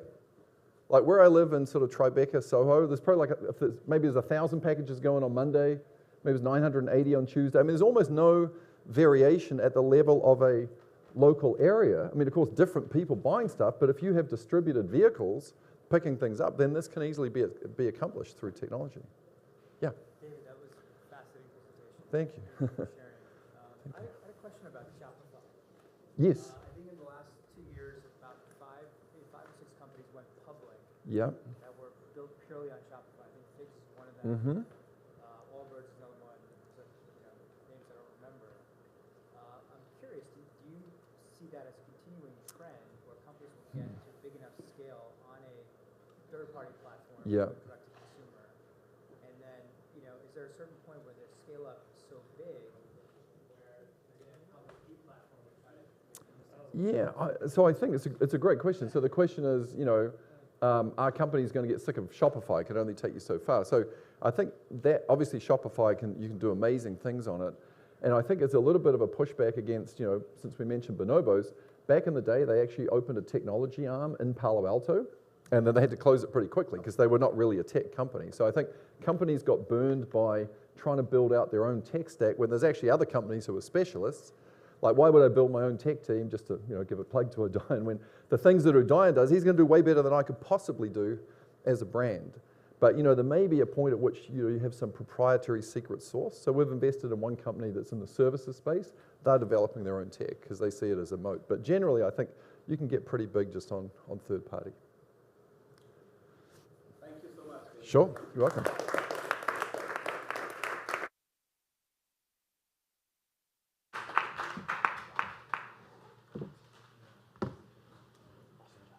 Thank you very much. Thanks, Josh. David, I must say, you are so inspiring. Every time I have heard you speak, there are at least about 3 clear takeaways which I had never thought of. So thank you very much. No, thanks. And just so that everyone knows this, he flew down from Munich to speak at this conference. Oh, wow.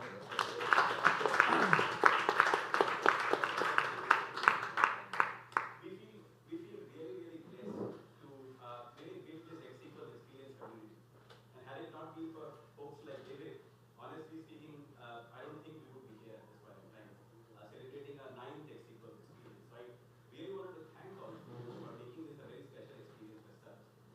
We will have the raffle now. So if anyone wants to buy any last-minute tickets to support our Udayan Foundation, feel free to do that. Emily, if you can get the raffle can here, we can just do a quick raffle. And then after that has been the